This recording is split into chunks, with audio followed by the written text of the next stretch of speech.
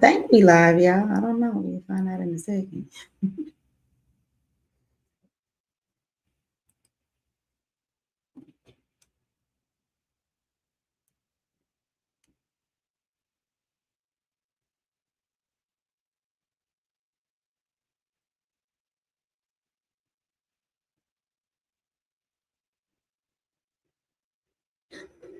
Okay. Oh, I see a comment. Okay, so we must be live. All right, y'all. Do me a favor. I don't plan to be here long. I'm tired. I didn't even want to come here, but I can't go to bed without saying this shit. It's irritating my soul. And if you don't know about it, you don't. But if you know, it's probably irritating your soul too. Okay. So we gonna talk about it.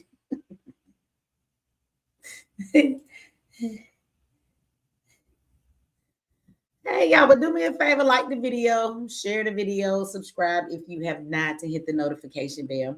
I know I've been gone a long time. I was live the other day, but if you wasn't on that one, let me first start off and say I want to thank everybody for all of the well wishes for my daughter. I know the last time y'all kind of heard from me, she had her accident, and I want to thank everybody that showed her some love. As y'all know, her Cash App, they cut it off because y'all was showing so much love. I think she got about $360, and then they sent everybody their money back. So it it helped her enough. She got her some groceries and she was comfortable for that week. But my baby is back at home, and as her mother, that's what I wanted, was for her to be at home. So I'm happy with the outcome. So she is doing better. She is at home because she can't work and keep her place. And so, but I want to thank everybody for all of y'all support and y'all help. She is doing much better. And she really doing better because she at home now. Not only is she healing, but she has a whole lot of support around her for her to get herself and her life together. So I'm happy for that. So I just want to say thank you to everybody. There was a bum bitch online that be trying to get my attention and constantly mentioning my child. And I just want to say, bum bitch, you gonna stay a bum bitch. I just want you to know that you should just leave me alone, okay? I know you be begging for my attention, but I don't have any to give to you, okay, ma'am? So if you're watching right now, I want you to go brush your funky ass teeth and lay your ass down next to that behemoth ass nigga that you with. And mind your business, bitch. Leave me alone, okay? You got a lot more to worry about. You should stop worrying about me. Put that effort towards your life, okay? Hey, sweetie princess. Shout out to you. I know, because you was mad as hell. I seen the video you sent me. She been trying hard to get my attention. She was mad at my daughter. She wanted to know why y'all was helping my daughter and why nobody would help her. Says the bitch that I gave all the help in the world to. But we won't go there. We gonna stay on topic tonight. I just want to say hi to the bitch because I know she watching. Like, I just want, girl, just leave me the fuck alone. Okay, your mama, your daddy, your greasy granny, and your motherfucking kids, bitch. Leave me alone.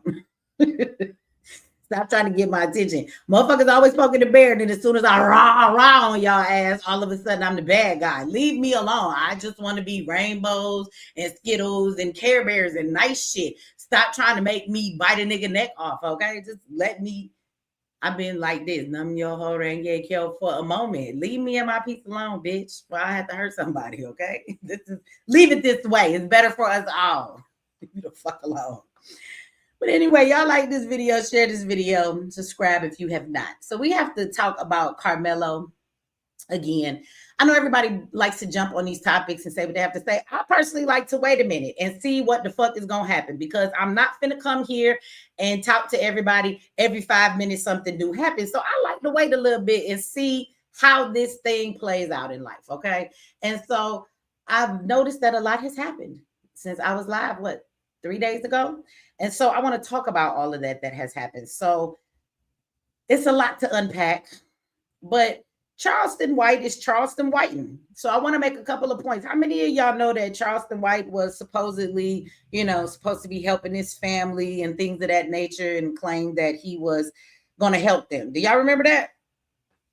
Somebody said that dad was crazy for taking legal advice from Charleston White. Well, Look, we can back up a little bit more if y'all want to. Let's just talk about period everything in this case that was wrong. Because we can talk about white people all day.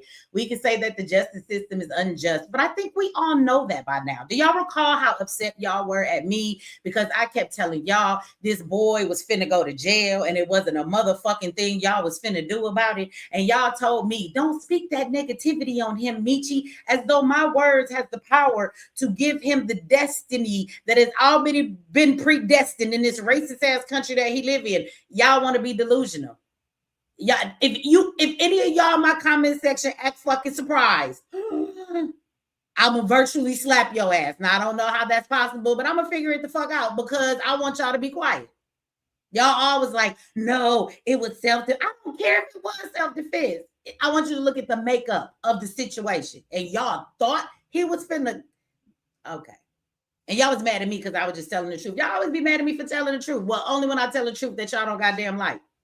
I told y'all that money that y'all raised for Karmelo was not finna be put to no use because he was going to jail. And it was just finna fill the pockets of that white attorney and wasn't finna do anything for the black community. I told y'all that, right? But y'all was mad at me. So let's start off with what the fuck we could have done something about, right? So let's talk about that because we talk about how we are oppressed, how we go through so much shit, and the shit be true. But on the other end, when it is time for us to play our position and play our part, why do we be fumbling the ball? Because you can't, if your mama ever told you can't control what other people do in life, but you do have control over yourself. That's about the only thing you do have total control over. And so when it comes to black people, why is it that when the ball is on our court, we always drop that motherfucker? So let's go to the beginning. First of all, I'm going to be nice as I can to Karmelo's family because sometimes we don't know what we don't know until we motherfucking realize that we didn't know that.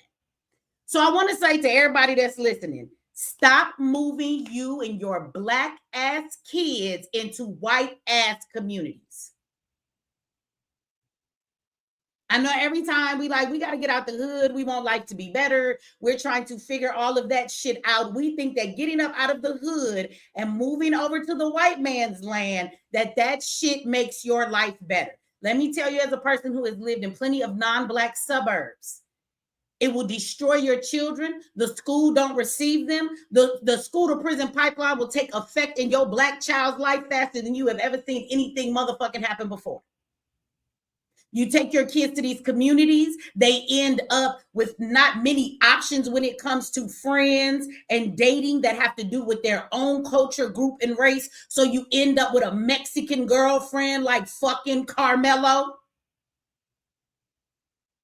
Now, let me give a disclaimer. I have no problem with Karmelo as far as his family. I feel bad for them. I am upset at the sentence that he has, but that does not mean we're not going to tell the truth all the way in this motherfucker about this whole situation.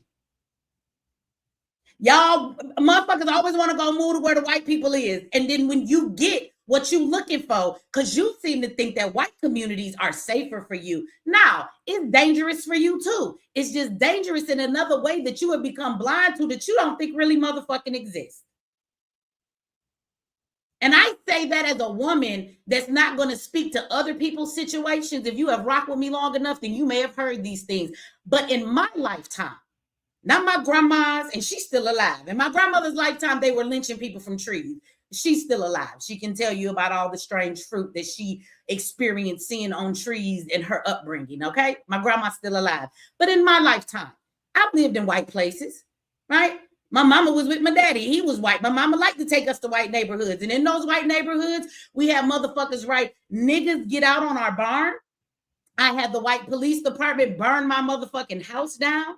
So I don't know what slave movies you need to watch or the KKK or the Malcolm X movies for you to feel like this shit is so far fucking removed. It's not.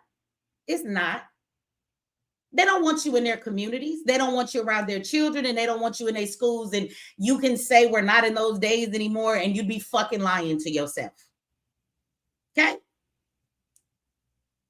I'm in the black community. Sometimes I hear gunshots and I got to duck. I've been in plenty of white communities, and those are the places where the motherfuckers try to jump out their kidnapper van, true story, and try to kidnap your ass because they want to lock you up in their basement. Okay? First time I ever motherfucking got robbed was being in a goddamn white neighborhood. Because since I was the nigga, nobody cared, right? The neighbors, even if they knew what went on, they didn't care. It was one of you that got, it wasn't us that got robbed, so we don't care. I've lived in these neighborhoods. And they're not better. They're not better at all. Thank you for that $20 holla. I appreciate that. Queen Tariq, talk the pro-black, but live in a white community too. Absolutely. Absolutely. I don't understand how we think it's better to get out. Now, I'm not telling you to stay your ass in a community where it's not safe. And thank you for the super chat, where it's not safe for you and your kids. But I don't want you to also think that moving to the white man's land makes it any better for you. We're upset that Karmelo was not tried by a group of his peers, meaning there was not one black person on that jury that could understand the perspective of what it's like for him living as a black boy, not only in America, but in this fucking predominantly non-black community. But his mom and his dad chose to live in that fucking community that completely outweighed who they were, held none of their culture, showed none of their people, and it was all about them white folks around. Okay? So you can't complain about the jury that is picked in your county where you live when you chose to live around a bunch of crackers, and then you're surprised that's all that's on the jury. So let's talk about that as the first mistake. Get your fucking kids out of these white people's suburbs. It's not the best place to be. I know you think it is, but white folks is as deranged as they've always been, okay? And we're a little deranged these days, and it's okay. We just a product of where we been. I'm all right with it. If America got a problem with my derangeness, bitch, you created it. Deal with the motherfucking shit you created. When them chickens come home to roost, baby, I'm an American, baby, full of violence, anger, and fucking pesticides and chemicals, bitch. And then you put us in communities where we have to have this back and forth. Don't go sit your ass around the white people. Get your kids the fuck out in people's schools. And while we're talking about schools, let me give you a side note from our sponsor that didn't ask, but they will always be a sponsor around here. Go to ZyXInstitute.org. There is a link in my community section. Zyx has actually expanded because while we're spending money as Black people on bullshit that ain't gonna benefit our community, Zyx has actually expanded to all kind of states, and they are accredited now. Dr. Umar, you heard that, bitch, because you always talking about somebody homeschool ass program. So if your child is in one of the many states that we're accredited in now, you actually, thanks to the bills that were passed, and this is another topic we won't get into, but when Trump passed the bills and the laws for your states to now have the funding back for school, you have school choice. So in every state, instead of sending the money to public school, if you would like your child to go to Zyx school, they will actually take that funds that they were going to give to the public school for your kids, and they will pay Zyx. So now your child can go to school, and the state going to pay for your child to go to school, and it is an accredited school as a homeschooling program in many states. So go ahead and check that out. Get your kids the fuck out of these white people's schools, okay? That's why I'm saying all of this, because this is where we're going. So that's what they first and foremost did wrong, okay? The next thing that his family did wrong was when it was time to get people to stand in their corner, they picked the most diabolical people to stand with. Why the fuck would any of y'all, and some of y'all in my comment section, y'all stupid because y'all argue with me about this. Now I'm gonna say tonight I might be offensive, but when the fuck am I not? I'm always offending somebody when I'm talking, right? So if the shoe fit, I just want you to wear it, because I ain't forget them long ass panels we had, and baby, we'll have one tomorrow. I want you to bring your asses back up here, because y'all was upset at me because I told y'all that you shouldn't fucking allow this man to stand here with this Dominique dude. Remember Dominique, the baby shaker, the man with the fucking crazy ass criminal past. And y'all all told me, especially you fucking men in my motherfucking comment section that came up on this panel, why you gotta throw the brother away? I mean, what he did was a long time ago. Can't he get a second chance? Motherfucker, this ain't about Dominique. I kept trying to tell y'all that. This is not about Dominique. We don't need to clean up his image. We don't need to give him a second chance. Motherfucker, it's about giving Karmelo a chance. Dominique is not in jail. He's already had his criminal past and he's rose above it. He's an activist in the motherfucking community or whatever he claimed to be. This is not about Dominique. And y'all kept saying, give that man a chance. No, it's a bad look for this boy, Karmelo. You don't bring a person like this to represent you. And if Dominique was an upstanding motherfucker in his community, he would have known the way that his image was tarnishing this boy's opportunity to not be sentenced to the type of years that he has. But instead, Dominique didn't know how to play the background. Dominique should have said, I will no longer speak for this family. Me doing that is doing you more damage than good. And he still would have donated the money. He still would have sat in the background, because true fucking activism is about helping the people that you are there to support. It's not about fucking doing for yourself. So Dominique should have shut the fuck up a long time ago when we knew that his past was actually looking bad. Whether it's right or wrong, the facts are it wasn't a good look for him to be a spokesperson and be a prior felon that has a violent past against children representing this black child. His daddy was stupid for that decision. He was. I want you to know that Dominique and Charleston White help that boy get the 35 motherfucking years he got. Charleston White comes out, he says that Karmelo boy, he guilty. He a punk, he can't fight, his daddy a pussy, remember? He got on that white man show cooning and said he need to go to jail. You don't remember that? Then all of a sudden, when his father contacted Charleston White, feeling like, well, he got a big platform, maybe the father felt like if I can get him on my side, it will work in the opposite way. But see, Charleston White is a piece of trash that for some reason, my motherfucking community keep picking this bitch ass nigga up and dusting him the fuck off. Every time he opens his mouth, y'all niggas act like he done said something so profound that without him saying it, you wouldn't know it, which makes me ask you, how fucking dumb are you? Anybody who looked to Charleston White for fucking advice or knowledge, use one. Stupid. Everybody say it with me slow. Stupid motherfucker. Because y'all be in here defending that nigga too. This man talks about assaulting babies in the worst way. We can't say it here because it's too vulgar. It'll get the fucking video taken down. He's always talking about the black community. He's always talking about people's dead loved ones. He is always out here in fucking Confederate flag uniforms, cooning like a motherfucker. He'll tell y'all straight to y'all face, I'm not a smart motherfucker. He told Metcalf dad that. He said, I'm not an intelligent nigga. I'm just an ignorant nigga that play intelligent, which really exposes how ignorant you motherfuckers is. The fact that you keep putting this one-eyed stupid son of a bitch on a motherfucking pedestal in our community. It tells me a lot more about you motherfuckers than I ever need to know about Charleston.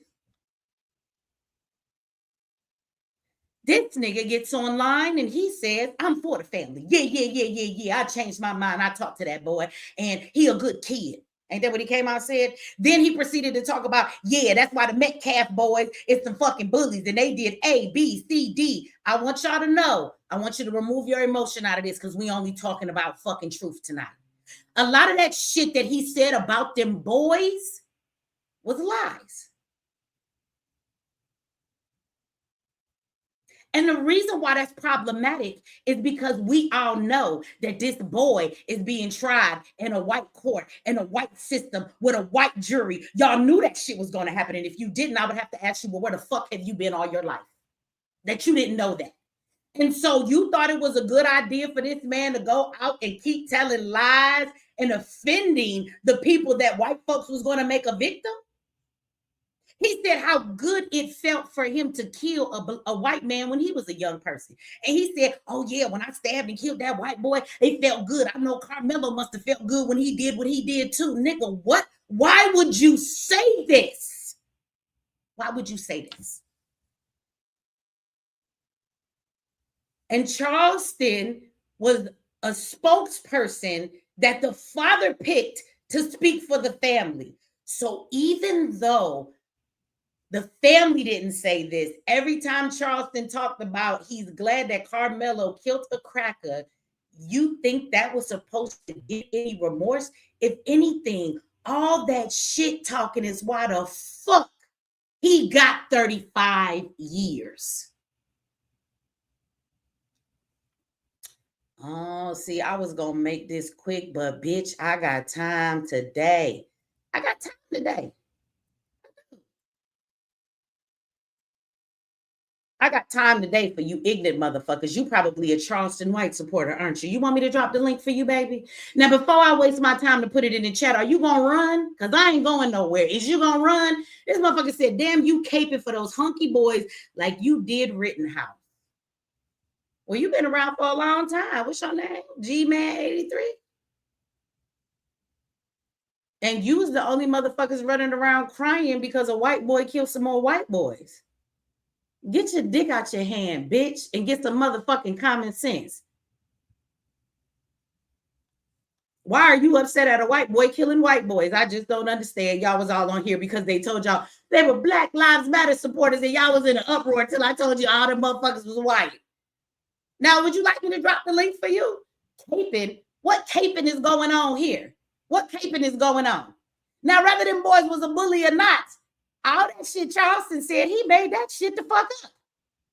We have black people who were in that courtroom, you son of a bitch. We have black people that was in the courtroom. Nick at Night, a bunch of other people. Dominique brought his motherfucking ass and he did an interview on all kinds of shows. They all said that they watched the footage. They all said that some of these things that was perpetuated, they never came out because there was no fucking evidence for it.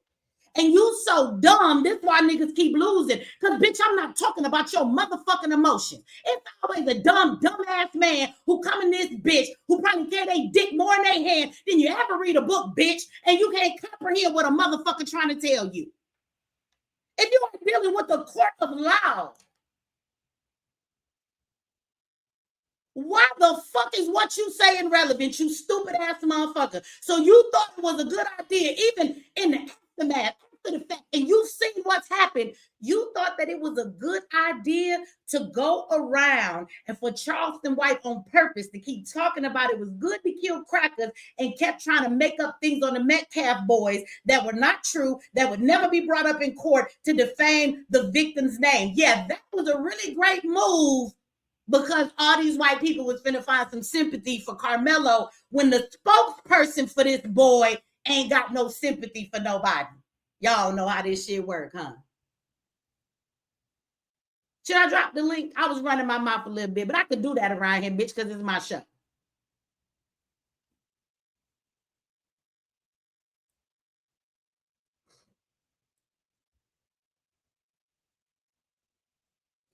Why do I feel like this nigga that's talking shit to me are you Suge? Because if you're Suge and I drop this link, bitch, I'm gonna hang up on you as soon as it is.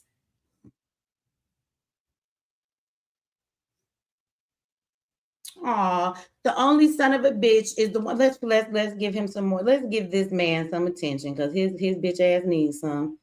You need some attention, boo boo. I'm gonna give you some. The only son of a bitch is the one you hatched out that are in prison now. I just touched a nerve because you know it's true. You ain't touched no nerve with me. You touched a nerve with me. I think you mad because we know your dick be in your hand more than you read a book, boy. You're gonna have to do better than that. If you think you striking my nerve, you had to do better than that, baby. You want to say something else? Do you want me to drop the link? We can do that. We can do that, right? But I'm gonna give you a minute to go, like, get some notes together for when you come up here. I'm gonna drop the link in a minute, okay? So let's get back to what I was saying. And we're gonna drop the link for all you motherfuckers who got something to say. Bitch, come say that shit to me. That's what I'm gonna tell you, okay? This is what we're gonna do. So you have this nigga Charleston White saying all of these things about how it feel good to kill white people, how Karmelo should be proud, and yeah, and all of these things happening. He's just making up shit. He's just talking about violence, and the whole time the mom is crying and she's telling everybody on the news that her son was defending himself. My son is a good kid. My son is defending himself because of what happened to him. Now, my question would be, how do you expect people to believe that your child was defending himself if the spokesperson that you picked is out there, and every chance he get to open his mouth, he keeps saying it was good to murder that white boy, and he didn't give a fuck about that white boy, and Karmelo did. He keeps making him out to be this vicious fucking murderer, while the mom is saying, my son is a kid that was caught up in the moment. He didn't intend to kill that boy. He was defending himself. That's not the narrative you allow a motherfucker like Charleston White to put out in the public. So I'm not understanding how his parents don't understand how they fucked this all up, right? But it gets worse, y'all, because I'm not done with the Charleston White part. So after this is all over, you have Dominique. He comes out, he gets interviewed. He's being interviewed on the Breakfast Club, talking to the girl. I don't know her name. It's on her show. But anyway, he's getting interviewed. And I was very appalled at the fact that this man in his interview, he kept talking about clearing his name, and he wanted to make it clear to every motherfucking body that he didn't do this, he didn't do that. And I'm thinking to myself, why are you up here making this about you? Why are you taking this time to defend your actions when you should have never been representing this boy in the first place, instead of talking about what happened to him? Why are you making this about you? That's what Dominique did, right? Then you turn around and you have Charleston White come out. And how many have you been watching it? These last couple of days have been the most diabolical shit that I've ever seen Charleston White do. And that says a lot for all the shit that this trifling ass motherfucker has done. So first of all, he gets on the phone with Karmelo's father after his son has been sentenced to 35 years. And he goes live while he's talking to Karmelo's dad. He goes live. Why are you having this conversation live? This is for views and clicks, nigga. Everything is not for social media. So he has him on the phone, and the phone call to me is very disturbing because he's over talking to father. He's telling his dad about his son. Like at one point, Charleston goes, he's a good kid. You know, man, he couldn't even fight. I paid for him to get boxing lessons. And the guy said he's just a good kid. He don't even know how to fight. I did that for him. It's like Charleston is bragging to the dad about everything he's done for his son while his dad is on the phone and his son just got 35 motherfucking years. Charleston White is promising. He's over promising. I don't care what nobody say. In my soul, when he said that shit, I said, that nigga lying. He not finna do that shit. He gonna find a way to get out of it before it's all said and done. This nigga on Thursday says on live Wednesday or Thursday, I promised the family I got $75,000 for you, man, to start this shit. But then while he got the dad on the phone, this nigga is still talking about killing white people. And we trying to file for an appeal, bitch. What is you doing? And he's saying it with the dad on the phone on live. All this shit he do is always for content. But I want to remind y'all that a nigga can only be popular in content as long as y'all keep watching that shit and giving this motherfucker a platform. And y'all do. And then don't say it ain't you. If it ain't you, I ain't talking to you. But it's enough motherfuckers out there that put this bitch up on a pedestal. That's why he stay where he at. So after he has that conversation with him, Metcalf dad go live and he says something to Charleston White. And he shows all of his racist side. Then Charleston White comes back and talks crazy to Metcalf's dad. And then all of a sudden, the day he's supposed to give Karmelo Anthony's family $10,000 to help with bills and food, he promised this online. And to give them $75,000 to start the son's appeal, he was supposed to give it to them on Saturday. Here we are, Saturday. Last night, he decides to tell the family this. I'm just going to play the video for you. So out of the blue, this is what Charleston decides to do as of last night.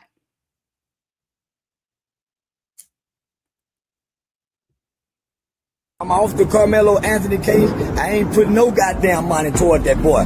His daddy too goddamn weak for me. I don't like a weak nigga. His dad ain't willing to die, kill, or go to jail for nothing. That nigga just wants some bills paid. Karmelo, my heart go out to you if you ever see this video one day.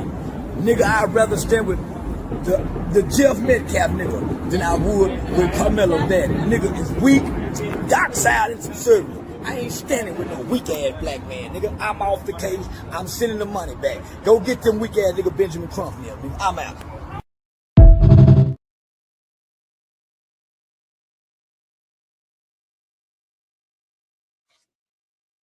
So this is what this nigga Charleston comes out and says as of last night. Okay?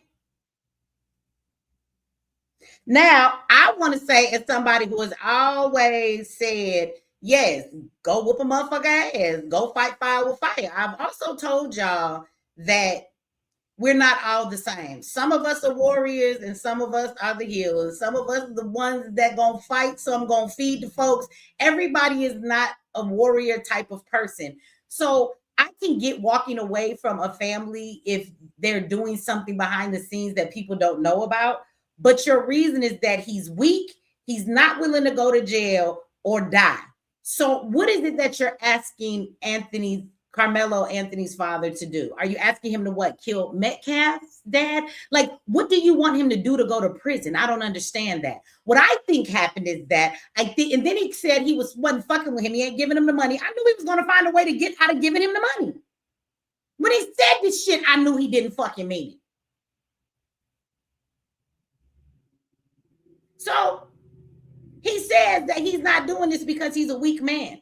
But then he also exposes, because Charleston has been talking all day like the bitch that he is. He been running his mouth since last night on Instagram. For anybody that want to keep questioning me, because I've been posting this shit today on Facebook and Instagram, and there's people who keep telling me is AI Charleston didn't really do this, blah, blah, blah, blah. Go to that motherfucker IG account. Because it gets worse. I'm not done. He's not even finished with the bullshit. So then he says the father wants to hire a PR person and he thinks that's some bullshit. First of all, bitch, it's his motherfucking son that's in prison. You're not the one paying no time. You're not the motherfucking one serving that time. This is not your family. This is not your child. And I think he do need a PR person. And you know why he needs a PR person? Because he got to clean up all that bullshit coming out your mouth. Because you making his child look bad, nigga. The way you keep talking is why he needs somebody to clean up the image. If he's going to go in for an appeal, he don't need the image you've been putting out there, motherfucker. But that's why you would call this man out on live like that? I ain't fucking with him no more. He a weak ass motherfucker. I'm not understanding. What do you want him to do? He ain't willing to die. He ain't willing to go to prison. What does he need to do that he need to go to prison for? Who do he need to kill, nigga? That don't even make no sense. You just found any reason out your fucking ass to have a reason to back off this man because you wasn't finna give him that money when you said it. You do this shit for clout.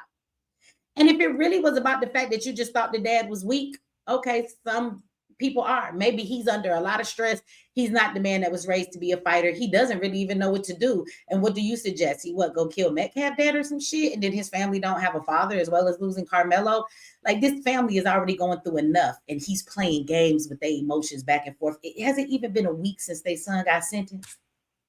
Somebody keeps saying, Michi, chill, sis, aka ask me why I say you wrong. I don't give a fuck why you say I'm wrong. I'm not in the mood for stupid people tonight, okay? I'm going to drop the link, though, and I'm going to give you all the opportunity in the world to be stupid. I'm not fucking wrong. And it's not because I can't never be wrong. It's because, nigga, I'm not wrong about none of this shit I'm saying. Y'all niggas always got a fucking excuse. Like this shit that Charleston did was okay.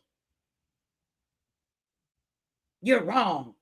Give a fuck what you think. Take that shit, wrap it up in a bow, bitch, put it in your pocket and hold on to it. I don't give a fuck what you think.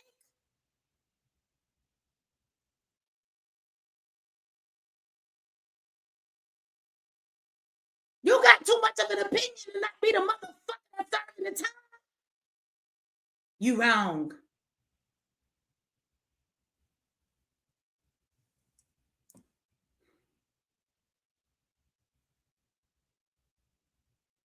So let me show you, if this was just about him walking away from the father because he didn't want to have nothing no more to do with it, right? He said this man just want money. He just want money for bills. Okay, well, he came on 2 days ago and Charleston White said he felt bad for the family because he kept getting fired from his job because people are getting him fired. So the man can't work. So why can't he be concerned about his bills? He still has a wife. He still has a family to look after. So, I mean, what's wrong with asking for help? Because this whole case went national. And because of that, if we understand that Black people need to build more shit, you do understand that there's more white people out there with everything. So how hard do you think it is for this man to go find a job where they don't know who he is and people aren't judging him about what the fuck his son did? So if this man can't pay his bills because with all this going on, Why are you mad? Because that's part of his concern as a man for his fucking household. But let's just say he think he just scamming. Okay? Whatever the fuck his reason is. The daddy a weak nigga. Okay. Why he go and do this morning? Let me show y'all what. Let me show you what Charleston shared. Now, I hope that you guys can see that. I know that it's not very big for those of you that are watching on the cell phone version, but I think it's enough that you can see it. So what that says is that is a post on Charleston's page. And if you guys don't know, Metcalf's father went off on a live and said he had a new name for Karmelo. And he said, let's call him Watermelon Felon. So at the top of this, it says Watermelon Felon. It says guilty of murder. Charleston made that visual. And he says in this post that he will be selling these shirts on his website. They will be ready in the next couple of hours. According to when he posted this, they should already be available for sale. And he says that he's going to be giving the donations to Metcalf's family.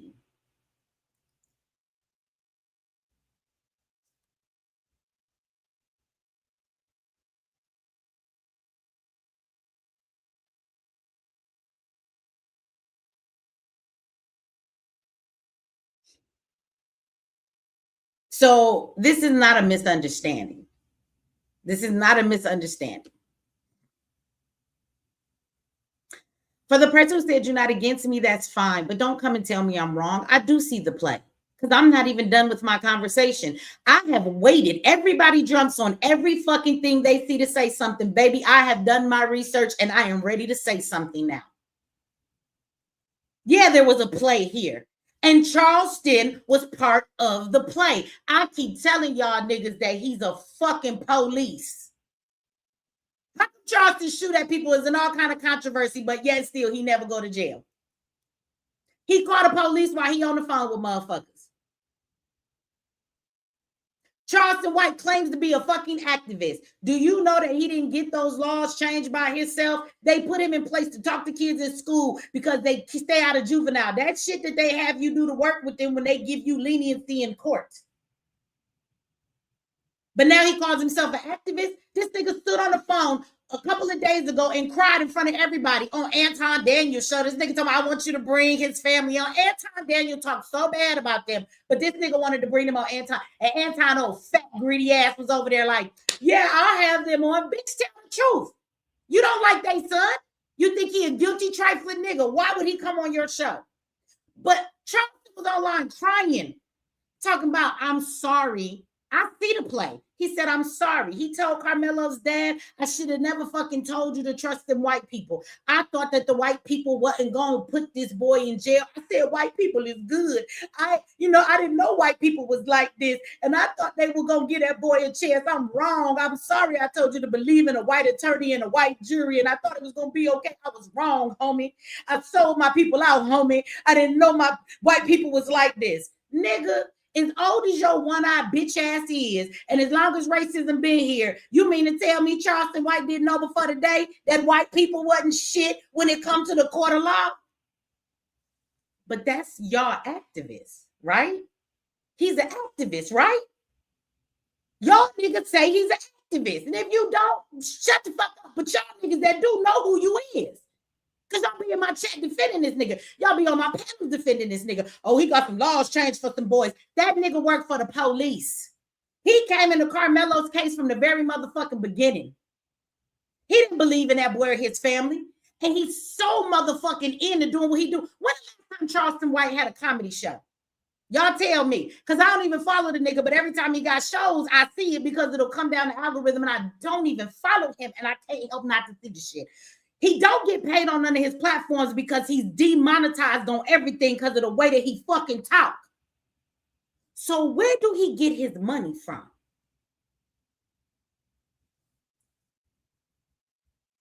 Where do Charleston White get his money from?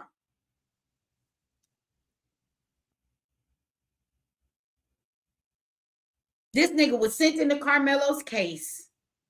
And he was there to cause the chaos that he brought. It's a lady in Texas who made a video and she keep calling out Dominique. And I did not know this until earlier today. And I will read the super chats in 1 second, y'all, but I gotta finish this sentence. I found out today that Dominique, Charleston White admitted it on the live. They talked that family into going with the white attorney when they had a black attorney in the beginning. Did you know this? They had a black attorney.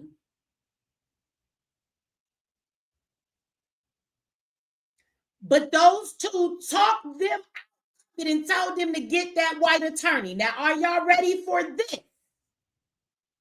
I told you this story just keep getting, I don't want to say better, worse. It keep getting something. It's levels to this shit. So let's go to the next level. So the motherfucker that defended this boy just recently, some years ago, retired from being the district fucking attorney.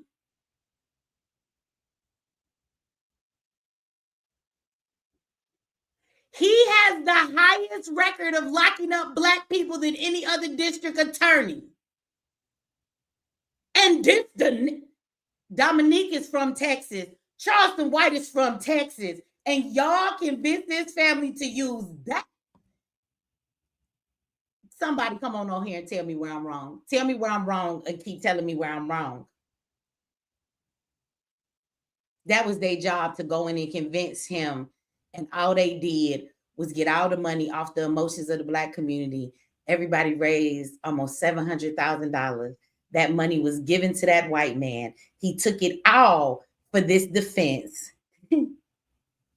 He filled his white ass pockets, and he on purpose sat back and he let them bust in court all day. And he never pulled out and bust not one motherfucking thing back. He didn't bring no witnesses. He didn't give a better defense. They told Karmelo not to say nothing.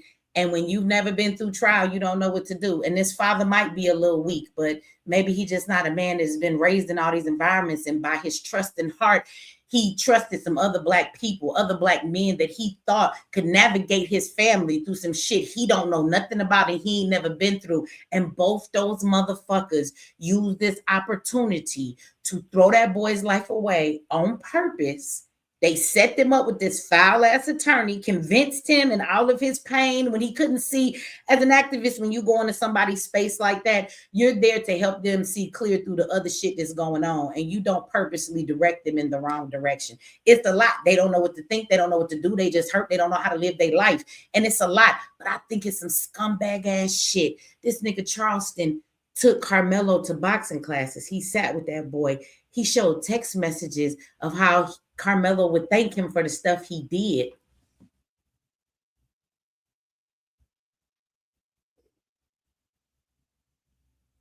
This nigga sat at their motherfucking dinner table.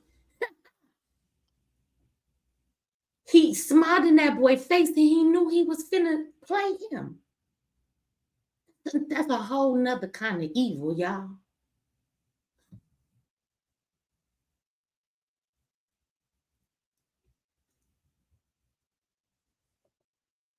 Karmelo ain't do shit to him.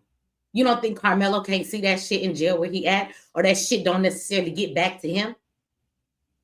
How do you sit in people's face like this? Tell you support them, act like you really fucking there for them, and then just after you set them up with this attorney that they don't know nothing about, they didn't know this man's history, but Dominique knew the attorney's history. So did Charleston White.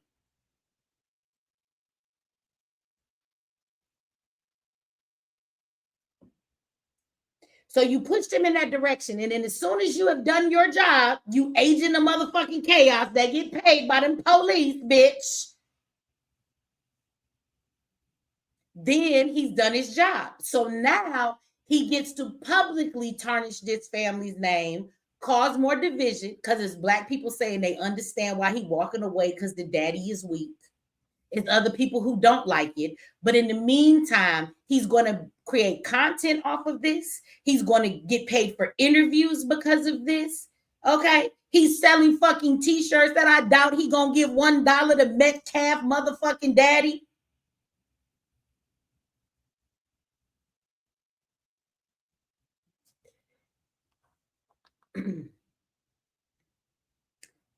if it's one thing I've learned in this fight for our people,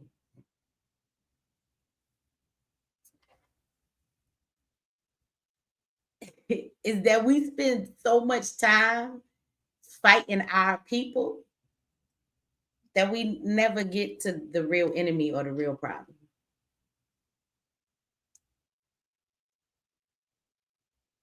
Y'all can say what y'all want to say, but we don't get to blame white people for this. We know what we were faced with. And all the way across the board, Karmelo's family made fucked up choices that should have been better ones. When you're going through all of that, it might be hard to see what you're supposed to do. But the people who came to help them, took advantage of them, they were Black. That should have never happened. The people that were speaking out on this boy's behalf, Charleston White, was saying the most diabolical shit to get more hatred and anger thrown at this boy than ever, which was setting up a diabolical motherfucking table spread for the goddamn courtroom, because all those jurors, none of them did not hear about this case. They all heard about the case. You don't think that shit affected the way that they think and see? And then you had 3 Black jurors who dismissed themselves when they had the opportunity to get in that fucking jury. All it took was one got in that jury, and your job was to cause a mistrial. That's all you had to do. Just one. It only takes one. A mistrial means we got to try this shit all over again. The attorney would have been able to argue, well, he's already out on bail. Can he stay out on bail? He would have had a better chance of that. And he would have had more time for them to figure out what was going on. But the Black people dismissed themselves. I don't think I could send a brother to jail. That's what one of them said. I think I would have a hard time sending a young Black man to jail. Bitch, by dismissing yourself, you just sent that young Black man to jail because you just threw him to an all-white jury. What the fuck is you talking about? You couldn't. Bitch, you just did. See, there were things that we could have done all the way through this situation that we had control over, that could have had a much different outcome. But when it's time to play our position, somehow it's always a nigga in the middle of this motherfucker that fucked that shit up. They fucked the play up all the time. It's at least one, if it's not 6 or 7 of them motherfuckers. Just don't do this shit no more. I can't. You know how motherfuckers watch AI on social media and they, oh, is this real? Is this AI? Everything's AI. Nigga, that's how I feel about activism. Everybody's an activist. Bitches, you a real activist or this is just some shit you say online? We love for anybody who go viral to make them our next leader. Fuck if they did something in the community. Fuck what their record is.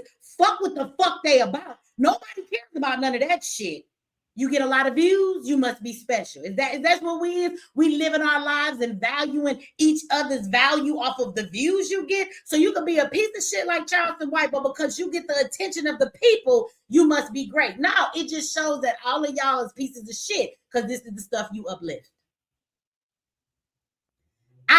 I'm offended, and I never, ever, ever want you motherfuckers to put me in the category of an activist ever again, because there are too many people y'all call activists, and they're out there self-proclaimed or proclaimed by you guys, and it's for all the wrong reasons. And so now they give the people who are really activists a bad name. They make us look bad. So this is why I'm done. I've been done for a lot of reasons, but this is the shit I'm talking about. We are supposed to fight against the issues we have, the powers that be, the white man, the government, whatever the fuck you want to call that shit. How do we do that when there are always a bunch of Black people playing defense and we got to fight them first and get through all of them before we ever get to the motherfucking problems that exist?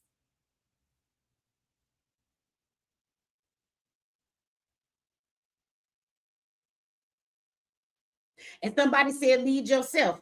I agree to a certain extent. Let me tell you why. Because all of you should make sure that your home is in order. You should always, any of that activism, save the community shit, save your own household first. Get your household, get your family, get your shit together. If you feel you have some energy outside of that, then you can participate in things that make your community, focus on your community better, right? But in order to focus on your community or spread out in a more national way, whatever somebody wants to do, there are people that are good at things that need to be able to lead and for us to come together and orchestrate shit like this. And what I mean by that is, even in a relationship, y'all tell people that somebody should lead. Now, I'm talking about a man or a woman, but people should lead in what they're good in, right? If the husband is the breadwinner, he good at that, that's what he should lead in. If the woman cook better, she should lead at that. The man might be the better cook, but whoever is good at what, they should lead in that. So what I'm saying to you is when these problems arise in our community, sometimes you have the people that have the political knowledge to lead us in how it is we change these laws. And we need to be able to take their leadership in that and trust they can move us in a place where they have knowledge.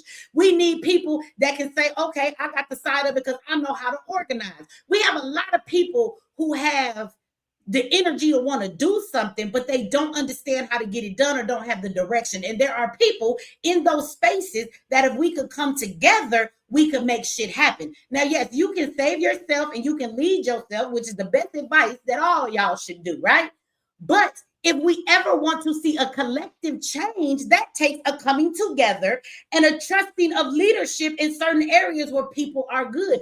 And it don't have to be one person. It could be several people. So we can bounce ideas and check people. But we never get to that because it's always a slime ball motherfucker willing to take that front row seat. They can talk good. They got the gift of gab, whatever the fuck it is that make our community pay attention. And they throw everything off. They do. And so I don't understand how we ever supposed to get anywhere. And I just, for the life of me, cannot keep fucking turning my wheels, wasting my energy. And I'm not saying it don't ever make a difference in nobody's life. But if this shit ain't going to make a grandiose difference and we ain't going to really, really get somewhere, I think that the time is coming that I just need to focus on preparing the fuck I need to do for me and my family. Because aside from all of this shit here, I'm going to still say what I've been saying to y'all. Y'all have no motherfucking idea what is coming for us. And it's not the white juries you should be worried about. It's not even all these crackers online that's talking crazy right now. It's not. I keep telling y'all, I told y'all back in COVID, a lot of shit that they was finna do, you see it happening now. You should believe me. Listen to me now. You're going to believe me later on. But if you wait too long to believe it, it's going to be too late for you to do anything about it. I know we all focused on this bullshit now. You enjoying your life. I want everybody to go downstairs in your house and I want you to pour you a glass of water and I want you to appreciate that shit. Appreciate it right now. Because that's going to be a more difficult thing for you to do coming real soon.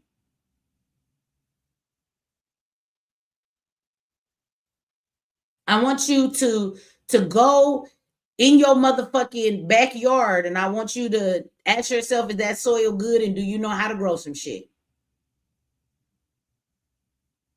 Because yes, Bill Gates does own, it's not a conspiracy, all the motherfucking farmland damn near, and he has been got the approvals and everything to put forever, whatever the fuck that shit is. You gonna go to the store, your food gonna have a vaccination in it. The same vaccination they tried to shove down your throat during COVID and told you was an evil bitch if you didn't take it, and now everybody that didn't take it, we still alive, and the niggas that took it is dying every day. I'm just saying.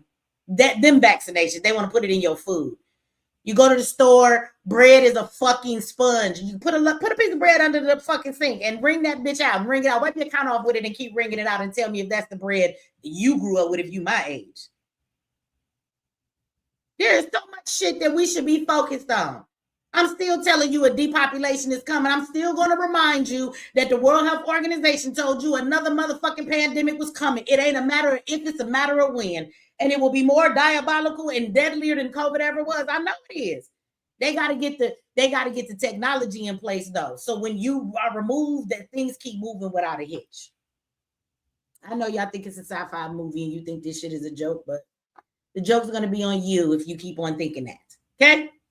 So at this point, it's like, I don't know. At what point do you do all you can do? And then you say it come time when shit is close. And the motherfucker that keep telling you, I don't know, the shit is close because I'm the one that's been telling you. And yeah, As I'm advising all of y'all, I suggest you make sure you and your family is ready. That's all I'm gonna say to all of y'all. Because the shit we talking about now is the least of your worries. I want to tell you something that may not resonate with you guys until many, many years from now. I might be a dead bitch for somebody quote this shit and say she was right. There will be a war that is coming. There's a war that's already being waged, but it's not going to be about the race factor. The only issue that's going to be about race is the fact that if you black and you're considered the less of society, we are going to be the least to be prepared. So we will be the first to be swallowed up in the change of everything that is coming. So we will die the fastest.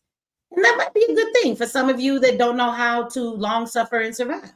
Maybe you want it to happen quick. For all of you Bible thumpers, I will remind you of a scripture that says there will come a day that you will look for death and it will flee from you. So some of y'all probably need to go quickly because you probably can't handle living through the things that's getting ready to happen. But as black people, we're going to pay the price first and faster than anybody else. So my question is still going to be, while all of this is going on politically and we're all engaging with this, what is your government doing right now? I don't know. I haven't looked it up, but I think we should all do a quick check and find out what bills are being passed, what laws is being put on the books, what the fuck is people proposing? Because I guarantee you it's some shit that they don't want you to know about that's in your face plain as day, but they just, you know, the niggas that got the 3 cards and they be playing that game and take your money. They just got you looking somewhere else so you don't realize what's really going on. Because this Karmelo shit, ain't nothing new about this. Ain't nothing new under the motherfucking sun. Give us a little while and it'll be another case. Kids fight and kill each other in school every motherfucking day. Y'all heard about this one like it never happened. It's probably hundreds of cases already this year, baby, and the year ain't even motherfucking over. It's the reason why some cases become national and other ones don't. So I'm going to drop this link and see if anybody want to say anything. And then other than that, I will come back tomorrow because I also want to have another conversation. I got videos upon videos for y'all. Have y'all noticed that as Black people, there is a narrative that is being played in this country right now on Fox News, other national news stations, and it was slow to grow, but it's gaining momentum. Do you understand that we are the new racist? Have y'all noticed that? And I'm not saying we the racists. What I'm saying is this is what they have made us become. If you've been watching me and you understand conditioning and you understand media and how that shit gets us to where we need to be, you don't realize that we're the new racist? White people tell us we're racist all the motherfucking time. You guys are racist. You're racist. You're evil. And you racist. As soon as we give them back the very fucking thing they give to us, and not even as bad because they've done way worse shit than we've ever done to white people. But as soon as we give them that evil, diabolical energy that they have always given us, now we have become the racists. And I don't care what y'all say. Yes, we know the truth, but you don't understand the derangement of people and how media and conditioning works. Fox News is talking about Black people, and they have a cooning ass nigga on there talking about that people that are in the front of Karmelo, that courthouse, that is what Black people do. And the Black man gonna say, he said, the white man gonna say, well, I'm not gonna say it's everybody. He said, you know, but what percentage do you think? And then they bring in the token Black nigga on the newscast, and he says, I say it's about 50 to 60%. Nigga, we don't even know you in the hood, bitch. Just because you Black, don't be putting no percent on us. And let me say this too. All those people that were in front of Karmelo's courthouse that was on the news, y'all look like some fucking lunatics. Stop representing us like this. All them niggas look like they needed to take their motherfucking medication. Why was that Black man dancing around in that white man face like that? And when I was watching the news live, them white people was saying slurs, saying nigga, they was arguing with Black people back. But I noticed the news don't show that. They just show the Black people throwing slurs at the white people. And it doesn't matter what's true. The media gonna make people believe whatever they want them to believe. And the narrative is we're the racists now. After all we've endured in this country, once Black people get to a point where they giving back as much as we possibly can when it comes to the anger and the hatred that we have always been fucking given, now we're the racists. That's crazy to me that the motherfuckers who created racism have now switched the game and they want everybody to believe that we're the most racist group of people in America now.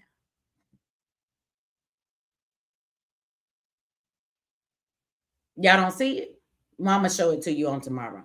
Because that's something else that you should be concerned about too, because Fox left off one of their commentaries, one of the news clips that I have, and they left that shit off. And what he says is that to know that there's this many Black people out there with this type of a perspective on life, and this is not a statistic. This is what the Black man said on the show. This bitch was guessing.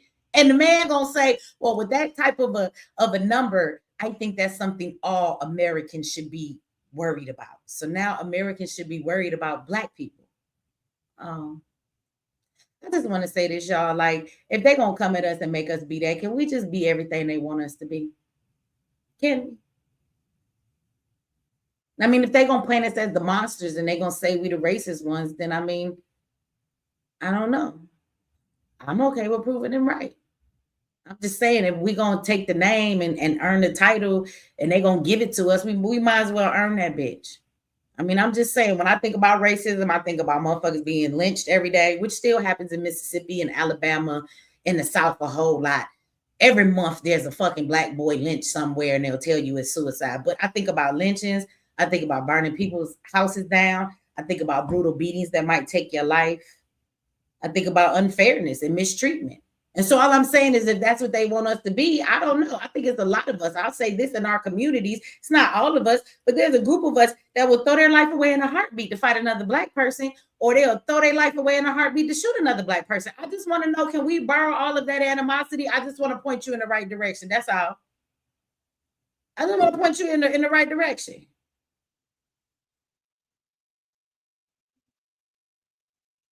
Because whether you ready for that type of a fight or not, you should be. Because if they condition people to believe that American Blacks are the number one enemy in this country, and that we are so evil, we are so violent, we are so vicious, we are so racist, that people should watch out for us, watch how the attitudes we've always got as Black people amp up to 1,000.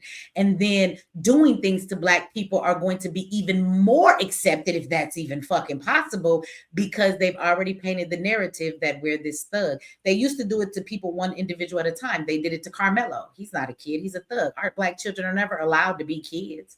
Let the white boy shoot up the whole school. Like, fuck one kid getting stabbed. That nigga got a mental illness. Yeah, we can understand why Jeff did what Jeff did. Fuck out of here. Our kids are never allowed to not be the thugs. But I just want you to think about how that's going to play out. When there's a whole lot of more Black hate in this country and they point to us as the problem, people are not going to have a problem when you have everybody else against you and pointing the finger at you. And it's easy for them to do, because even our so-called allies, you know, all of the immigrants, all of the Hispanics, all of that bullshit, the fact that we wouldn't fight for them in ICE, as much as they have used our fucking plight to fight for their shit, to get progress in our country, because you sat back. Yeah, they're like, them is the mean people. They didn't even want to help us, so why should we help them? Bitch, you ain't been helping us all along. You just been riding our coattail, winning shit off the backs of our burdens. Fuck out of here. But even they, now that niggas won't give everything they have to these fucking other people they call people of color, right? Now all of a sudden we're the bad guy to them too. Be careful. If you think it's Black people, we the most hated people in this country, baby. If you think it can't get worse, okay. That's what I'm gonna say to you. Okay.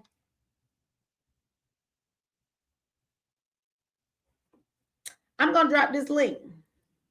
Now, do not come up here and talk to me about anything else but this Karmelo case, okay? And if you don't have nothing you want to say, that works for me too. I'm going to go to bed. Hey. But this is for all the people that have something to say. You want to support Charleston White, or maybe you just want to say how you feel about the goddamn case. But if you have something to say, this is your chance now. You speak, forever hold your motherfucking peace, or at least until tomorrow night, like they tell you niggas at a wedding.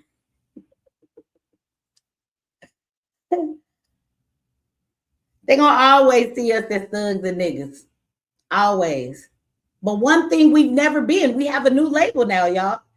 We've been called a lot of shit. But in 2026, we are considered the new racist. I don't know how much Black folks was being called racist until now. And if you think it can't get worse, I promise you it can. Y'all do me a favor, like this video, share this video, subscribe if you have not, and hit that notification bell. Let me go. I'm waiting to see. Let me come over here to these super chats. I did not forget about y'all.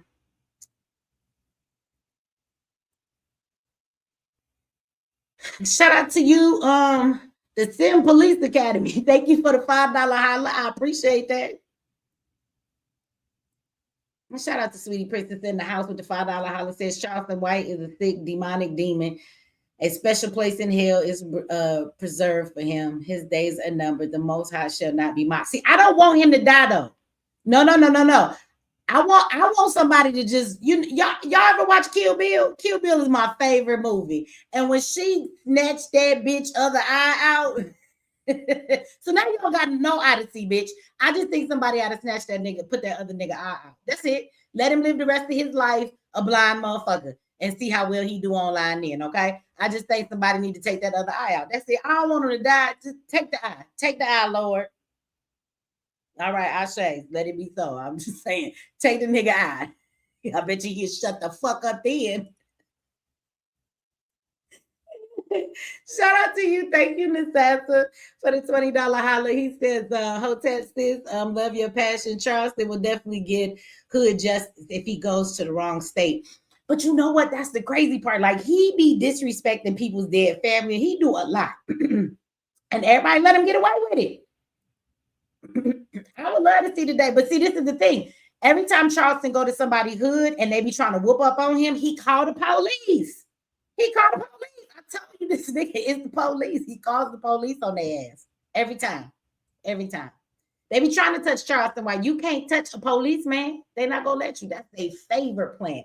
That nigga do his work well for them. He is the best coon they have ever had. They going to protect Charleston White because they need him to keep doing the shit that he's doing in our community. They pay him well to do it.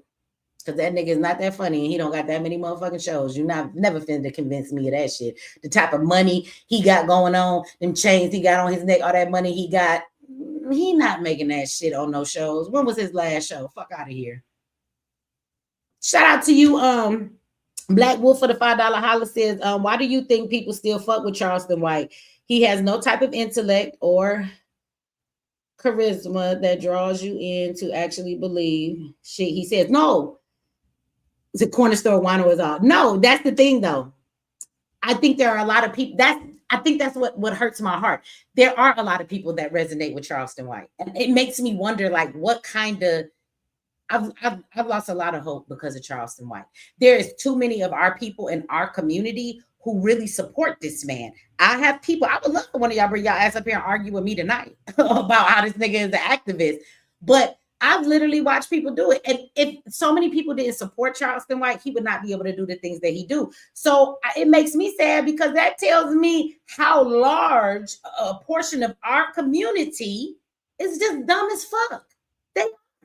They are. And I'll be watching other YouTubers or people that I kind of respect or think they're a bit intelligent. And then they go in talking about they agree with Charleston White on some shit. Like, I don't care if he say some shit, but why do you use this person to prove your fucking point?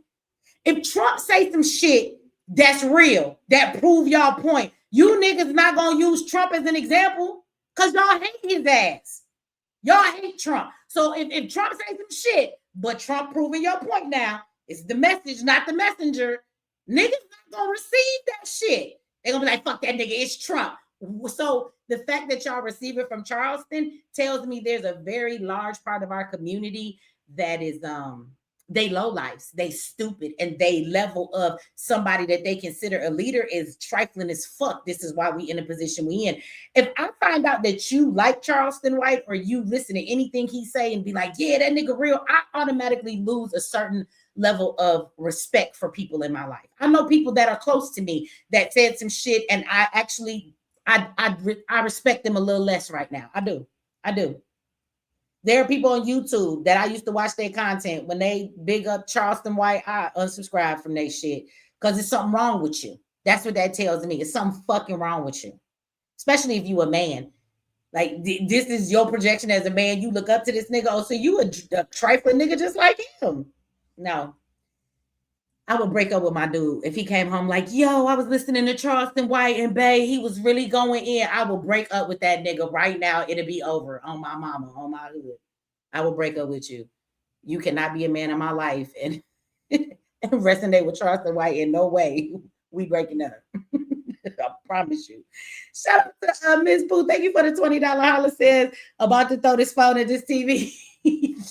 Well, somebody need to throw something at somebody, goddamn it. I don't know where it need to be thrown, but they need to throw that shit. Shit, spin that shit, throw that shit. Thank you for the $5. Somebody says, Shauna, I think that's it. Shauna Ward. I'm sorry, it's kind of small. I'm getting old. I think I need glasses. I just keep fighting it. Okay. Shauna Ward for the $5 says the defense didn't play the video. I don't know if they played the video in the courtroom that you're talking about. I know they did say that they played a video, and I know that because I was listening to the YouTubers that were on her, like Meek at Night. She's black. She went in there. She came out and talked about the video she saw, but she said it was grainy. So there are people talking about this other version of the video that's out, but I haven't heard like Dominique. I haven't heard the parents. I haven't heard anybody give that narrative. So I don't really trust it, because if it was, I think his family will be the first people screaming that's not the right video. So I don't know. They did play a video about the fight, but other than that, there was no other videos that I know of played. So not for the people who's in the courtroom. They didn't say that. So, but again, looking at who his attorney is and knowing this man's history now, we know why he didn't fucking argue anything for this boy. Man, that attorney was Dominique and Charleston White's recommendation. Men who live in Texas who knew about this man's political past, and apparently Karmelo's family was newer to the area and they really didn't know this man's past. That's diabolical that you pushed him onto this man. I just want to know how much Charleston got a kickback for. How much did he get for that? Shout out to you, Mr. H, for the $20 holler. Says, I know a lot of black people who do or say whatever to get out of jury duty. That mindset gets a lot of us get found guilty when it could have turned out differently. Yeah, that's true. Wonder what the mindset of whatever person said that. You know, that is true. I will say this to y'all. They've never let me do jury duty. Well, when I was supposed to, I was younger. They told me I was disqualified because of my felony. But that is true. If you guys are called to jury duty and it is a case, you should go in there and do your duty. And I'm not saying you should just let people off because they black, but it is some people in them courtrooms that deserve a little bit of help with their justice, and they be doing ridiculous shit when it comes to sentencing or not really want to look at a situation a certain way. And so, yeah, I feel like as black people, if you get jury duty, especially if your case is involving somebody that is a black person, I think that you might sit on a jury and you might find that this motherfucker is crazy and need to go to jail. That might be the case. But you still, I think, are obligated to sit your ass on that jury and at least see where this trial goes. I think you should.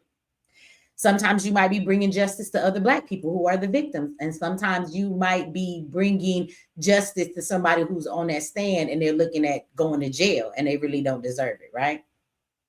And some people are going to say, you know, most people in jail are guilty. And that might be true. But I think with laws and crimes and shit, everything that a person guilty of does not warrant the sentence they get or even going to prison. We watch people get off all the time. And everybody's not a vicious killer, murderer, rapist. You know what I'm saying? That's finna be out here doing shit like that. So at the end of the day, if that's not the case, yeah, I don't think everybody deserves time for every motherfucking thing they do. No. Shout out to you, Miss Pooh, for the $2.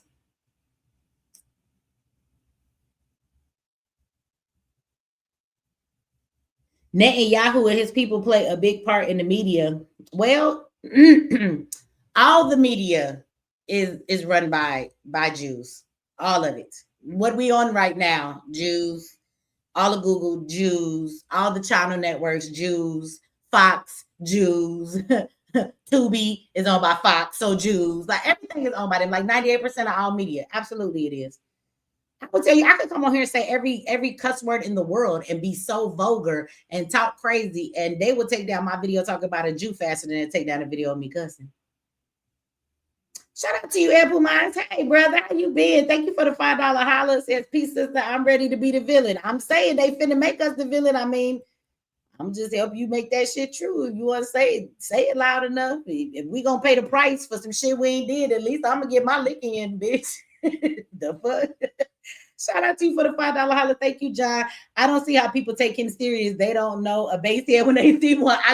You older like me, right? He a straight ass bass head. If you don't know what a bass head is, he a crackhead. That's what I say too. Shit. Okay, let me see. I do got a couple people back here. I'm gonna bring everybody up. Okay, but let's act like we got some sense, because would it be more than one person? Everybody talking at the same time. So I'll bring everybody up. I ain't gonna make y'all wait one by one. Let me see. Okay, everybody up here. I think everybody's mic is off of mute except for Chief. Peace, peace, peace. I'm here. Greetings. Mm. Hello, everybody. Hey, how you doing? Go ahead, brother. That's Christopher talking, y'all. Go ahead, Christopher. This has been so dramatic and it's just unbelievable. You know, I don't understand. Like, honestly, what they're calling it right now, they're calling it not only that we're the new racists, that they're calling it black fatigue now. Right. I don't like that term because like they're labeling all of us, and it's like, and it's not fair because it's like, yeah, he didn't get a fair trial, but at the same time, we kind of screwed it up for ourselves at the same time, and it's like at this point, it just feels like I'm an ex-Marine, so at the same time, it feels like it's almost like every man for himself at this point. Like, focus on your family individually, because when it gets to that point and this blows over, or when it hits the fan, I should say when it blows over, because this ain't never gonna blow over at this point. When it hits the fan for real, it's really who messes with you for real. Well, this is I don't think it's gonna devastating. get any better. The only way for people to perceive Black people as regular human beings would be their idea of kissing their ass and come as a kumbaya good Christian.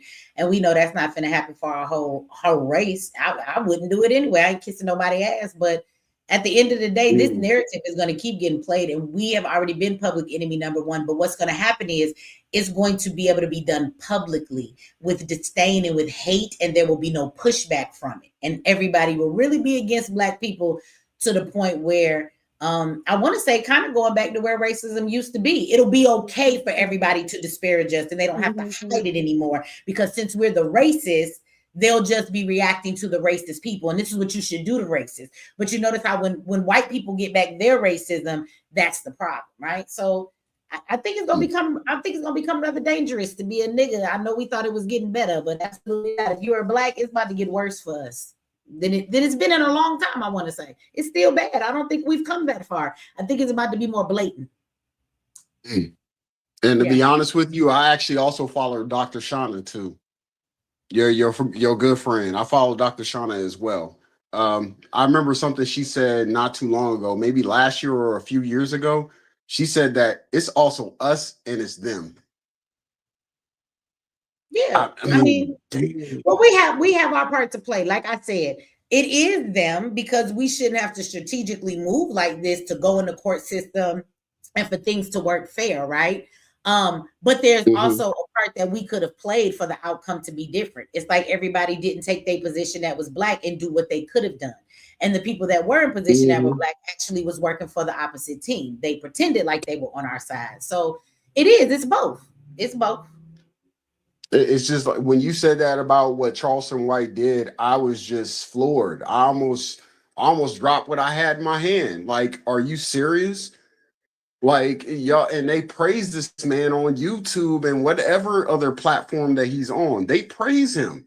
And I'm looking like, he's not for us at all. And it's yo. Am I able to speak? Can y'all hear me? Yeah, can y'all hear me? Absolutely. Okay, I have a real quick question. Peace to everybody. Greetings. I'm Yashi. I'm out of the loop or whatever, because when I say that, I say to myself, I firmly believe in do for self first. So I have my young people, I raised them up, I took them out the system, I homeschooled them, and I did all the things that I thought I should do. So when I say that, when I look at Charleston White and I look at some of these people who are being called activists, I'm not sure how popular they are. So I'm trying to ask, is he really that popular? Is it really that many people that love him? Now, I'm from Detroit, and I see this Anton Daniels guy who I don't like at all. He is the worst of the worst of the worst. And I don't know what part of from Detroit he's from, but I'm pretty sure he can't walk the streets. I keep saying we don't know him in Detroit. He lying. That's what. Thank you. I'm like, I don't know who this dude is, and nobody I know. I'm the same age as him. Nobody I know knows him. Either you know somebody. Look, I'm in Georgia. Somebody who grew up with my family came and saw me in Georgia. Like, I didn't even know he was here. Like, yeah. Oh, I know your sisters. I know your brothers. Somebody who knows somebody who knows somebody knows these people. Nobody knows this dude. So he's a plant, clearly. But I don't know how popular these people are. So I'm just trying to get a feel of what's going on with this Charleston White guy. I mean, when I say I don't watch him, I don't watch him.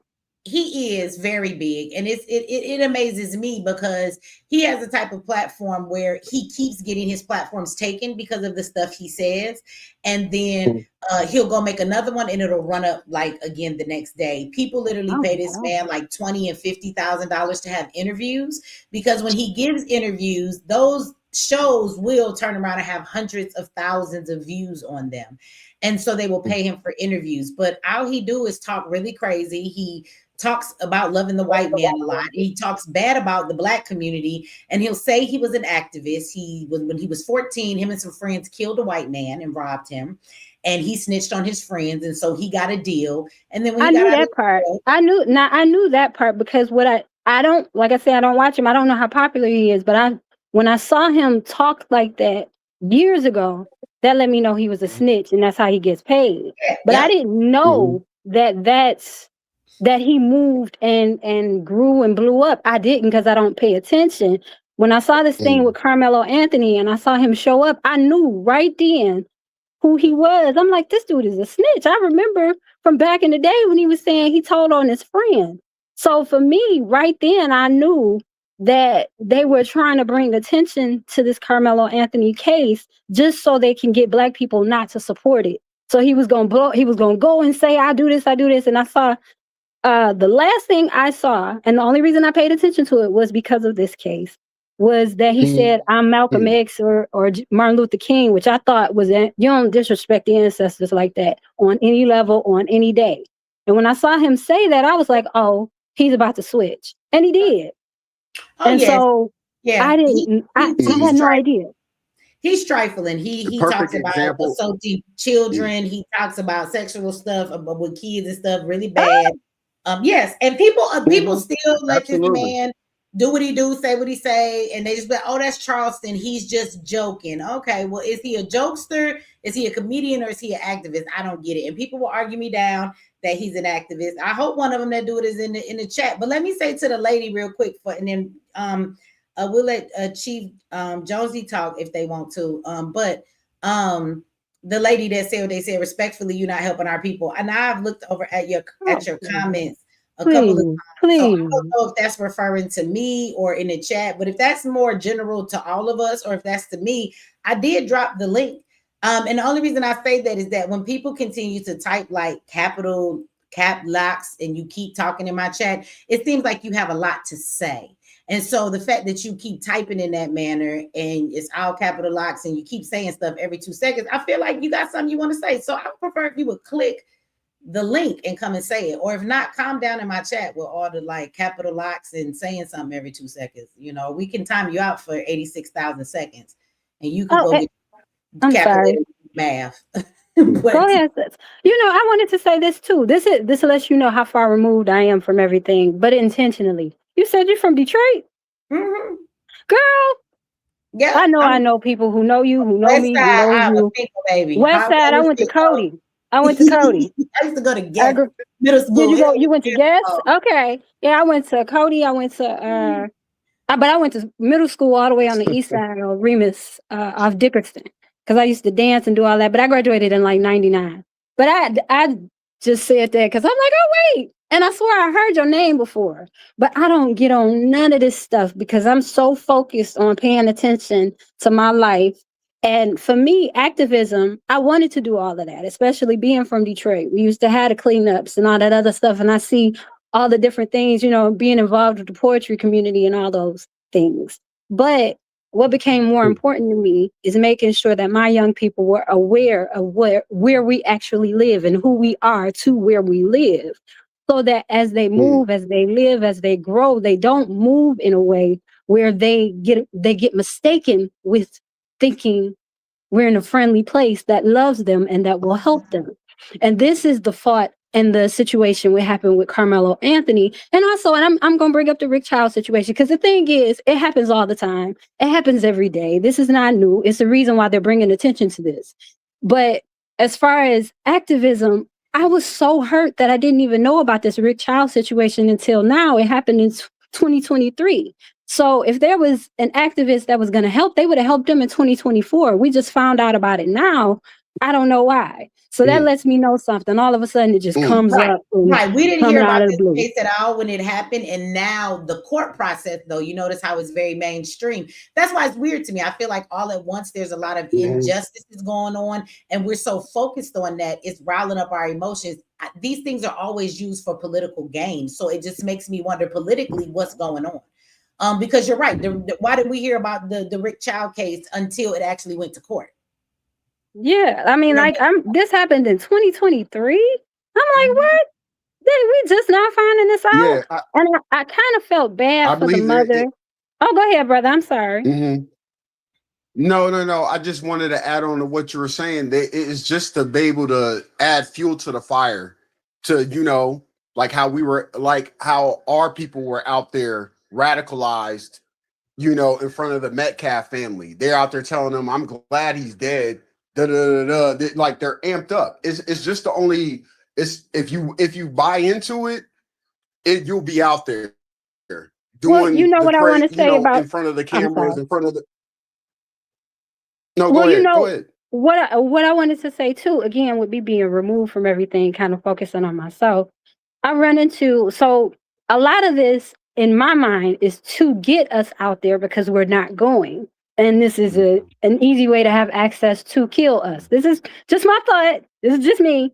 But hey, yeah. I was here when I don't mean to cut you off again. I was here when Kyle Rittenhouse. I was here when Kyle Rittenhouse did what he did in Wisconsin. I was here, and it had my cousin out there. And I'm like, cuz, don't go out there into that bull. Come on, cuz. Because I don't want you to get hurt or nothing to happen to you. And my cousin is 7'1". So it's like, cuz, don't be out there already. And it's like, like you out there protesting. Man, get your ass in the house. Excuse my language. Like, get in the house. What are you doing? Like, I don't want nothing to happen to my cousin because I know what comes with that. And then, like, especially when it's at dark, when old boy did what he did, it was at nighttime. Now, if my cousin would have been out there, that would have had me out there because now my family out there. But I'm not on that. But I'm out there trying to get my cousin up out of this BS because it's like, that protest, like Michi said, that protesting stuff don't work. Like, it don't. Just a setup to get you murdered. We done did it a long time. And I'm going to say this, I'm about to offend people real quick. Neither does the Bible. But that's okay. I'm moving on from there. Please. Yeah, I just threw that out there. Yeah, that's my own opinion. Neither does the Bible. But it's controlled chaos, though. Because the reason I say that is because if we've been doing the same thing for eons, right? And and we still at the bottom of the barrel, then maybe we need to just try something new as a collective. That's just my only thing there. But for real. For real. For real. But I run into people. All kinds of people. I ran into this half Asian white guy. I'm not into. I'm prejudiced. I won't lie about that. But I can't be racist because racism is a system. But I am prejudiced. I say the same thing. but I ran into this one guy. He was half Korean, half white, I guess. And this was during when the ICE protest, because I got a lot of flack for not going out to protest for ICE and all this other stuff. Why you not going out for ICE? And I'm just too old to lie now. So I just, tell the truth. Like, nah, that ain't for me. They ain't got nothing to do with me. They're trying to replace me. My daughter can't get a job because of them. I'm straight. But I got that for Black Lives Matter. I got that for Black Lives Matter. This is what I'm about to tell you. This dude he's half white, half Korean. And he was trying to have something to say to me about not being out there. But then he's like out there in a freaking dinosaur suit. He told me I went out to the protest and I had on my dinosaur suit and my such and such. So when I say that, a lot of those people are out there playing games just to get us out there. The white people, the whatever we call them, you know what I mean? The people of other cultures, they're not even out there doing nothing. That's why there's nothing that comes from it. They're out there playing games to get us out there. You get what I'm saying? They're not out there trying to accomplish nothing. They just standing like figures, trying to make it look like something is happening when it's not. A long time ago, that's what they do. So they want the black faces in the media, but if you actually go to these scenes for many years now, protests are filled with nothing but other non-black people. Like even when Kyle Rittenhouse, it was nothing but white people out there. And I will never forget, the news said that Black Lives Matter supporters, I want y'all to think of this wording. They said Black Lives Matter supporters were shot by a white person.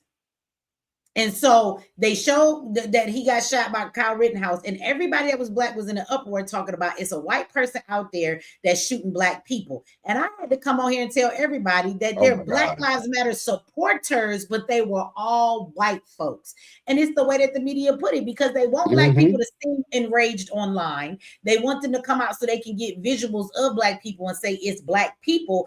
But if you've actually been out to a lot of those protests and things that turn into riots at nighttime, it's all kind of goddamn non-black people in them streets. It don't really be us.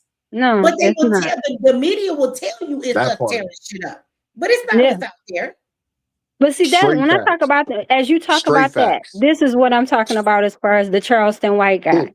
And in my mind, because I don't know and I'm not paying attention, and I'm gonna keep it that way because this is how I keep my peace. I love my people. I'm here for my people. But my best effort in being a real contributor to our community is to make sure I raise strong black people. So that's my goal, and to maintain that on myself, right? And to speak truth to power when I have the opportunity. But with this Charleston White guy, how much of his fame is real, and how much of it is pushed to us, just like they push that we're out at these protests? How many people actually who are black feel him and really really believe in this guy, as opposed to the lies and bots coming up on you saying, oh, this Charleston White guy? Because I'm gonna tell you like this, I do have a very small platform, right? And I say my little stuff online, very, very small. But I don't have nobody ever debating with me about this and that and, oh, this person's a liar and little small stuff like that. I never have it, because at the end of the day, some of that shit I know ain't even real. So excuse my language, by the way, but how much of him is legitimate as far as his fame, and how much of it is just to cause discord within our community? Well, how much of it is actually sold to us and told to us? I would say you get what I'm saying? Like, I'm not sure how much, just like Anton Daniels. Going viral. Don't nobody I know like this dude. Well, no, absolutely. I will tell you, in Anton's chat, he has a lot of white people that follow him, as well as coonish ass black people. But no, Charleston White I think he is a plant and paid to be put in places that he normally wouldn't be in. But he has caught on, and no, there are plenty of people that will. If you're not talking about Charleston White, that's one thing. But if you bring him up, I get people who argue with me in my chat every time I bring him up. If you go over to his page right now, it is tons of real people, because I'll click on their page. Like, you can't be serious. And they are saying they would do what he did. They understand why he walked away from the family. Like, it's people that are already, black people already justifying his actions, even putting that shirt up with that boy face on it, looking like a watermelon. So, he gotta wait. What?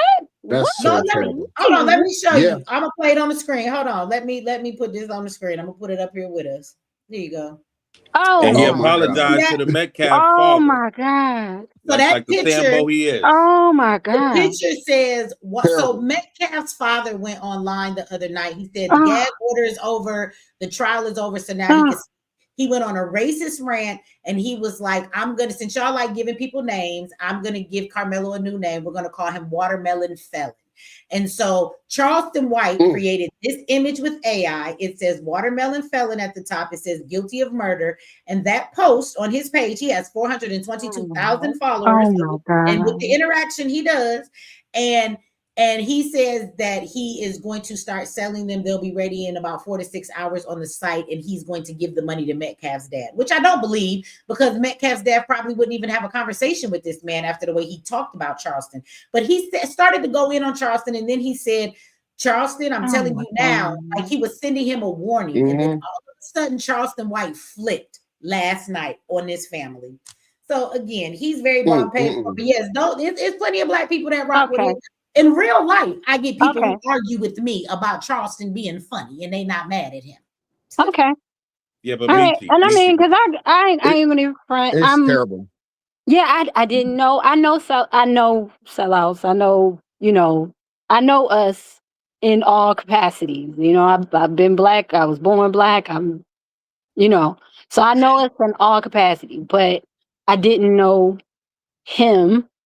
I'm just somebody I be on the internet, but I be watching crime shows and shit. So I don't excuse my language, but I stay away from stuff that's gonna raise my blood pressure and anger me, because I just don't have time for it. You don't gotta Now apologize for check kissing. out. I do a lot of that. But I Now want to say check out. something. Huh? Okay. No, I was just gonna say, check out the play, family. I had to wait because I had to get my spirit together. You know what I'm saying? So before I got up here, because it's Hmm. levels to this shit. So what I'm gonna say right now, just to keep it on the surface level, what Charleston White is trying to do with this whole move, people are going to purchase those T-shirts. They are going to do their little HUD the Builder kind of situation with these T-shirts come time. That's going to try to also go to the fact of the incitement of this quote unquote civil, un, you know what I'm talking about, in a Hmm. subtle way, but in ways Mm, that people will more likely crack off in public for somebody walking around with this kind of shirt that's going to automatically correspond to their sentiment and psychology. You see what I'm saying? But I see where Charleston is playing in this, you know what I'm saying, what you've been in being affiliated with 12. Mm. It's also a situation with the Anthony family being affiliated now. So we could talk about that if we really want to go mm, there. But he's degreed, and I think that grandmother is Order of Stars. And so Mm. I think at the top level of the spiritual order out of chaos and controlling the masses, I think on some level they're kind of working together. I The kind of agree fact with that you. I ain't gonna even front. I think because they only give fame to who they want to give fame to. And whether it's Carmelo Anthony well, or anybody, we only know about these cases. And then, years later, we find out it be somebody's uncle who was an uncle of an uncle whose cousin was this guy and that guy. But I kind of agree, because we never know about what they don't want us to know about. You get what I'm saying? So if we know about it, it is an absolute reason from beginning to the end. And I love Professor Black Truth. He says white power doesn't move in a vacuum. So anything that has happened, it is happening because it is what they want us to see. They Manchurian candidate everybody. I still sure. think Kamala's yeah, one, but and, that's my and, own. and that's Blah, why you blah. can find nothing on Carmelo's Oh father, God, that, Andrew Anthony. There's nothing there. Same story for his mama. There's nothing there. Where did y'all come from? Mm, I that's mean, deep. they're trying to bait a race war so that way they can have us distracted from really what the government is doing. You know, why They don't not? want no. I Who wants mean, a we're the race most war? Who gullible wants a race mentally. war? I Who was wants a let race you We're war? know. we're the most Everybody. mentally Okay, hold on. gullible race. Oh, So, We're the my most bad. we're Imperio, mentally gullible. he says, "Who wants a race war?" Well, I do. but nobody else does. So I just No, gave up that's on the what I'm idea. saying, Michi. Yeah, they front like they want one, but they don't want one. At the end of the day, not to mention they're not prepared for one. Mm-hmm. Okay, and you know why? Because of Mm-hmm. white privilege. They won't have that privilege. Not to mention we are already So war ready. why do we We are have hold on. hold on. We are many war white ready, and we don't militias? even know it. Okay, and that's from the terror that But has why been do they happening have? in our neighborhoods for generations. Okay, so that part we have a notch up on them. Okay, if said there ever was ever a race war. So like at the end of the day, they really don't want it. So Don't let the numbers fool you. why But at the end of the I'm day, with you on that. why are there so many Charleston white White. He's militias, definitely a plant. Okay, sir? and as black people, we need to start acting right. Stop being soft. Because any other race, that doesn't happen. Okay, we don't open arms But to a person like We're that. not If we ready soft. We're not gonna regardless. play into the what? martial law. We're not gonna play into that because we already know that that's what What was you we are. saying? Like Go ahead, say it. I said we're not gonna It was play so into important that. for you to We're interrupt. not Go ready ahead, brother. regardless. Sorry. And like I said, I don't even think it. I don't like I I didn't said, mean but to I think interrupt y'all. No, but go I'm ahead. tapping It was into something important. Go ahead. Because see, I respect fully, man. Go ahead. No, I was Period. waiting for him to finish. I didn't want to interrupt anybody, but see, No, I it want to must know have been why important. there Go are ahead. so many white militias. Then why are there so You many good breaking old up that boy Japanese Wi-Fi. militias? that's the chimp mentality. But there are about 80 white militias in America right now. 80. That Japanese. Well, let me ask you something about You're in the those. Matrix. Let me ask you about those militias, right? I mean, because you bring up the point that there's so many of them. So, do you think that every white militia is just a militia that's there to start a race war? Do you think some of those? Do you think some of those militias are white people that are actually against the government and they're building their own protection and safety for when shit hit the fan, just like a lot of us black people do? I think they're more ready than we are. And yeah, but I'm saying, do you think the all of their government? readiness is like preparing for a race war? Some of these white people actually are against the government, and the reason they're coming together and creating militias is actually against the government, not for. So I don't want to say like, do you think all of these militias, just because they're white, that their intent is to do this to come against black people for a race war? I don't think that's all of the malicious purposes, is what I'm saying. I believe if opportunity strikes for them and they feel some type of way, they will actually act on it. Yeah, I mean, when you prepare because I've seen them out. I used to live in Ohio. Where the Klan is very strong. Indiana, up there, they're ready. And government, you really Mexican, think white people are built for a race war? Not them. They're not messing with us. And if you come up on a property daytime or nighttime will be worse. Daytime, they might treat you with a little bit more grace, but they gonna have it on them and be like, you need to go back where you came from. It ain't over here. We ain't got it for you. And they dead serious. Being that I'm living in the South, I'm saying there's a lot of black people that act like that out there too. So I'm saying from that perspective, I've just seen a lot of people. That's a good thing. Races. I need to find them houses. Well, yeah, it's a lot of people that's prepared. I mean, guns. God, I remember my ex used to tell me, God ain't stop making guns when he made yours. Everybody got a gun. So it's more than a militia. It's more than they just more prepared than us and things like that. I remember I took a class with a professor from Vietnam, and he told me, and I was the only black. Not only was I the only black person there, I was the oldest person there.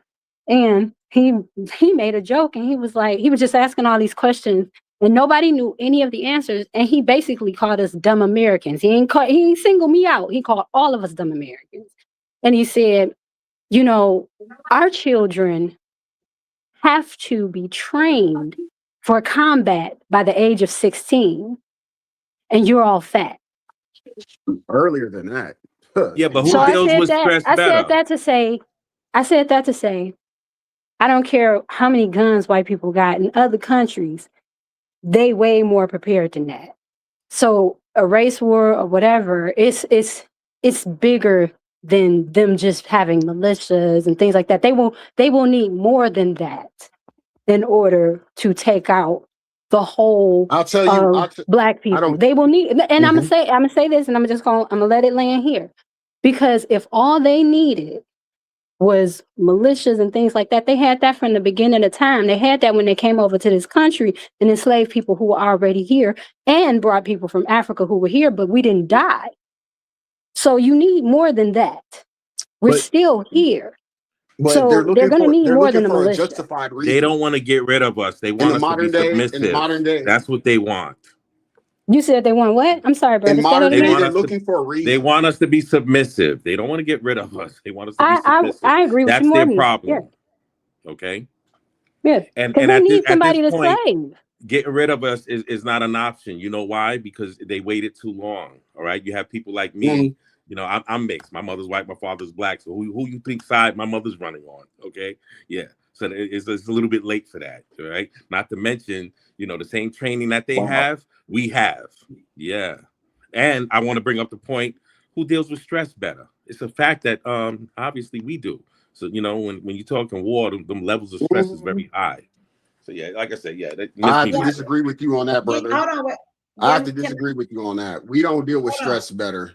Because after what I've seen, no.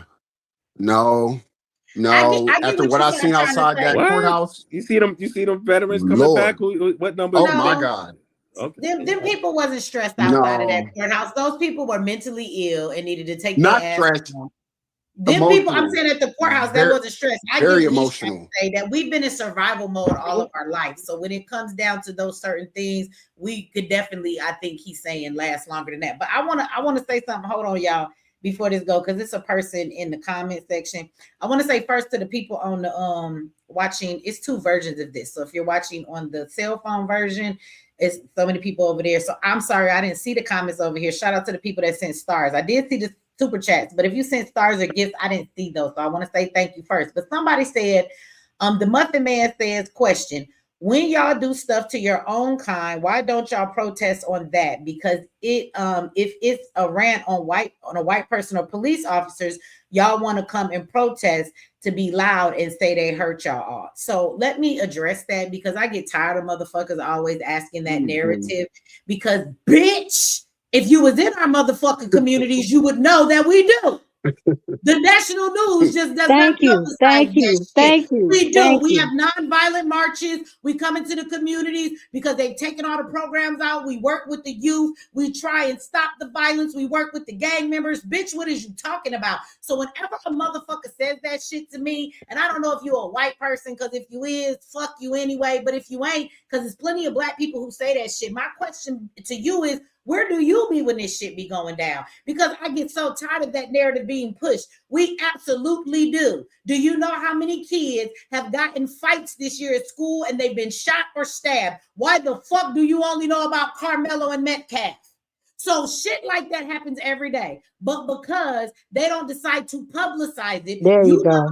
It's so stupid. You think if it ain't on the news, it don't fucking exist. The news controls what they want to show to people. So that is my fucking answer to you. Why don't we? We actually fucking do. Okay? People kill me with that all shit. We do. A woman. Yes, we do this. This is not something we are working with each other, trying to fight what's happening in the community. Y'all don't know about it because maybe you're not supposed to know about it. Maybe you don't need to come and fuck it up. Excuse my language. You know what I mean? Maybe you don't need to. We don't need you there because everywhere else you are, you mess it up. Not to change the. Like they just dropped the Joker on a nigga. Ooh, let me ask you the ultimate question. That's the only script they can play, but they just not to change the subject, but just to build. We ain't even dealt with that Dominic Alexander being the new that new generation Action Network under National Action Network cosplayer Sharpton Chickenhead. See, he's the new little, I didn't know nothing about that. Can you explain that to me? I don't know anything about that. Yes, that's what he his little felonious history once he made public. He's like the spokesperson of the next. And honestly, that person ain't never been to Chicago. They ain't never been to Milwaukee. They ain't never So Never been to that right Detroit. there They ain't shows never been that into he's the inner already cities to be able to obtained not know Hold what's on, going hold on. on, Hold on. Christopher, Come because on. Chief is talking and y'all talking at the same time. But what I'm I saying apologize. with Dominique and his scandalous felonious history, being the spokesperson of this new civil rights little group, Next Who is Generation Dominique? Action If Network. you, I apologize, Alleg- y'all. Again, if y'all, let's just say you have somebody on here who is not abreast of anything. So when you say these names, if you don't mind giving okay. some, Yes, ma'am. Yes, ma'am. Dominique, Dominique is the man who is an activist in Texas who became the spokesperson for their family. He's with the Action or something place. But you were saying something about him being in cahoots with some white people. Yeah, he absolutely is the one that convinced them to use that attorney. okay. Right, because he's the Next Generation Action Network. Al Sharpton has the National Action You're Network, and he's muffled. phasing out. I can barely hear you, sir. You talking about? Okay, Yeah, hold on. speak Is up it a better little. now? Yeah. It's the Next Generation Action Network. We're gonna do the same civil activists that Al Sharpton. Say it with your chest. I think he just got something over the phone or No, something I like Nah, that. it's all So they good. can't. no, because I can't see the dot. I think it's Say it with your chest. No, what we need, okay, Michi, what we need, all right, bottom line, we need a black defense league. Same thing the And small hats got. my main thing is just we need to get into the founders and the sponsors or board members of National or Next Generation Action Network. That'll let you know who's controlling all the strings and the little puppet of Dominique Alexander. That was my main point. Yeah, Okay. and if you got a defense league, they're gonna take care of all of that. And there's no reason, okay, black people don't have that in America, right? Everybody else has that. Yeah, but isn't that don't rattle your brains, everybody? Oh Yeah, no, why it's we a don't have a reason. defense It's a league? reason. You got to have Yeah. that discernment for the reason behind that. I mean, you got to kind of, But What? that's there you not going to go. be. What's the It's not reason? going to be. We pick here, Money. and I'm gonna say this, and the Money. issue with us having quote unquote leaders and things of that nature is that we don't have discernment. When I started watching this show, she was saying something about I'm upset because y'all choosing the wrong activists. Y'all like Charleston White. Y'all do all this. You have, unfortunately, like how we were able to get, I guess we, not me, but people were able to get duped by Cheyenne Bryant and Rashad Ritchie and things like this because we lack, as a culture, to me, we lack discernment.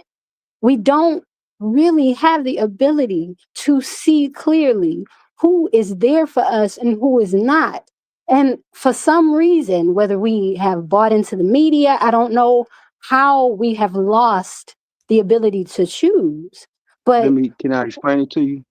yes, you It's a can. term that Absolutely. it's a term that my daddy rests his soul. You know what I'm Money. saying? Sorry. Go ahead. It's a term that he quoted in our study. It's called auto deception, self hypnosis. And that's Hmm. when you're kind of programmed to your default move and thinking in psychology is for you to rationalize things that are not actually true and are based in fact. You Say see that what I'm again. saying? Can you tell me what the title of it is Yes, again? yes. Auto the term that my daddy coined, rest his soul. You know what I'm saying? Keith Jones, you know what I'm saying? Get like the Joneses. Auto deception, self hypnosis. Okay. No deception, self hypnosis. Okay. And I mean, just the words within itself Honestly, is a good definition. The This Hey, words y'all, is within it'd be itself. easy. No, but could y'all answer the question Go why ahead. we don't have a defense league, everybody? hold Well, on. Y'all, hold on, because everybody. money, money, Wait. Y'all think about the answer to that question. Give me 1 second. I need to address some stuff in the chat. So hold on. And give y'all a second. And I gotta find out about the link. So y'all just give me 1 second. Y'all tell me it's 2 streams. So one of them it's 2 streams going on, right? It's one that's fit for cell phones and one that's fit for like the big screen. So I just want to know when I put this in the chat, you guys, does it show the link over there? Because some people are asking for the link on the cell phone version of it. If not, you might need to come over to the other live that's on my page. Or I don't know if Gail, if you still in there, can you post it in the one that's for the or any of my moderators? I just want to make sure the people over there, if they want to get the link. Also, the man, woman, or whoever that I answered, they said, "Wow, why you so loud? And your friends talk so calm and correct like human beings, and calling me a bitch wasn't called for." It absolutely was called for. First of all, you should know who paid you on. I'm a rude motherfucker that offend people a lot. And at the end of the day, I don't care about your feelings. And I'm going to tell you why I called you a bitch and why I talked to you the way I did. Because we're talking about issues that happen to us that have to do with race. And then you fucking turned around and played that bullshit ass line of, how come you guys don't do this when it happens to your people? It amazes me how when two criminals are doing something to each other and they're in a gang, you think that's the same scenario as if an officer that is bound by law to do the right thing oversteps their bounds, abuses their authority, and murders somebody. Yes, you're a stupid bitch, because those two things are completely fucking different. And I get tired that because we address one thing, you mean that it means that the other thing doesn't hold any fucking validity. People committing crime against each other that live in inner cities, because I will have you know too, how come nobody ever fucking asked white people why they don't do nothing about all their white on white crime? Because you do know that white people commit more crime against white people than anybody else. That's for every fucking race that there is. Yes, they do. So I just get tired of that fucking narrative. Maybe you don't realize you're being a stupid bitch when you said that shit, but I'm not understanding why that's the shit y'all always pull out your ass whenever we're talking about a racist issue. Because racism is a different issue than people committing crime against those that they live around because they live in poverty. Because bitch, one thing I'm not is not stupid. And if you go to school and get a degree in psychology like me, I will tell you that the predictors of crime have nothing to do with fucking race. It has everything to do with poverty, proximity, mental illness, and drug use, bitch. And there is a fucking liquor store on every corner in the goddamn hood. In Atlanta right now, they're arguing for the fact that they got enough liquor stores and they don't want to let the city bring another motherfucking liquor store in. So at the end of the day, shut up. Stop pulling that bullshit out your ass to say stuff to people as though you are detracting from what we're conversating about here. Because racism is not the same fucking thing as people that commit crimes against each other because they live in crime-ridden and poverty communities. Because if you go to the ghetto, bitch, we got white ghettos too. So ask them why they smoke meth and shoot each other up and they don't keep their fucking trailer parks up. Okay? Tell them. So that's why I called you a bitch, because y'all coming here. This is what motherfuckers like to do. Y'all like to ask ignorant shit, but then you don't want an ignorant response. I'm matching your energy, bitch, whether you think I am or not. Don't come here and ask no dumb shit. You ask a dumb question, bitch, you're going to get a dumb reply. That's what's going to happen to you. That's why I called you a bitch. Meechy sweet. Meechy front. She's sweet. She's nice. Mike, hey, you be nice to me. I'll be nice to you, but don't come here with that bullshit. This is the Queen's Court. She has the authority, so be offended. But recognize Gail, where you at. Gail, if you could put the link for the chat over there. I see you over there on the cell phone one. If you could put the StreamYard link so if anybody want to click and come up. And the last thing I want to say, y'all can answer the question about the defense fund, is this bitch right here. It say, I fight for real for my people. And you've been talking shit all night, bitch, and I've been waiting patiently to let them talk. Because then you came in here and said this. You playing, wanting to talk about Charleston White, you playing. It's always a bum bitch in my comment section talking about you do more work than me. But bitch, you here watching the motherfucking video. This is what I'm going to tell you. I'm not here to do a motherfucking thing no more. Bitch, I done put in my work. Backwards, forward, sideways, and left. And I'll come on this motherfucker and talk about baking cookies from now on if I want to, bitch. I talk about what the fuck I want to talk about. And if you such an activist doing real work, good, bitch, get to work then. Because y'all gonna need some extra help. Because, bitch, I quit a long time ago. So I don't know why the fuck you talking to me. Y'all always come in here. I do real work. Bitch, then get to it. Get to it. Karmelo family needs some help, bitch. Get to it. That's what I want you to do. Okay? Get to work then, bitch. Okay, now if y'all are ready, you can now go back into your conversation. I'm done. Unbelievable. No, I mean, you good. Shout out to you. I needed you to no say more cursing. What I was gonna say. He said no more cursing. She got the psychology kind of background. I can't promise y'all that. I'm a cuss.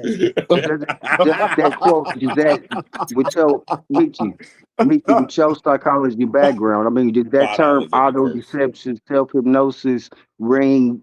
You know, what I'm saying, psychologically true to you with your background in that. You know, what I'm saying, in that field. But you would say that again. Does it ring true as far as what? the auto deception, that being one thing, and then self hypnosis, with what those mean, what those terms mean in the psychological, you know what I'm saying, department. I mean, you got to tell me, what do you mean that's pertaining to when you say like I gotta Like carry a self-hypnosis? auto dictionary around deception. with So your ass. if you deceive yourself mentally to, you know what I'm saying, fall within the framework, you see what I'm saying? Then you couple that with the self hypnosis, like you want to try to, you know what I'm saying, not see things that are clearly, you know what I'm saying, that you can clearly perceive. But the hypnosis that is not there, or that, you know what I'm saying, you have no connection to it, just to not be in the way. But that's something that we deal with. That's why we don't take things when we see it and they show us their true colors the first time. See, I've been Mm. believing them, but I got the history before I went to school of believing them and know what these folks is capable of. You see what I'm saying? So I was never under the spell of the, you know what I'm saying, schooling and all that. Like my family got a history we before we had to go to grocery stores. So I seen the play been going on for generations. You see Mm. what I'm saying? And so now that Mm. this little birthright situation and land rights, heirs rights, and you got to show and prove natives being removed. You see what I'm saying? Defunded. There's a lot of things underlying going on with the quote unquote what we see as status quo has been overturned in so many words. And so these mugs know in their pea brain subconscious mind that their reign is over. You see what I'm saying? So they're putting spells on us, you're saying? Well, you know, the spells have been returned to sender. That's why they're chimping out. See, the Well, yeah, spell I'm I gonna mean, wasn't agree with you on psychological the the warfare spell spells. is was a a I'm spell. lie. The very, I'm spells, the very spells, sure. the spells was the Christianity. You see what I'm Um, saying? mm, Psychological, mm. Yes, that's why. psychological. Yeah, I want to smoke But that words shit. are spells. Just Yeah. in Mm, general, every day what we speak, we already know what you say out loud actually manifests. What you speak, what you think. So Hmm. yeah, I mean, for anybody, in my mind, logically, if we know the power of our words, we know the power of their words over us. So yeah, I mhm. mean, just Well, what he And being was that's talking with about, I that. would And with agree with knowing the that, we can infatuation. automatically reject the narrative of us being the quote unquote arcists, because we know that we standing on truth. See, Uh, hmm whenever they at the end of all days, our truth is what they say. You don't need no matches. It's fire by itself. The yeah, I truth is agree with that. you. And so so, this so mental what would breakdown, you say? this hold on, because this What is a would, global crash out. Because the why we globe don't really match is their energy divided. though with evilness? Because we got, see, you got to understand, we got other forces that we can call on. See, that's why these crazy ass weather patterns that the forecast and the meteorologists can't predict is happening. See, Yeah, you can because you tell got me to if you think about want. this. I, I'm, Remember I'm, the I'm, last I'm, time? I'm, Oh, I'm, my bad, I'm love. Go ahead, go already, ahead, go ahead, go ahead. I'm already tapped in. They talk about that main line. See, I got the ancestors and the forces on that main line too, so they can gather, and then these tornadoes is gonna hit. These floods gonna hit that little camp, that elite little camp. Things just happening. What you guys think should be done with Charleston White? I think some Exiled are already and being done with Charleston White.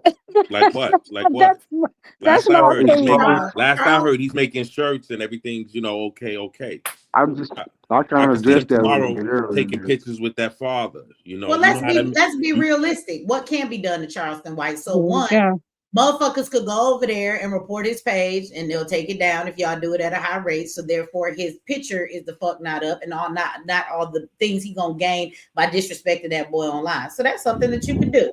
Right? There's another thing that black people can get together and do. The next time y'all see Charleston in your hood, whoop his motherfucking ass. Okay? Mm. allegedly, That part. Hold That on, that he No, got part. police protection. just whoop. You Don't kill the understand? nigga. Just whoop his ass. allegedly, Your No, Honor. I don't know. I'm just on this panel. You know what I mean? no. Allegedly, now, You can hit actually. him with a water He is No, balloon. no, 12. He no, You is but can no, but 12. you can yes, yeah. sneak him and just No, That's no, you how no. know. You're we tell totally he's a right with that, but provocateur. come on, you already I know. mean, I mean, But that ain't but nothing. that right there should be looked at or, because any or, other race, you don't see that happening. I can't see that happening with the Latins. You know why? Because the mafia cats would have got at them. All right. You already know, them Aryans ain't doing it like that because, they look at us as the goofs. All right. Look at or, Adam 20, for example, Adam 22, Vlad. Okay, they play us out all the time. Okay, like we're jesters and we go for this. Okay, then we got a Now Charleston some White. do. Hold on. We got a Some Charleston do. White who he played us once again. All right. And then even apologizing to that father. Okay, that makes us as black people look softy. All right. No, that speaks to Yeah. him. But like I said, he's already Never affiliated with the anyway. Like I said, so connection. that's why I said See, what should be done with him. My question, like I said, I'm somewhat similar to Michi, but like I said, I like to be a little politically correct. But yeah, he should be exiled, and anybody that messes with him, okay, we need to show power. That's how you show mhm. power.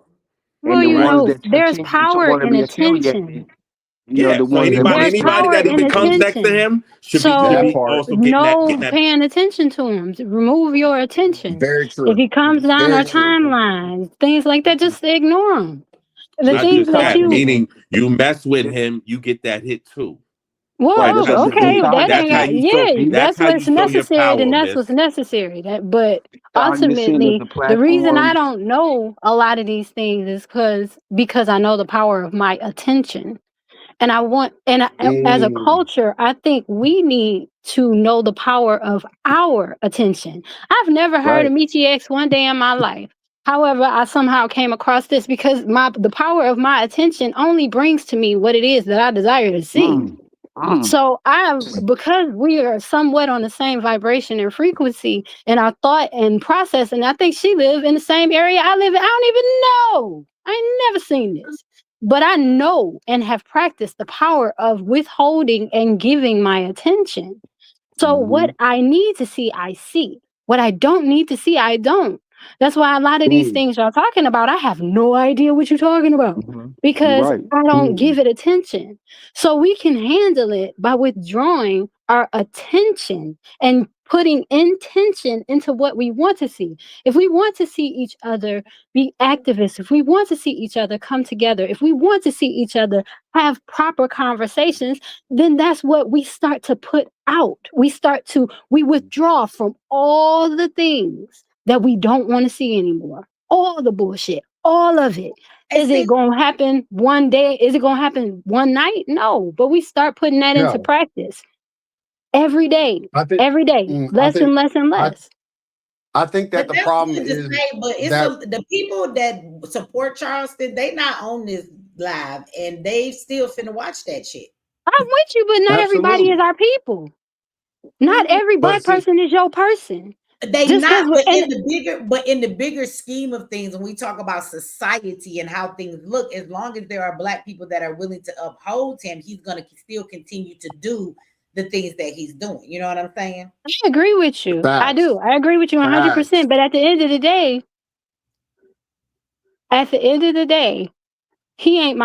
Charleston White ain't my people. So when I But say that, he's on big. he's at we're talking about the larger of society. But if we're talking about how to start, you start small. We're not going to be able to address the whole of society. We clearly not. It's no way we're going to be able to do that. We haven't been able to do it yet. But if we can start in your home, you said that, Michi. If we can start in your home, if you can start with the people you know, if I can start by just being on this platform and saying, hey, y'all, let's withdraw our attention, and only one of us out of this whole broadcast or whatever the hell it's called, stream, I don't know, decide, hey, I'm gonna withdraw my attention, then I did my job. We got to start one by one by one, and you'll see it slowly but surely. We got time. I know we don't think so, but we do. So if today we leave this conversation and say, all right, you know what, I'm gonna try and not pay no attention to Charleston White. I ain't even about to talk about this motherfucker no more. And just start there. No, well, I can't say that because I'm going to talk about him. I don't talk about him often. I'm not talking, but I'm saying I'm not directing that at you. Right.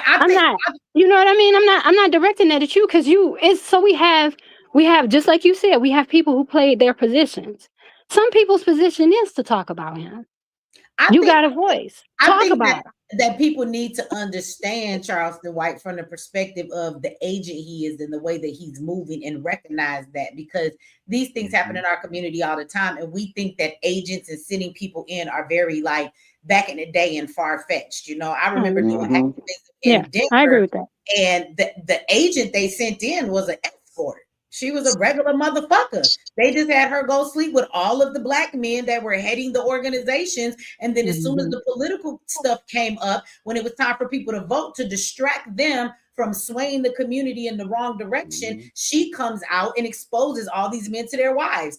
Her job was to follow them and be at the same place these men was on dates with their wives and let them their wives know on this date, I've been sleeping with your husband. Now these husbands is fighting for their marriage. They all in the uproar. It's all this controversy around their name. And guess what? The political actions are taking place and they're not able to focus on whatever. So I be trying to get people to understand the real way agents are sent in for people to destroy and do things. And I honestly believe this case, the reason it went national was for political reasons. I think the reason we found out about Cyrus's case, because we heard nothing about Cyrus until the actual verdict, and it's all around the same time, is because it is supposed to distract us and get us in an uproar. And all of our conversations everywhere online are about this right now. Whether you're black or white, this is taking over everybody's goddamn, feed right now in the algorithm. But what we're not talking about, for me, I promise you, if we just go look, there's some shit going on politically right now that they just don't want you to pay attention to. So I agree with you, but I agree with that. I agree. But do you see how you were just able to do that? Yeah. What I'm saying is some of us have a position. You are able to do that and garner 300 people and all of these. Not everybody can do that. I can't do it. But you know what I can do? That's actually on one. We on 2 feeds. We got over 1,000 people in here. But I'm saying, you know what I mean? You have the ability to do that. It's learning who has the ability to do what, and letting them play their part. Lord. What I'm saying is, when I say withdraw our attention, one of the things that I know works. If all of us was just watching you, it'd be better than watching Charleston White. We can find out about him through you without having to watch him. You get what I'm saying? Shit, so it'd be better than watching the Breakfast Club or Vlad TV or Say Cheese. I know, but these are the big platforms that are, that's what black people are on.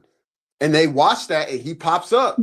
But not all. And it's like, yo, like, dang, they gonna all see it because hold on. Everybody gonna go to the Breakfast Club, Vlad TV, Say Cheese, Dialogue, all that. But see that right there, family. Hold on. With that right there, you can already check the affiliation. You can already check the affiliation and the connections.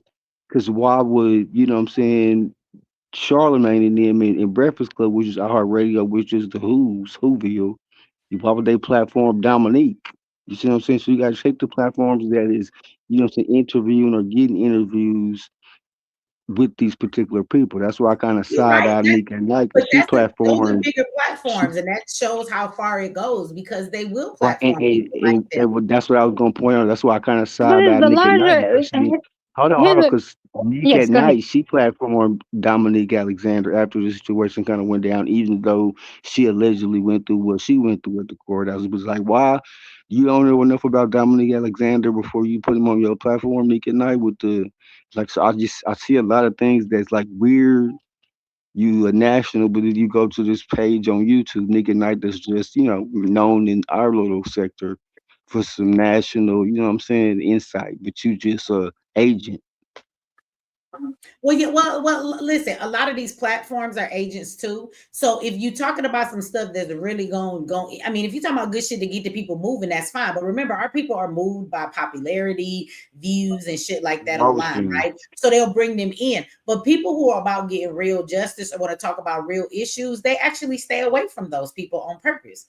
The Breakfast Club literally told me to my face, they know who I am. They told me that I was a live wire and I couldn't come on there because they didn't know what I was going to say. And my thing was like, you really think I'm going to just come on here and start calling people crackers? Like, if you know who I am, you could talk to me about the school to prison pipeline. You can talk to me about how I can equate every system to the plantation back in racism, how it still exists today. There's a lot of shit you can ask me. Just tell me what you want to talk about and we can keep it to that. So it's not like I can't, but they just don't want somebody that has a real message. They don't want them to be heard. So they platform these fake people on purpose. But why they don't trust you, Michi? You might go off the rails.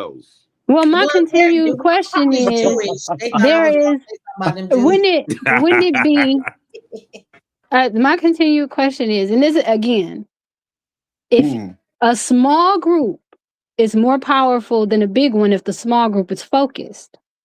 Clearly. So wouldn't it be powerful? Wouldn't it be smart to only focus on the people that focus on you? Mm-hmm. That's all And I'm like I saying. said, the That's lack all I'm thereof saying. of Like this I know Anthony family, the lack thereof of this Anthony family connection to America, that's a red flag for me. Off tops. I don't give a fuck. His I get grandma that. is I get that. I'm not so, mad. and that right there, the whole narrative based on that that's being played out in our face when we got bigger facts and laws on the land that kind of justifies us as people connected to the land.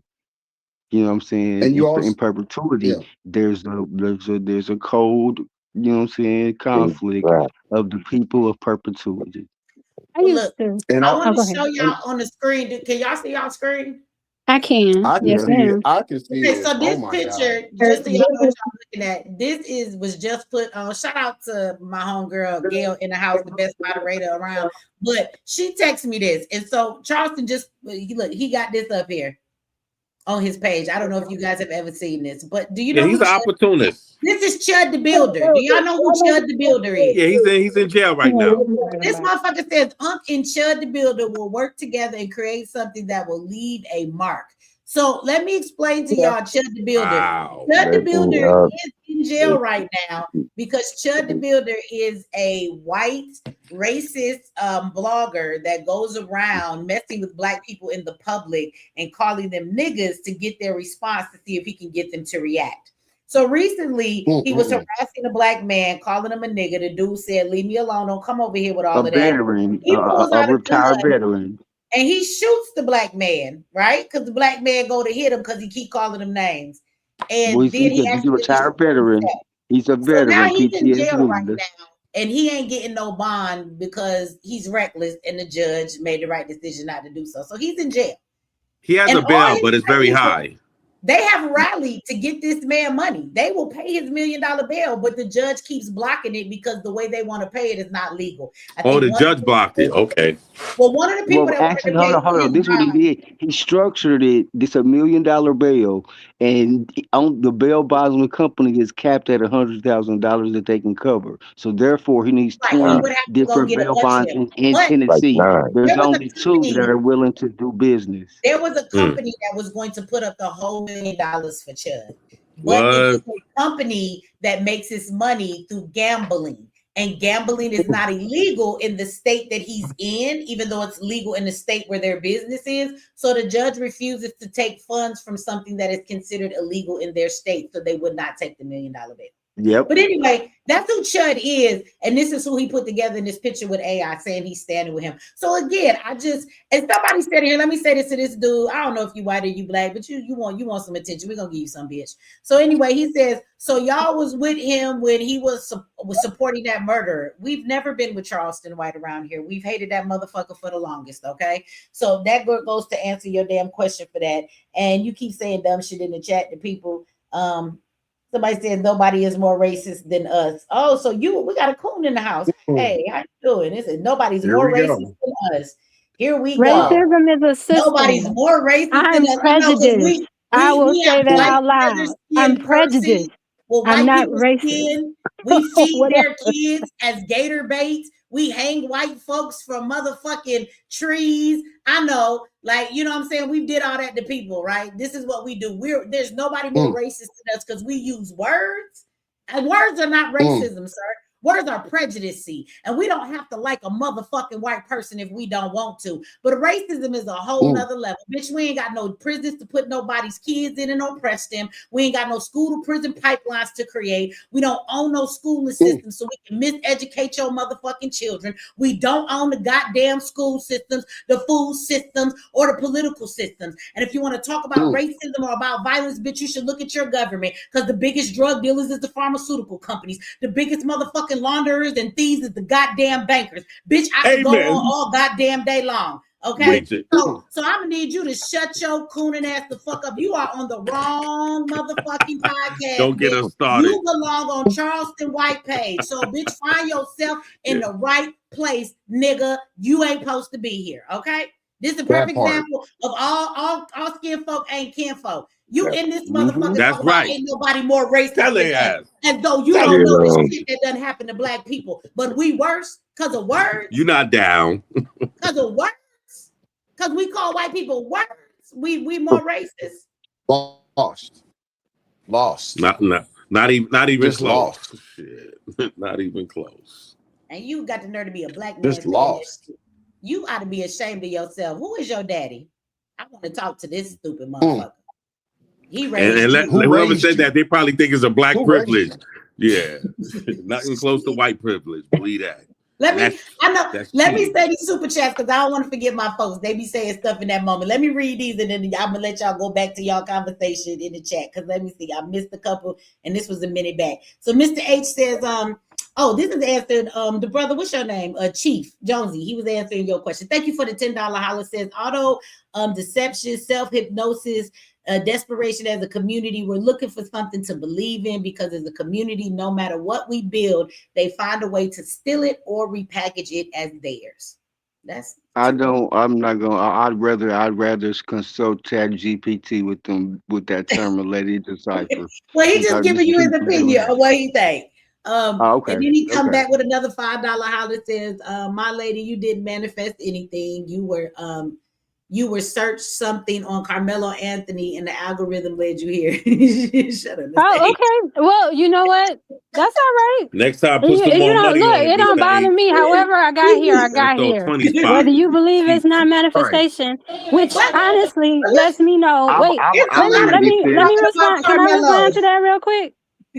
At the end of the day, I believe you find your way here because what Mr. H should tell you is that Michi has not been live on YouTube in almost 2 months. So it could have been a lot of people you could have been watching, but me.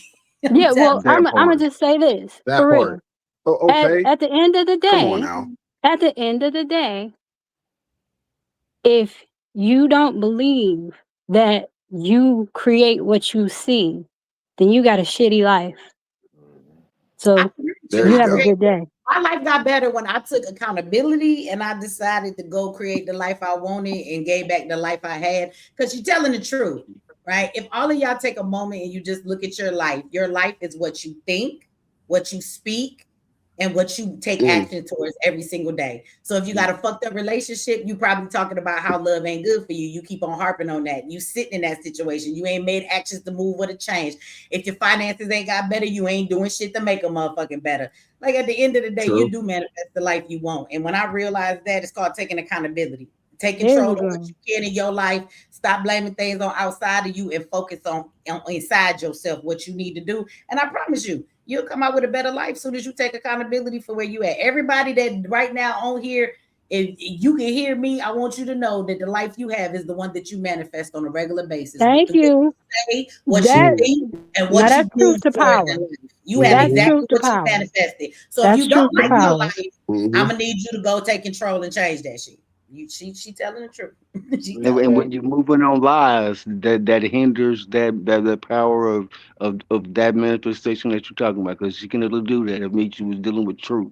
This ain't something built on straw. Facts, brother. You see what I'm saying? At the end of the day got to end. I was gonna say that earlier. You must My have knew. daughter says that all the time. At the end of the day gonna end. I'm like, what you think you dropping birds? Okay, let me see. Hold on. I got one more super chat. Shout out to VW55X6B. What a name. Thank you for the $20 holler. They're so glad to see you sit on your throne and enjoy your life. Says thank you very much. I'm glad it makes you happy to see me happy because I'm not always happy, but today I feel good about life. And shout out to William. I ain't seen William in a minute. He like, I ain't seen you. You've been the one missing, girl. Thank you so much for that beautiful super chat of $100. Thank you. He says, Miss X, Miss Strong Fortitude, candidness, stay on top. Thank you for that. I appreciate the love and the super chat and the comment. Okay, let me see. That was it, y'all. I do want to say real quickly, because I know as we get in our conversations and we get to going, which is fine with me, I do want to give my brother Q Butter a chance to say something.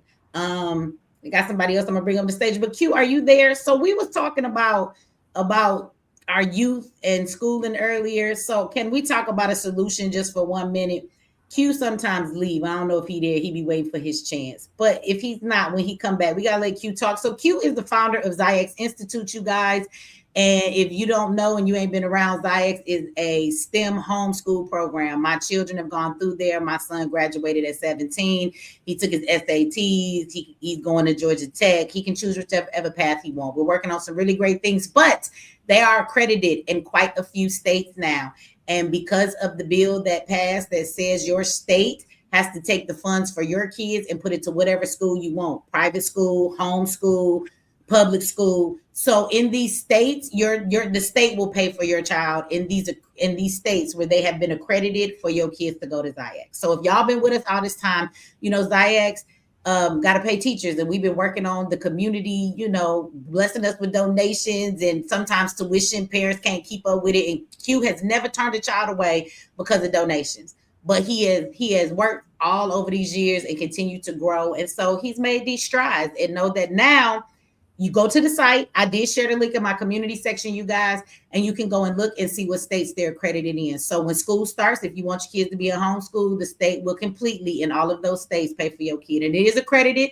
So your kids will have transcripts. They can take their SATs or whatever, but all of this stuff will go over to your kids going to college. And we're working on internships to get our kids in tech jobs as soon as they come out of school, before they even graduate, getting them internships with tech companies that after they have interned for a while, they will give them a job. So so we setting up a lot for these kids, but he has made those strides. So anyway, y'all go check it out and get your kids out these damn schools. Q didn't say nothing, so it's probably on his own live or whatever he doing. But when he come back, I'll let him talk because he up here.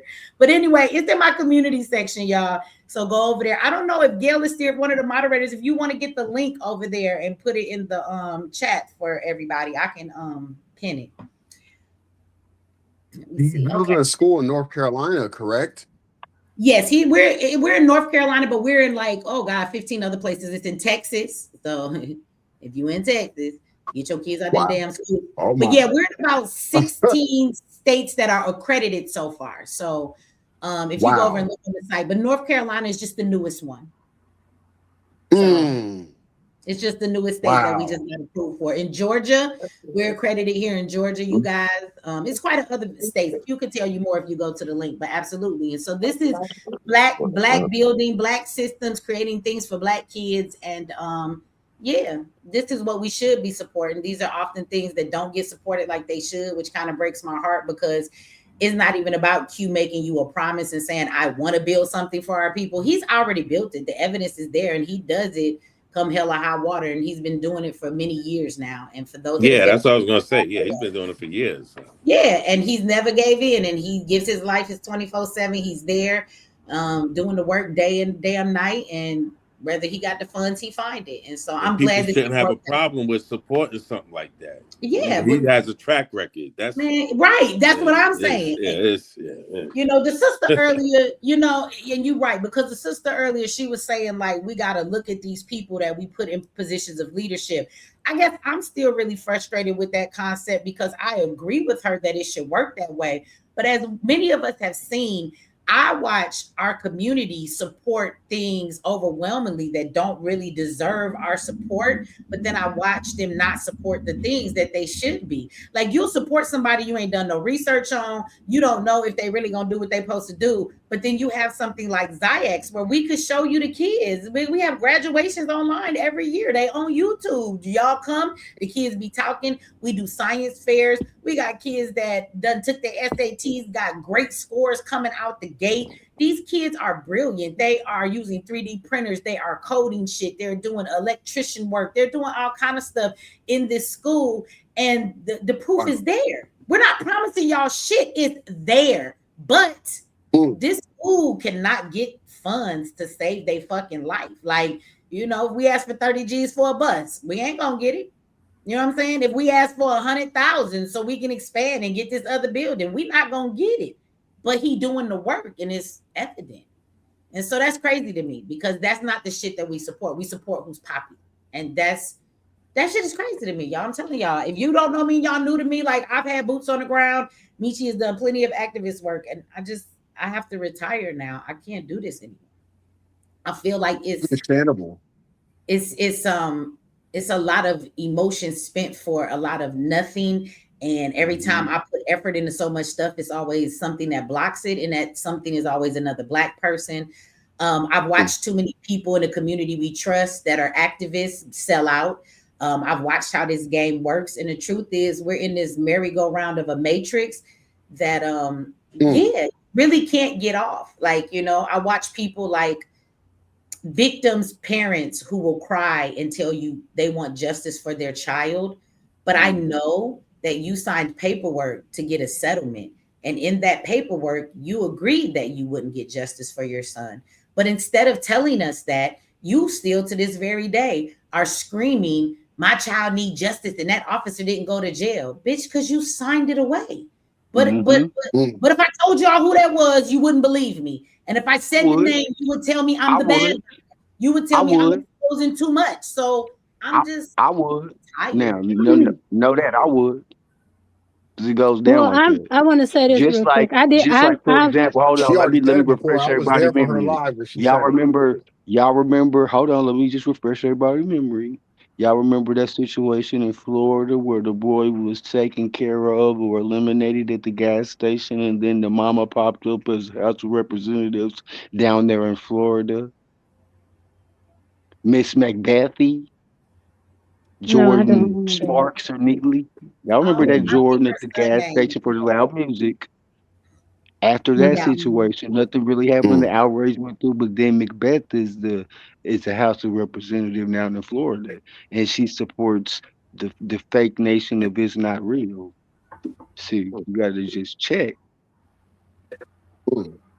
Well, what I want talking about, I don't know her name, but I know her son. But it's like I watch a lot of mothers and fathers. All their kids are murdered by police in very unjust ways. But there's a group of them, you guys, and they all know each other. And they pick the ones that they make go viral. They handpick Tamir Rice's mom. They handpick Trayvon Martin. They handpick these people. And the reason why they handpick them is because these are the people who they can give you a check and that can be considered justice. There's a group of parents who are like, fuck that check. I want justice. And they say, give me the check. But they know if they give a check to this family, they're going to use every dollar they got to fight for justice. And so they won't give them any money.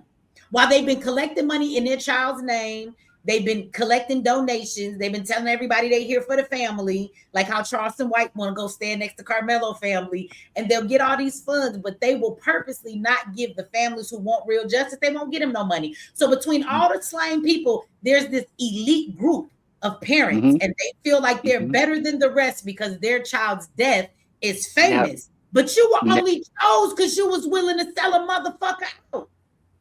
And just to back you up, Michi, where does the surname Macbeth come from? Who is Macbeth? You talking about what you call her, Mama?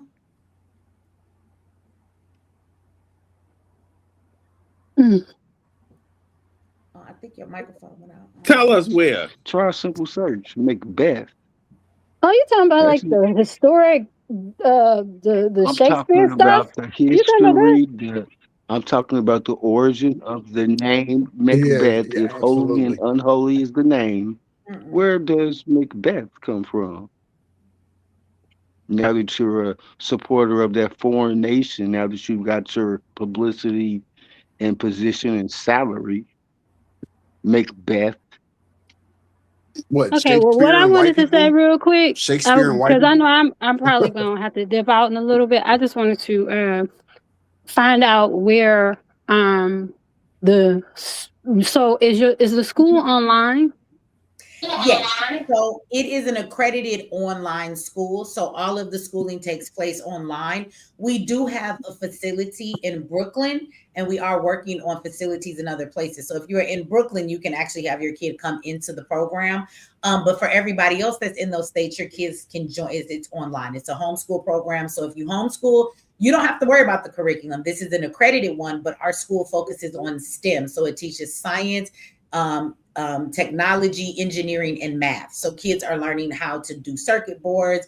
They're learning all kind of stuff. And as long as they've covered the accredited curriculum, they can add then extra stuff. So we do have a lot of extra stuff. We talk about children and they mental well-being. We teach them how to make websites and businesses online for they graduate. As again, we're working on getting them some internships. But yeah, these are some amazing kids. We have kids who are creating the next generation of environmental testing things. They've already made the equipment. We have some kids who have even used 3D printers and the technology to make medical devices. So these babies are smart as hell. And so it's a homeschool program, but they can go and do My everything. bad, Michi. Yo. Oh, there go Q. The man with the plan is in the house. We was waiting for you, Q. You went somewhere. What up, y'all? What up, y'all? Hell, what's good, sis? Greetings. Q Butter, man. What's up, dude? What it do? Yo, man, we got approved in North Carolina.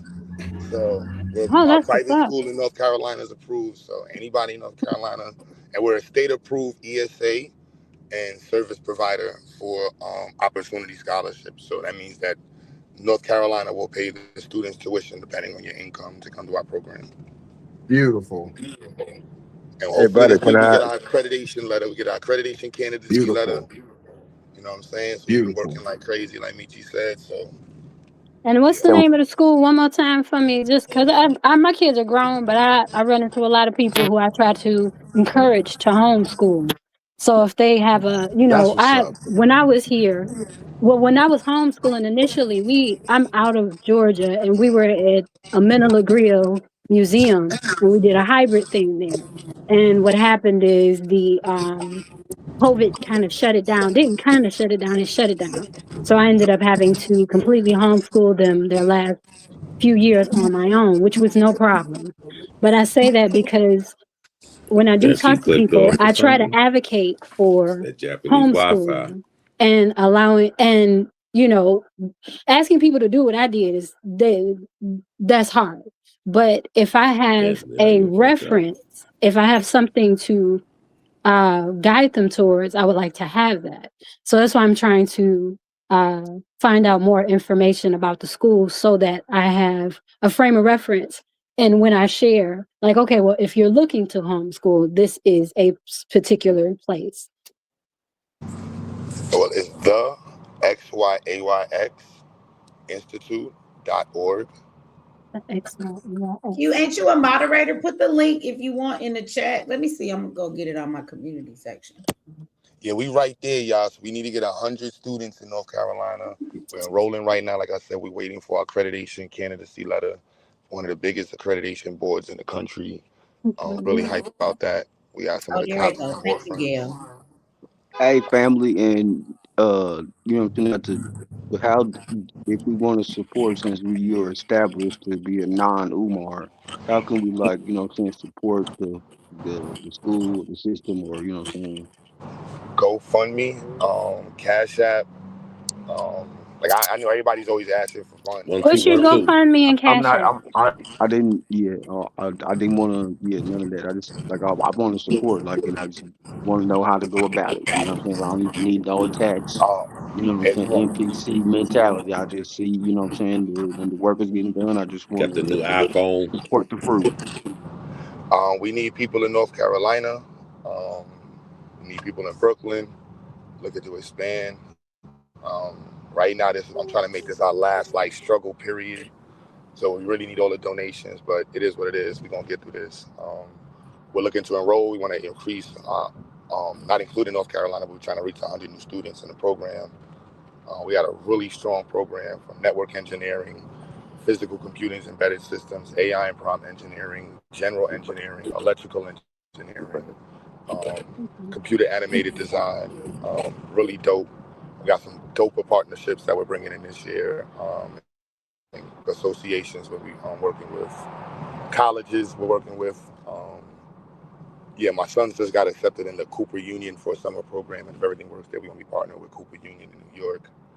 I don't want to say who, but once I get through that part, long story short, well, we got our program set up. Anybody in North Carolina, y'all, if you have a special needs student who has an IEP, we're an approved ESA Plus service provider, one of the few Black organizations in the entire state that's approved to provide therapeutic services. We have a doctor of social work, a certified special education teacher, a occupational therapist, and a non-licensed psychologist who's able to do counseling work. And if you're anybody who's in therapeutic services, we're looking to contract with people. Like I said, we're approved there. We're looking to get approved in Nevada. We're actually approved in Nevada. I was just about to. Hey, Yeah, Q, we're I was registered in just 13 about. states. Q, I was just about to ask you. You say you are able to provide schooling in Nevada, We certification. provide hybrid schooling to all students around the country. The accreditation that we're going to have is good in 46 states and like 200. It's good across the country, but 46 states have it on their status for like recognized accrediting regional bodies. But Okay, so Nevada's covered. how do we support? What's your how do we support? I don't know if you guys can see it, but I did pin the comment to the top of the chat. If you go look at the top, I'm on the phone. One is up there. Let me see. Okay, I don't see it because I'm on the. Oh, okay, I see it. Thank you. See, okay, that's the school, and people can donate on that website as well. The donation is on there, but it'll tell you all about the school. I pinned it to the top for everybody. Thank you. Put the cash down. Yeah, we're an approved ESA provider. We're registered as a foreign domestic entity in 13 states. So no joking around, you can look us up. We'll be doing our ESA and opportunity program in Georgia. I've just been focused on North Carolina and getting our accreditation. Buying that we'll soon be we're entering our self-study status in there. And people that's been around, y'all seen us work from the very beginning. So for us to be able to be at self-study status and be published is a really major accomplishment. And we'll be a part of a major assortment and body of schools from around the country and world. The standards we have adopted are some of the highest standards. All of our high school students this year took almost SAT. I'm mad hype about the stuff we got going on. We're always looking for people to be involved, open community view to see how we build the curriculum, how we develop it. Like I said, our STEM curriculum is almost unmatched, led by professionals in their field. If everything works right, we're trying to get out the professors in their field to also join certain professional associations. Trying to get 20 badges on the Institute this year, so nobody can question the level of what we're doing and the pursuit that we have in terms of educational excellence.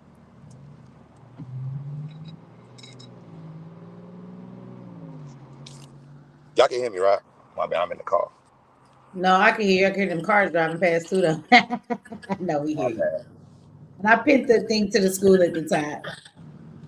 Did somebody just put in the comments the fake school in Wilmington, Delaware? Why do people do that?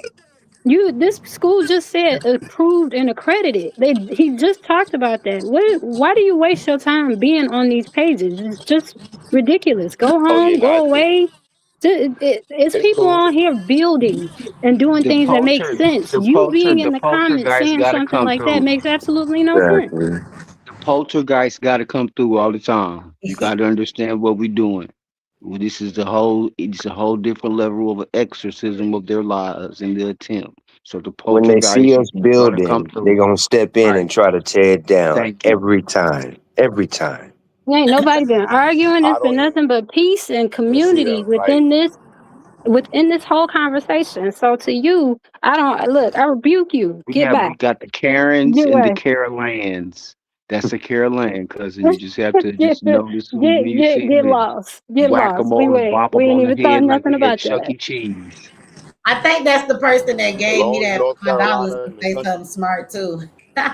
Yeah, get lost. Get lost. We ain't, for real. I hope your ass burned. Get out.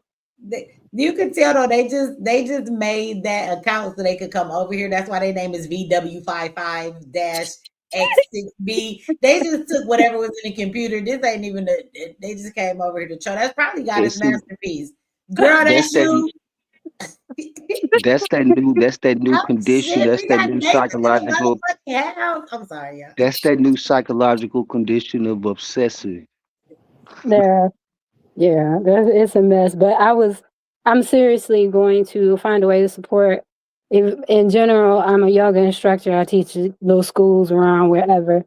And so one of the things I did at the homeschool when we were a hybrid was yoga.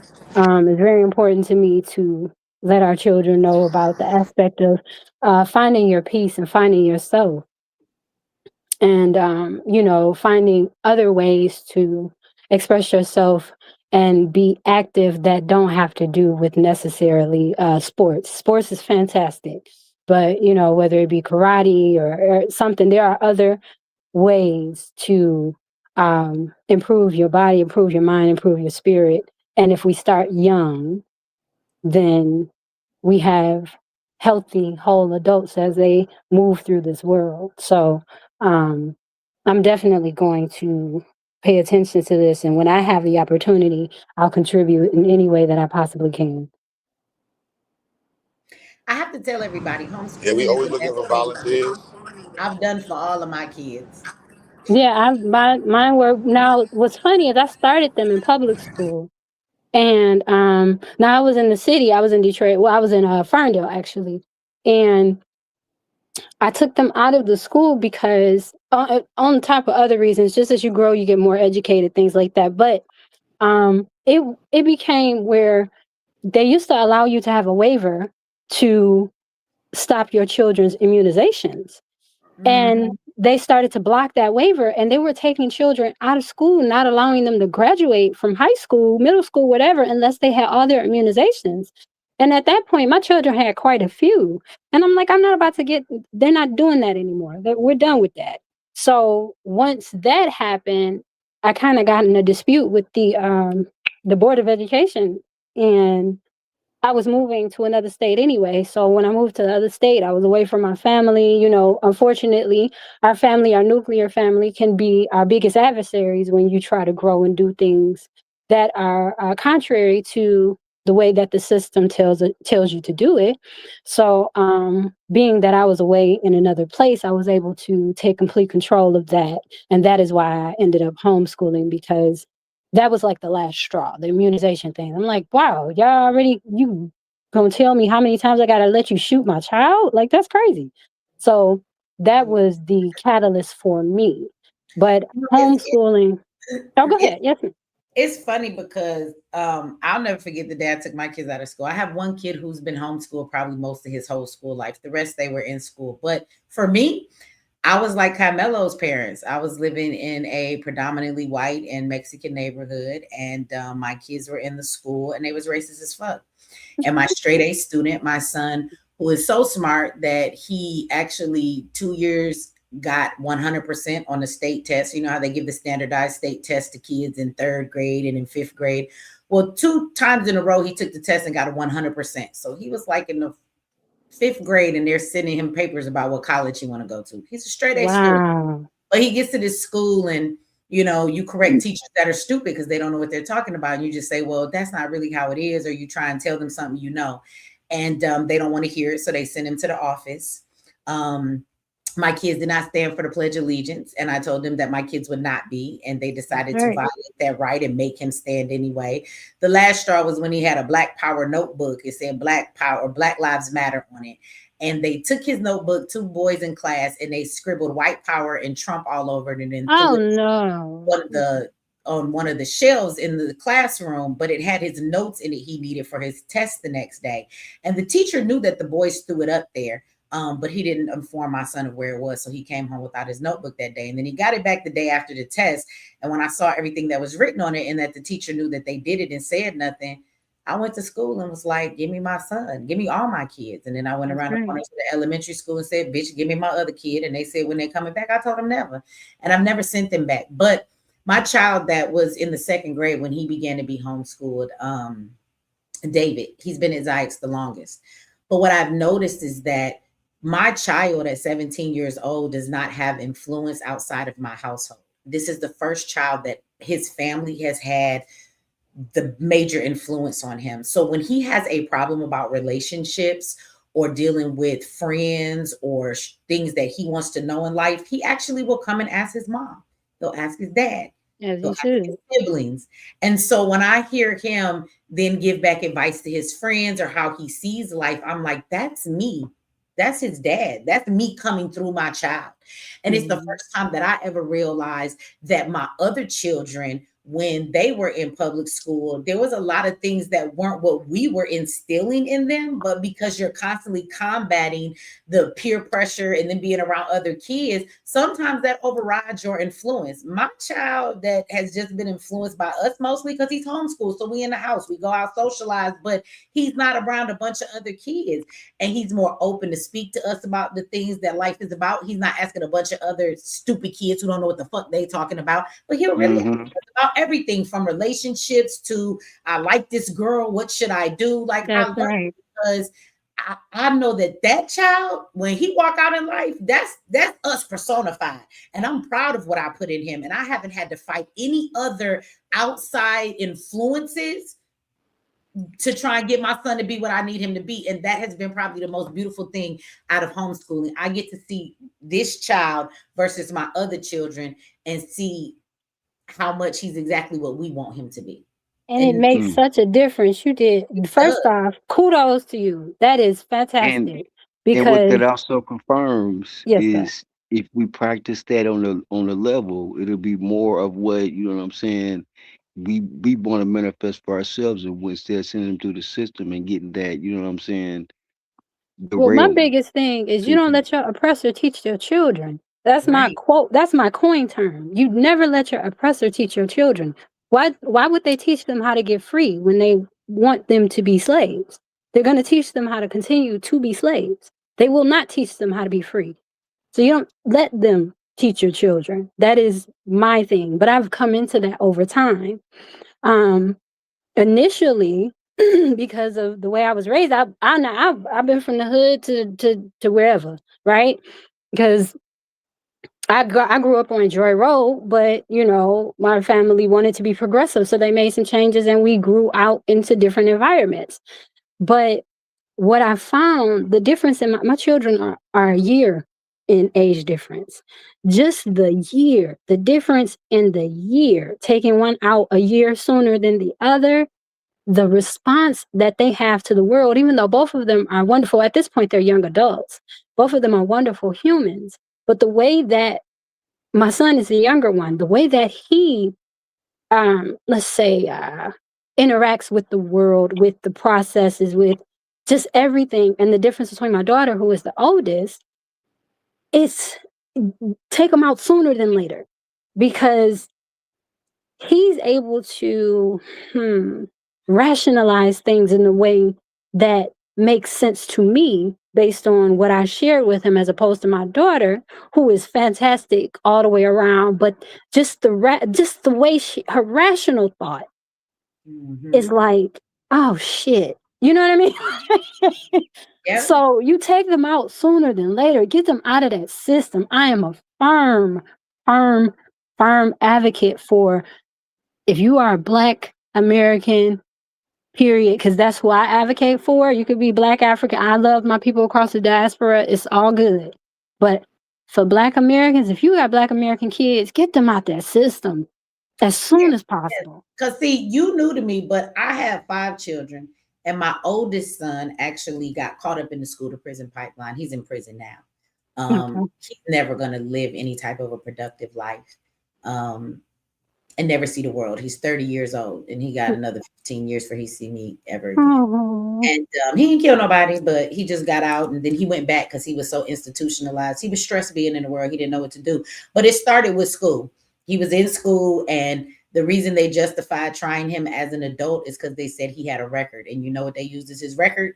They used all of his suspensions and his violations from school. Because now they follow you in that education system from the day you born. Yeah, they send you to court now. When your kids are in school, you get a ticket. When you write on the desk, it's destruction of property. When you do something you talking back, you get into a fight, you go to court. And so now that you're in a courtroom, they'll make you do like what do they call it, community service and shit, or pay a fine or whatever. And so you don't get detention anymore. And then once your kids are constantly being pushed out to school, like my other son, when he wanted to be in class, he was constantly being sent to the office and in trouble. And so then he'd be in the office for 2 hours just for the principal to be like, don't do that, go back to class. Now he done missed 2 other motherfucking classes. So eventually they start to skip school. When they skip school, they end up in the streets. They end up in some trouble.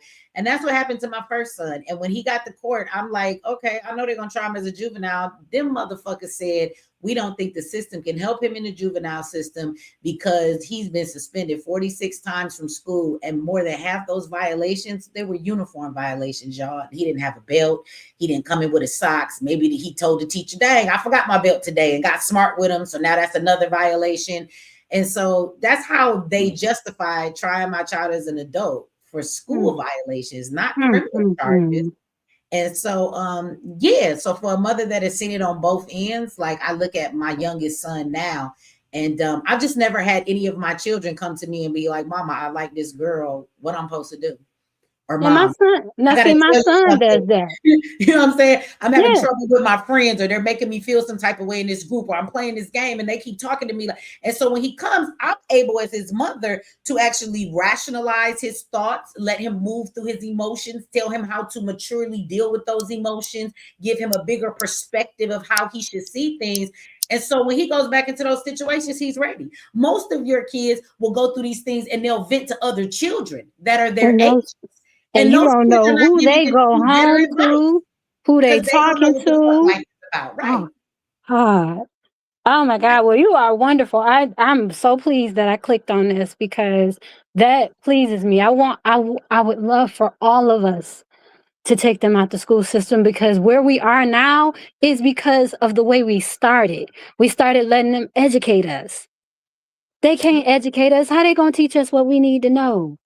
They're going to put us back into their system. That's the plan. Do you know how many kids graduate from inner city public schools, Black kids, and they graduate illiterate? They cannot read, but they have a high school. I absolutely do. I graduated from Cody High School. You know that because it happens a lot in Detroit. You know that. That's the No Child Left Behind. Right. Absolutely. And these kids can't read, but they got high school diplomas. So it's ridiculous. So we gave our kids back to the oppressor so they could do it just like on the plantation and make sure that we didn't read. That's right. They're not going to educate us. They're not going to help us move forward. They want to make sure that we continue to go on this wheel. They're going to put us back in the rat race. That's all they're going to educate us to do. And when I think about, again, the Asian man that shot the young man, I forget their names, but I remember the plea that even that touched my heart was, she was like, his mother was like, I have a master's degree. I have this, I have that. And I get it, because when you believe in the system, you think the system is going to help you. But we do so much better to know that it's not here for us. It's built on, it's predicated on all of our downfalls, on everything that harms us. It's predicated to keep us in chains without people being able to see it. So I felt worse goes for back her. To that auto deception and self hypnosis to not recognize that right there. Well, I felt worse for her, really, because her faith was broken. See, her thing was, I did everything right. I did everything that the system taught me to do. Why isn't it showing up for my son? And that broke my heart, because when you're raised to go the way, we really do believe it. We really do believe it. And the best thing that I think we can do, whether it be as a friend or whatever, is just let everybody know, like, for real, this system don't even exist. It's not real at all. And that awareness within itself changes the way you move. Just being aware that it is nothing there to support us but us. Those of us who are really about this, the only way you're going to get support is to look to one of us. Because the system don't create leaders. They don't create healers. They don't create teachers. They create deceivers. And anybody Right. You're gonna Anybody get a who job and you're gonna pay taxes, or you're gonna go to prison and we're gonna get paid off free labor. You're gonna do it your body through these contracts in these prisons. Mhm. One or the other. yes, ma'am. Or you do your genealogy, track down the contracts that you got to the land and claim it and remove these imposters. I pray we all working on that because I know that we all know that some of us are not Homeland Security is the African and first so on and step, so forth. right? But I just But wanted we got to to. I put it I to wanted this to colloquial. congratulate you and It's and like touch on it's that. like the Lion King. We have to take our place in Yeah, that you great got but circle. you do it, sister. I'm really, really proud of you and I'm happy for you. And I hope that your kids just I hope that now these should be our leaders. You get what I'm saying? Because they're not going to be taught to be bought. These should be our leaders. These leaders coming out, these young people coming out of the school with Q butter and things like that, because they don't have an awareness of the system supporting them. It's never happened. They weren't taught that. These should be our But leaders. They can't be but bought. They know it's and not what there. I think we also should take more. You know what I'm saying? Acknowledgement to is what's already within us that we don't have to be taught. A prime example is the two sisters down in Louisiana that solved the 2,000-year-old Pythagorean theorem, not one, two, but three ways. See, there's stuff already in us that just needs to come out. Some of us don't need to be taught anything. We just need to be supported. And like a garden, we just need to be cultivated. That's a good word. See, That's a good word. okay. But I just wanted to say that before I got off because I'm an old fogey. Even though I'm 44, I'll be sleeping. So Oh, it's that's okay. I'm an old fogey too, because I'm 3 years older than you, and I'm about to tell everybody I'm going to be. Look, but I I just don't know wanted to why I say do this that. to myself. I enjoy these shows, but I know whenever I drop that link, that is going to be a 3, 4. Sometimes we are up until the sun comes up. It can be a 5, 6, 7 hour stream. We done 8 hours around here before, right, y'all? So, Well, but I'm subscribed. Anytime I see you show up, I pop up. I'm not gonna always come on because I ain't gonna always gonna have something to say. Sometimes I'm just very late silent all and the I just want time. to hear you. Usually I But say what I gotta say and get in and out, but I just felt like this was a conversation that I thought people had opinion about. They may want to speak on and say stuff. So for the next couple of days, we're gonna talk a little bit about Metcalf's dad and show some stuff tomorrow. And talk about Fox News, and y'all may have an opinion. So I will drop the link sometimes when it's stuff like this. I don't always do it every time, but I think people have stuff they want to say. So if folks want to get it off their chest, they want to express something and talk about these conversations of what we see right now. I want y'all to be able to do that. I But talk about but like I said, that I was Make sure saying y'all that to tell just all y'all point to the cousins. why they're ultimately mad.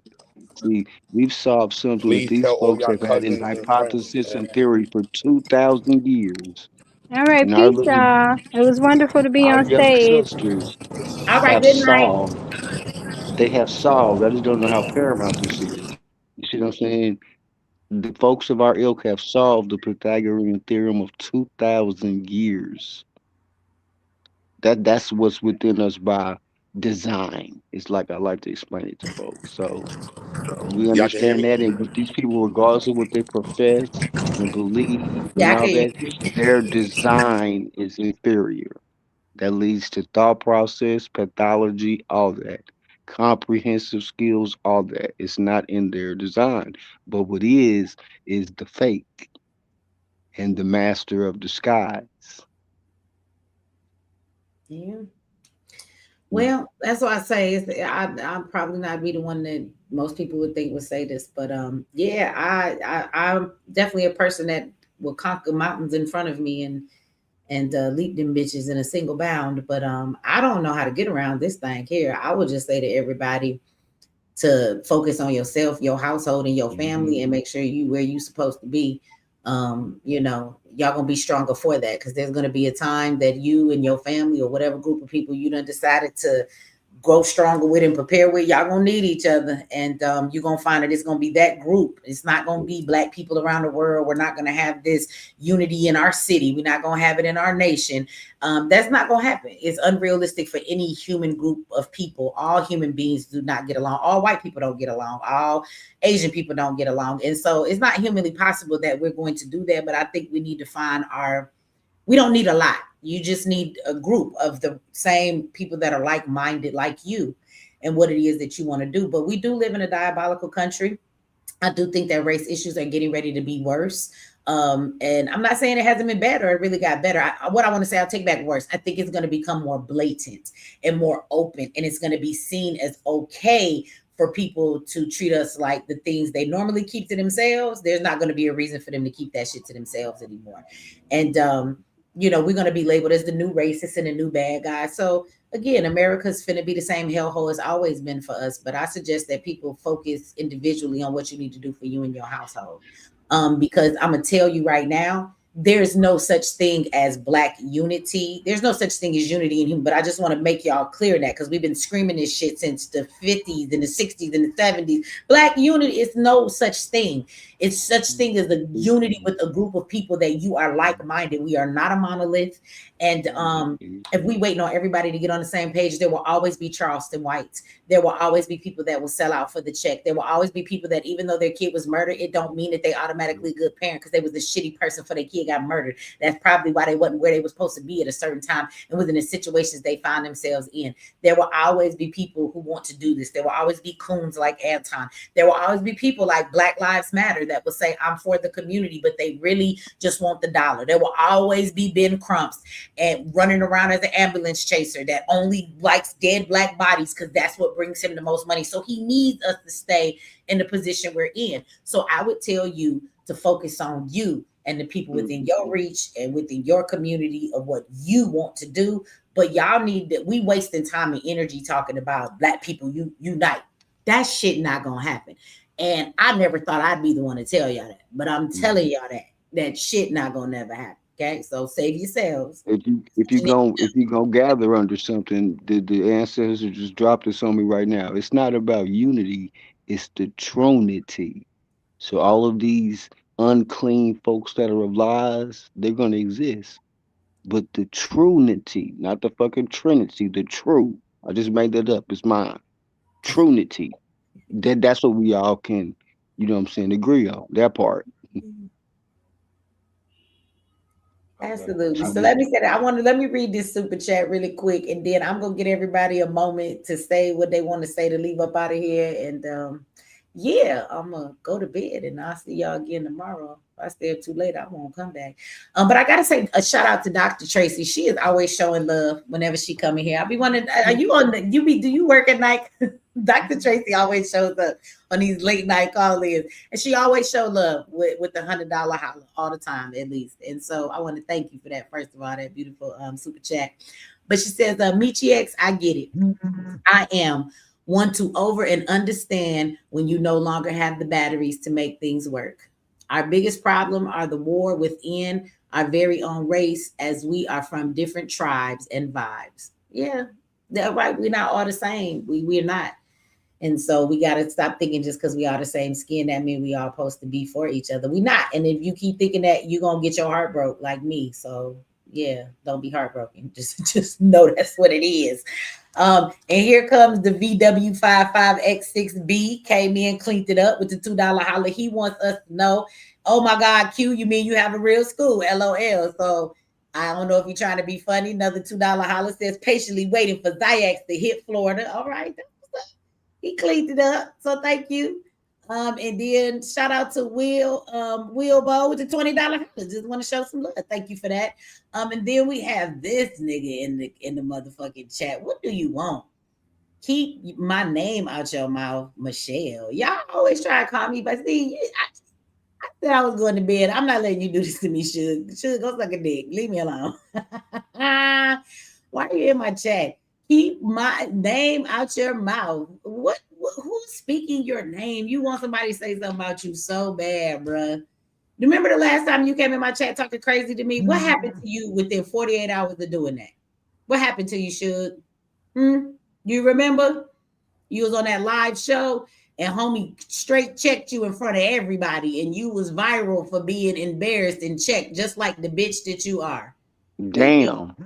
I don't know you, nigga. Ain't nobody speaking your motherfucking name. You wish a motherfucker would speak your name. Bitch, you paid $2, so I would speak your name. Fuck you talking about. I don't have to pay people to say my name. If you got to pay me to say your comment, you want somebody to say your name. And now you in the back office. Do y'all want to see, you know, on that movie, you want to see a dead body? Y'all want to see a bitch ass nigga? Come on with it. Come on, here, Suge. You got 5 minutes. What you want? Let's get him. What do you want? Why you cussing me out, Cause why the fuck did you keep your name out my mouth, Michelle? What say your motherfucking name? Somebody, I could show you the thing somebody sent me. I wasn't even in your stream. You calling me bitches and cussing me out, Meechy? Damn. This nigga you come over here and talk crazy to me. 1 minute you like me, the next minute you talking crazy. Didn't you just call me all kind of scammers the last time I was live to us? I don't think so. No. Why you did, and you made a whole video about me and Tommy's relationship, and I'm scamming people. Come on, This is Charleston White. This is Charleston White. If you this is Charleston White. Man, I'm not talking to you, bro. Charleston White, like I said. If you call me a liar, I'm gonna prove myself right. What do you want from me, Suge? I want you to quit calling my name. Quit disrespecting me. Quit disrespecting you. Nigga, who Let me is make talking my about you? Who's talking about you? Just when call do I me. talk about you, Suge? I don't even acknowledge you until you come over here. You don't nobody even think about you. You want me to stop saying your name because I just be talking about you, huh? Hold on, I could show you what somebody sent me at 8:06 California time. I'm in Cali. Somebody sent you. I know you don't, because you calling me names. You don't want me to make videos. You sound sweet, dog. The woman is calling you names, bro. I make got you pressed. I make more money than you. Okay, well then. Yep, I make more money than you. If you made so much money, why you always messing with women on YouTube? Get a life and leave people alone. I'm not a woman. What you talking about? We've been over here talking all night, and nobody's been talking about you, Suge. Nobody's been talking about you, Suge. Me a bitch. And Uncle Suge saucy. You also bring your ass in my chat. Always talking crazy to people. Nigga, we don't want to see the man you work for house. This is my house, baby. That's Gilbert Arenas' house, nigga. No. This is my house, baby. Okay. Well, why do we care what your house looks like? How old are you, nigga? How old are you, Suge? 50. How old are you? 50. Have you never had nothing in life? Why do we care? We all got houses. We got a living room. A lot of us ain't never had nothing. You showing us your kitchen like none of us have kitchens and furniture. I thought we was from the black community. We never had shit. No, you never had shit, sir. I've had couches ever since I was born. My grandma kept plastic on her shit so we wouldn't fuck it up. I might have been in the hood, but nigga, I've seen a couch. $1.4 million house. I've never had that. I'm not ashamed to say I've never had an i8 BMW in my garage. I'm not ashamed to say that. If I'm you not, have all this after somebody saying his name. No, I never had this before. No, I never had this before. Okay, so it's just like somebody go to college, they get a degree, and they start working their career. They never had that before. Okay, give us the tour of your house. This is what you want, really, bro. Let us see what you're working with. Come on. Come on, turn the camera on, nigga. Let's go. This is what you want. Come on. He wants some attention. Come on, Suge, baby. Let us see what you doing. That's all. I ain't got a floss on y'all. But you just did, nigga. For real, like not trying to flex. Nobody combined. Why did you turn on the camera and show us your kitchen? Did you cook dinner tonight? Let me see what you cook. Go in the kitchen and let me see your refrigerator. You know I'm a fat bitch. Take me to the refrigerator, nigga. That's a living room. That's a $15,000 set. Take me to the kitchen. I want to see what you got in the refrigerator. You want to see my Viking? I want to see what you got in the refrigerator. My Viking appliances. You really want to see the fridge? That's a law. Food there. That's a cheap law. Let me see your fridge. Viking appliances. I can show you a $2,500 microwave. I can do all. What do a $500 microwave look like? No, let me see this. $2,500 microwave. That's a cheap law. Microwaves for $3,500. But I bet you this. Nobody else can show it. Let me see. Nobody else can show it. Let me see That's it. That's a cheap law, bro. You in a cheap law. What a $3,500 microwave look like, so I can see who spent. You spent $3,500 on a microwave. That was stupid. Came with the house, Meech. That's in a cheap law. I think they lied to you because I've never seen a $3,500 ever. Do it talk? It got AI in it. Came with the house, baby. Do it got AI in it or something? Did it do something special? Nah. Did you say my microwave do? Nietzsche, it's a cheap loft. He's in a cheap law. It's just shit, you know, where we come from, we ain't used to seeing, Misha. I know you ain't never seen no shit like that. Show me what's in your refrigerator. You know I'm a fat bitch. That's what you finna say next. I'm hungry. Let me see what's in the refrigerator. On live. Everybody see. You got some food in your refrigerator. Hell yeah. If I come over, what can I cook? Go to the refrigerator. All right, I'll show you. Cheap law. You are like a bad fucking kid. You just want somebody to talk to you. Do you lonely, Suge? Okay. I'm gonna do a show called Find the Suge. Now you go get something out your refrigerator. You go get something out your refrigerator. Not the freezer. You go get something out your refrigerator. Dude, okay. Give me some. Not the freezer. Give me some money. I'm hungry. Then show me. Did you just pull a whole chicken out your refrigerator? It's in from the freezer. That was from the freezer. Should get on my line. He went to the freezer. You want somebody to be your Look friend. how hard that is. It's in the freezer. If you ain't treat people the way you treat them, you might have some friends, Should. Where you going?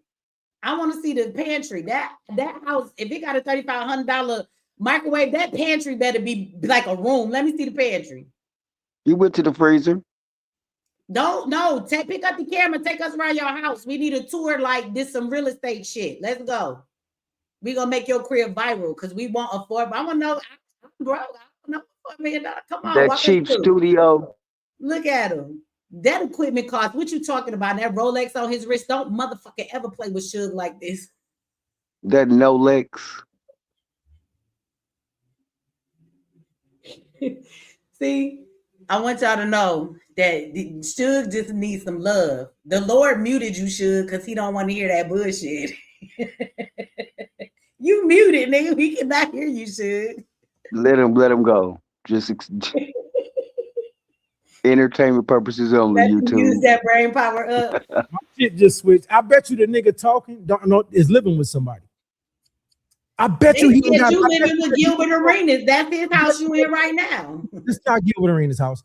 I bet you that dude don't have a light bill, gas bill, phone bill in his name. I could show all. Nice deflection. Why you don't got no curtain on that window back there? Where the curtain at? Don't need no curtain. You do. It's a studio. That's how we know you don't got no woman in your life. If you had a woman, there would be some motherfucking curtains on that window, nigga. None of that, Michi. That's why we know you single. See how hollow your house is? There's not a picture on the wall. There's not a plant in sight. You do not have a woman in your life at all. That's why you over here about studio warehouse. This nigga live in a revamped warehouse. Y'all sound stupid. But you woman, want somebody to come put up some pictures. Michi, you 2 times her size, baby. That's your problem. You 2 times her size, Michi. Don't talk about my woman. Well, tell your woman I'm 2 times her size. Well, maybe that's why you Ozempic. Okay, if the hoe is Ozempic. Maybe you really want you attracted to niggas like Tommy. That's it, your girl ain't big enough. That's why you got enough food in your house. You fucking ain't Tommy. no dinner cooked. You fucking ain't no curtains on the window. You fucking Tommy. Ain't no pictures on none of these windows. You had a bigger girl. You would have some sex in the curtains in the bedroom. That's why you so motherfucking skinny. Bet you curtains in the bedroom. You in somebody's attic right now. You on the 3rd floor. You don't none of y'all have bills in y'all name. Y'all bro, you're in a loft. You're in a loft, bro. You're in a loft studio with no downstairs. 3-bedroom, 3-bathroom house with a pool. I don't know what you talking about. 3rd floor attic. You need to see the pool. What you talking about? I don't have a 3rd floor in my house. I don't even have a basement. You need to see the pool, nigga. Ooh, this nigga got lights. The 3-bedroom. It's a 2,000 square foot home, man. I don't 1.4 million, bro. I ain't got the lie. Out there. I just signed a new contract. 2.5 million. Go outside. Let us see if the pool is clean. Let's see if it's clean or not. Is your pool green? It just keep getting better. Is your pool green or it's clean? Mushy, you go to my live, you'll see it. I go live every day. I barbecue in the backyard and everything. Something y'all are you trying to invite us over for a barbecue? Y'all can't do. You know what's crazy? Y'all always bettering themselves, leveling up, going to the next level. Y'all seen me start in Cleveland. Charleston White. I ain't seen you in shit. I don't know nothing about all the way you, to California. I your heart, and but y'all I still don't want to troll, say stupid shit, diss me, say dumb shit. But when I say it back, nobody can match what I do or got. Nobody has accomplished the things I accomplished in a professional workspace. Y'all, I can clown roast if y'all want to, and I could talk real shit. I change lives. That's what I do. Y'all beg and get y'all borrowers. Cap, Donate to this. We need to raise money for this. Cap. That's the shit y'all do. And I came on here donating to y'all motherfuckers. Cap. No. Suge, you gonna stop that shit. Suge, you do come over and you give super chats, but then all I do, then you start talking crazy. You was mad because I big up Nyla and her husband. You got mad at me for that. You be coming over here with that whack shit. Did this guy donate to you today? Did he donate for now super chat you done ever gave? I ain't never asked for now super chat I done ever got. What the fuck you talking about begging? Did he ever donate to you? Did whoever donate to me? This dude talking. I bet you he never donated to you. I don't know, but you donate just to talk shit see what to I'm me. The You niggas donate just to talk shit to me, though. I came here. Bitch, you know that ain't what I came here doing. Don't define me now. What did you say to me a couple months like ago? You Did you wanted not to come to my say, chat and when he was start coming calling me a scammer? I tried to lay You the come in my chat and start calling me a scammer for nothing to say. You I try to help everybody. And Isn't the that nigga what on the panel talking ain't even donated $2. Pussy, this wasn't about donation. Yeah, now, bitch, this whole life wasn't about donation, you beggar. Donate to her right now, then. He can't donate. You don't need donation. Cash at me, bitch, nigga. Should you cash me $50? I'm hungry. I need $50 Michi. I cashed out your daughter $50 when you all was going through something. I bet you he didn't. Check your daughter's cash app for Uncle Suge. Well, send it to me. I need $50 today. Damn, that's your response? Boy, you see why I drag you motherfuckers on here. Because this you can't. She don't even Bro, you're a clown, nigga. You know you're what? A clown. You came up here for clout. On some serious shit, though. No, let me say some serious shit to you. If you donated something to my daughter, first of all, thank you. But let's be serious. I'm messing with you, first of all. Second of all, you come over here and flip-flop so much. 1 minute you're my friend, the next minute I'm a fat scamming bitch. So let's not play this game. You never know what side you're on. I don't be saying shit to you. I thank you for all your super chats. And then as soon as you get a hair up your ass, you want to start talking crazy to me. I'm not finna kiss your ass. I don't even know what your motive be. It's like, if I'm not giving you enough attention, then you just start talking crazy. Like, I'm not understanding what your goal is. What do you want from me? Making up stuff, you talking in circles. And if you want to have an honest conversation about how we always get from A to Z, we can do that. When you doing that wasn't what the live was about, you grifter. It was on a whole different frequency. Just broke and expected you weak ass spirits like you to come through. You feel triggered and donate more money than y'all supporters. That's crazy. I would troll. Donated more money to me than my supporters. So I'm talking about this particular person that's talking. Okay. But why does he have to donate? Nobody said this was about money, dude. You be giving money to talk crazy to me. I'm trying to make a point. You asking a question in the middle of me making a point. And if you shut the fuck up, you'll get the answer to it, Michi. You just don't want it. You just don't argue. Tell them to shut the fuck up on their panel, just like you talk, Michi. Okay, but this is my house to talk like this, and this is my motherfucking panel, and we already know what you finna say. You're trying to make it about the money he donated or didn't. That's not the issue here, nigga. The issue is man shit. I'm having a time. Me and you got some history. I don't even know this person. And he's so bitch, why you inquiring about what I do or don't do for Michi? You sound silly, you clown. He's saying I live in shit that I don't live in. He just talking. So you just told us about what we live in that we don't live in. You said I don't have no bills in my name and I'm on the third floor in the attic. Nigga, I'm not in the attic at all. And every bill in my house is in my fucking name. No, if you call me Michelle, you should know my name. $100 it ain't. And I bet $500 you're lying. You do not have your bills in your name because I know you live in somebody else's fucking house. Now I live in somebody else's house. Nigga, I live in my house. My name look is how desperate. Look how desperate he's claiming that nigga. Hold on, Michi. Hold on, Michi. Just guard your response from this feminine nigga. $500. You just show the bills.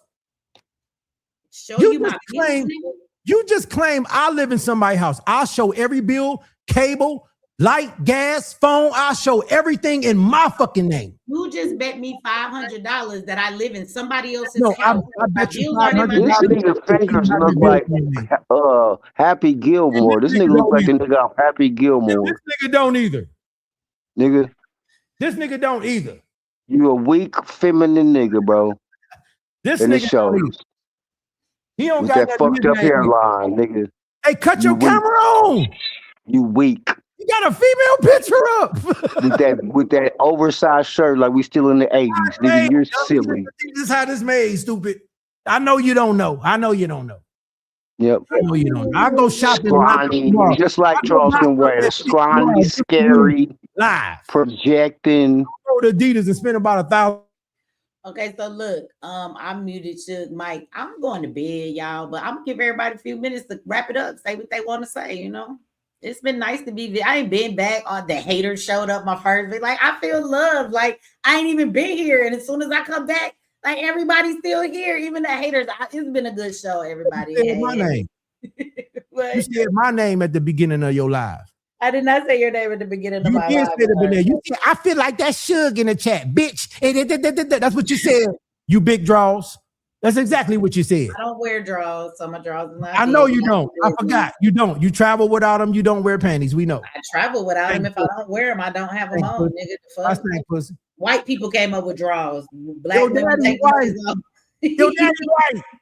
You see this feminine, talking points. You said my daddy is white, like, nigga, I don't know that. Grandmother or your black grandmother that's still alive. Sugar Saucy. In the lynching times. That's your white granny. Sugar Santana. See, this is what I mean. All I said is I'm finna go to bed, and now you got my drawers, my grandma. This is what I mean. Do you make up your mind? Like, do you like me, or do you just want to talk shit? What do you want from me? I told you I do it with the best of them. What do you want?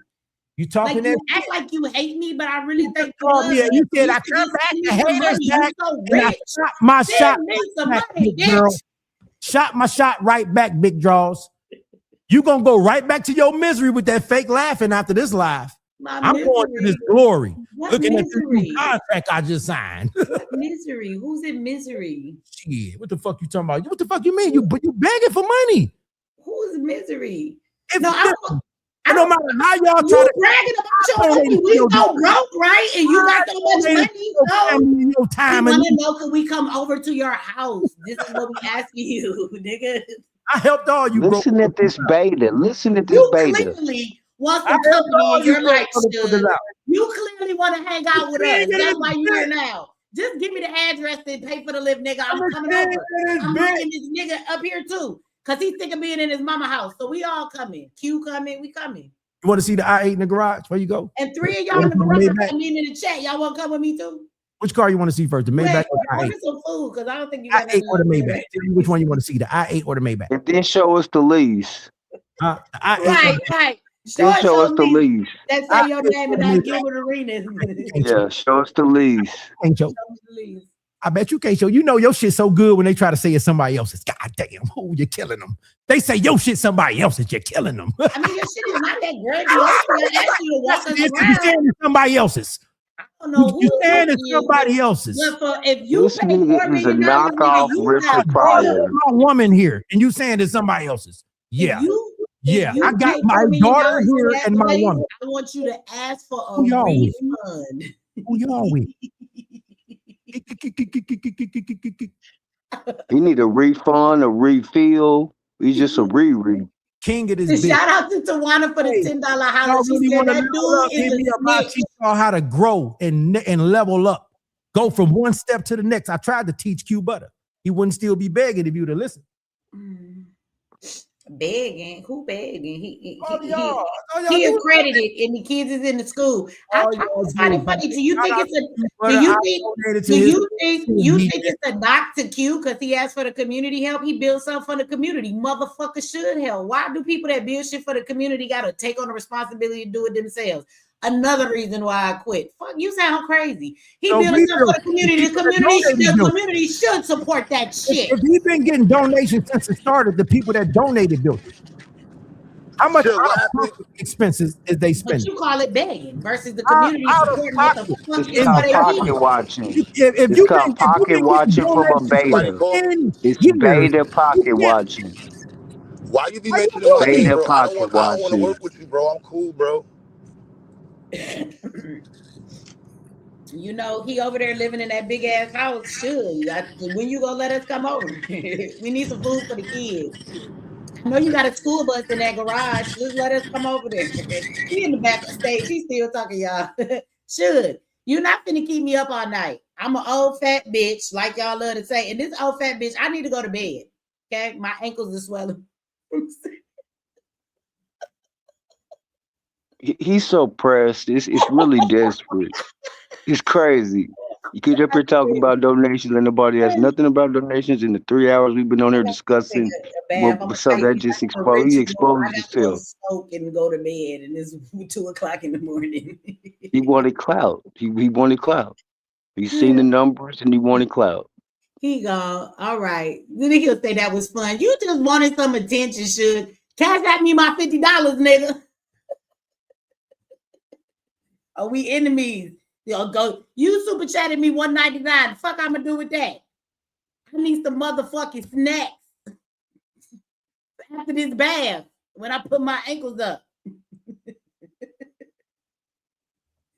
Okay, y'all. Okay, let me see before I go though. Does anybody want to leave us with something? He rich. I'm just saying. He do owe me $500 though. He do. You right about that because I definitely have all my bills in my motherfucking name, and this is definitely my name is on this lease. Actually, my name only is on this lease. All right. All right. So yeah, he do owe me, but he ain't gonna pay me. He gotta wait till he get his paycheck, and then he gonna try and avoid me. I'm coming to your house. I'm gonna find out where you live from ChatGPT, and I'm coming to get my motherfucking $500 shit.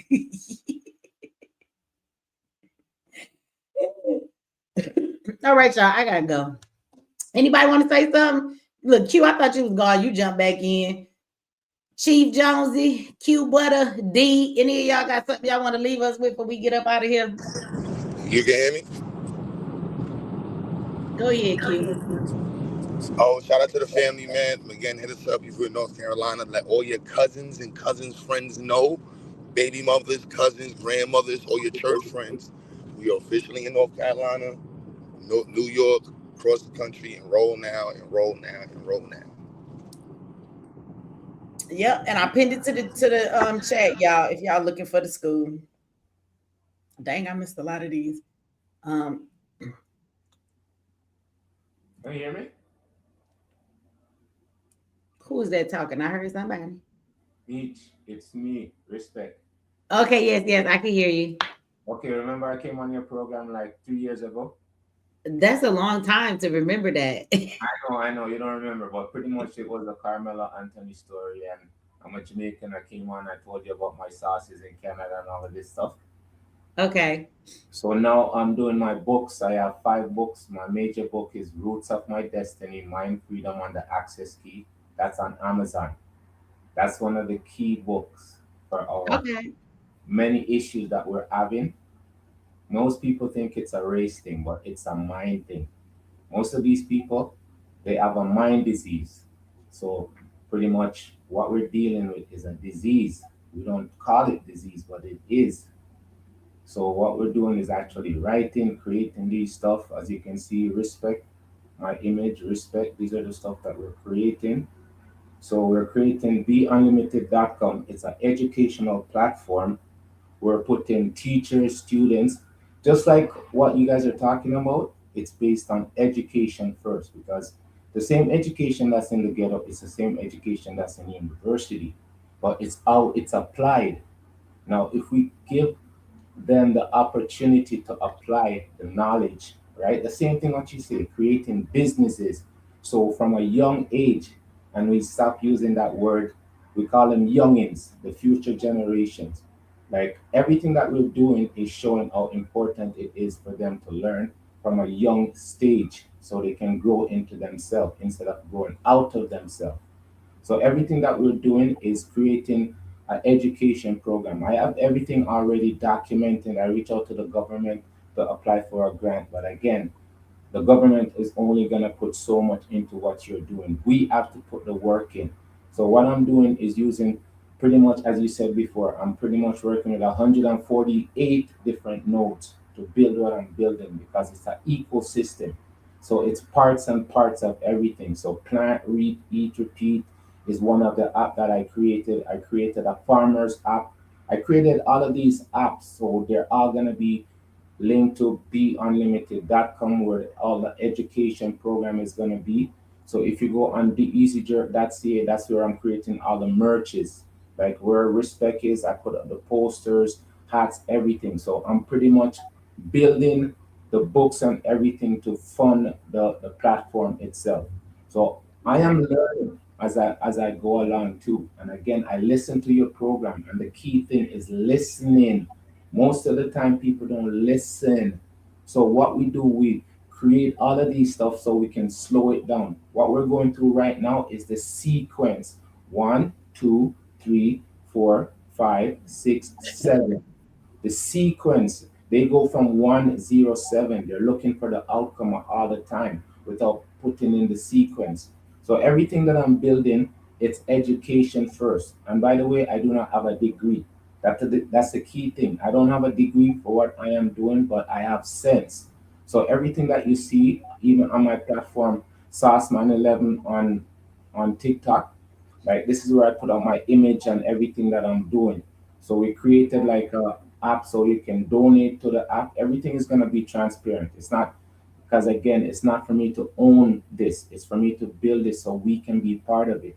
So it's going to be we build it, not I build it or I own it. So everything that we're doing, again, it's massive, but it's necessary. And it's everybody putting in what they're supposed to put in.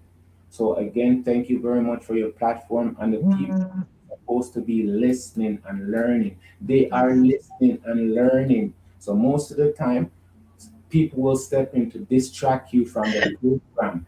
But it's for you to know that it's not for those people. The commercials, I call them the commercials, they come in and they do not add anything to it. They want to take away the spotlight from what's happening.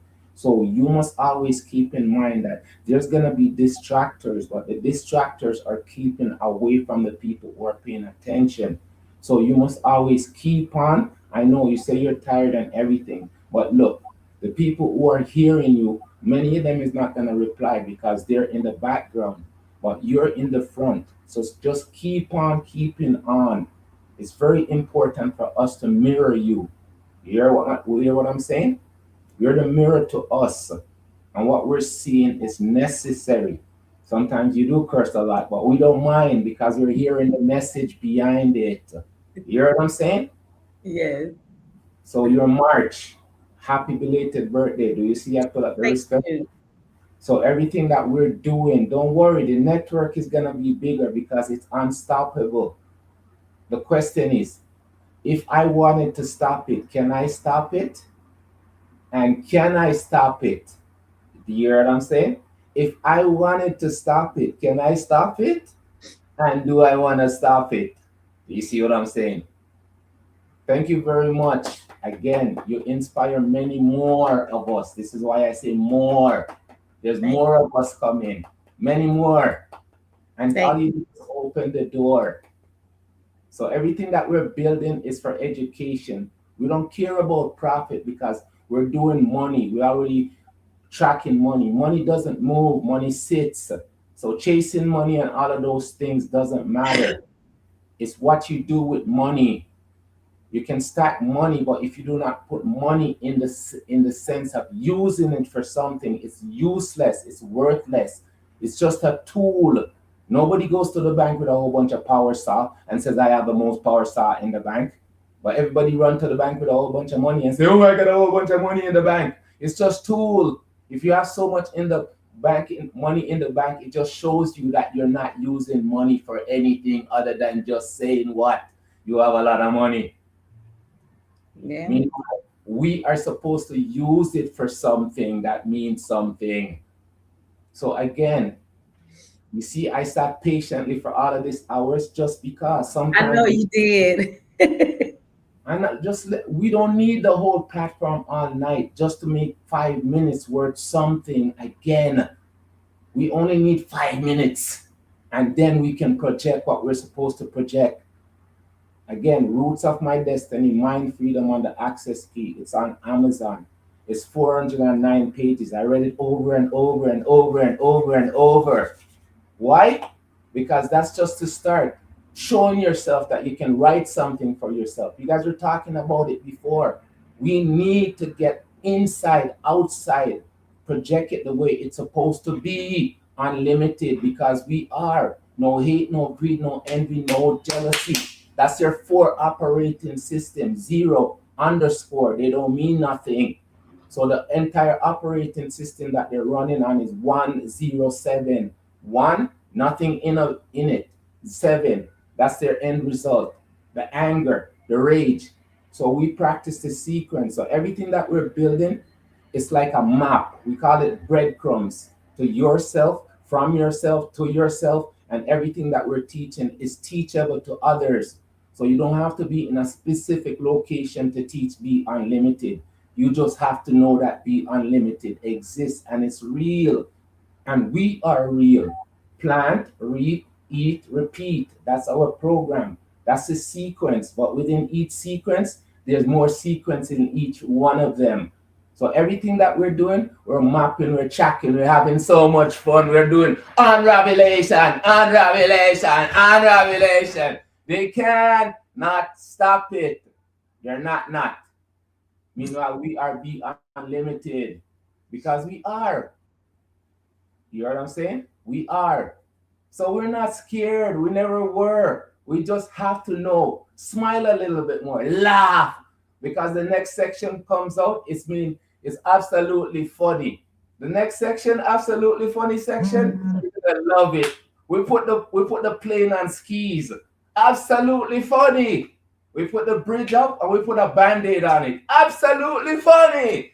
We're creating the water bottle and put the water bottle on the ocean. Absolutely funny. Because sometimes it's absolutely funny, but we're not looking at it like that. We're taking it too seriously. They don't take it seriously. Everything that they do, they don't take it seriously. I'm telling you. So we have to laugh at the things that they think we should take seriously because it's not to them. So everything that we're writing and tracking and educating is showing that education doesn't belong to anyone specific. Education belongs to everybody who uses it.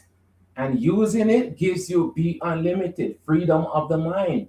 So again, it doesn't take an hour or 2 hours for us to just link up the right way, for us to inspire each other. Because the spark, the mind spark, is what generates the energy.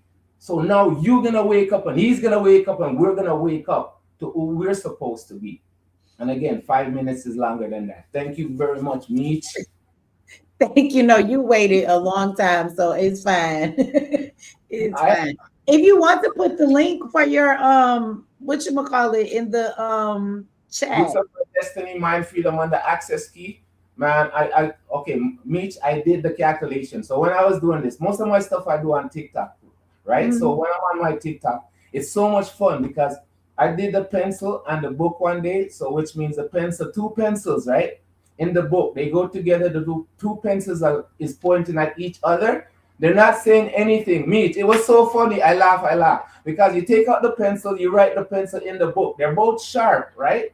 But they're always pointing at each other. So the creativity of each other is just to pick at each other, not to use our sharpness to write with, right? So most of these stuff when I'm on TikTok, there's like, I wrote 5 books about teachers, right? Because when I was on TikTok, and next time I go shout out to the teachers and then I Google, right? Who doesn't know a teacher?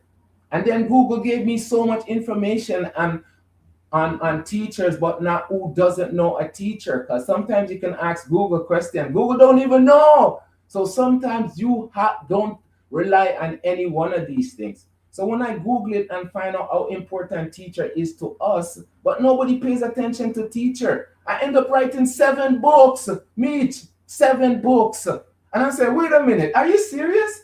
This is how important teachers are?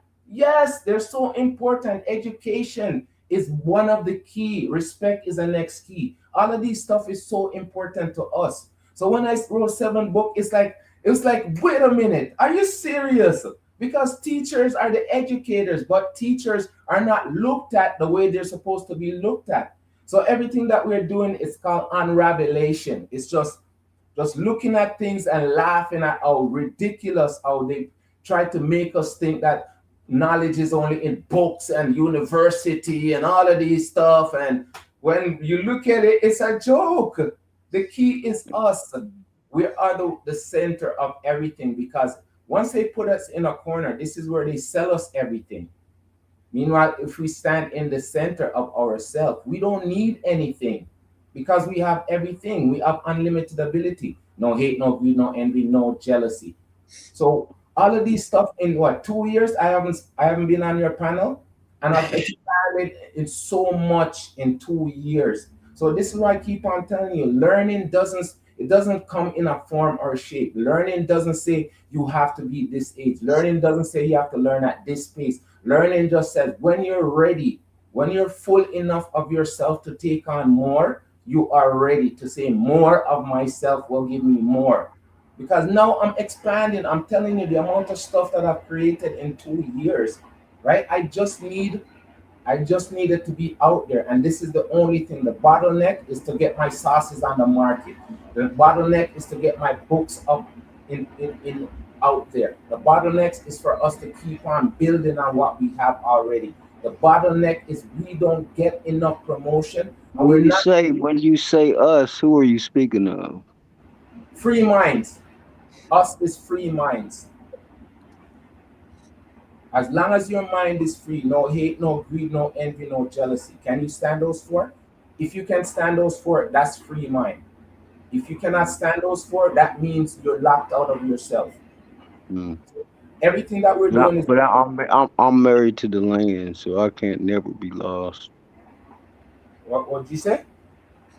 I'm married to the land. I can't never be lost. So you're rooted, yes, and this is why plant eat repeat is so important, because everything that we do, we're supposed to be grounded in something. You say we, but you're not of the land. How do you mean you're not off the land? You're not rooted in the land. Who is not rooted in the land? You, How do you mean I am not rooted in the land? you know the definition of root? Root, Do you know the yes. definition of transplant? Which means transplant, yes. Take from one spot, move to a next You're spot, yes. not rooted in the land. Which land, bro? What are you talking about? Rooted in the land?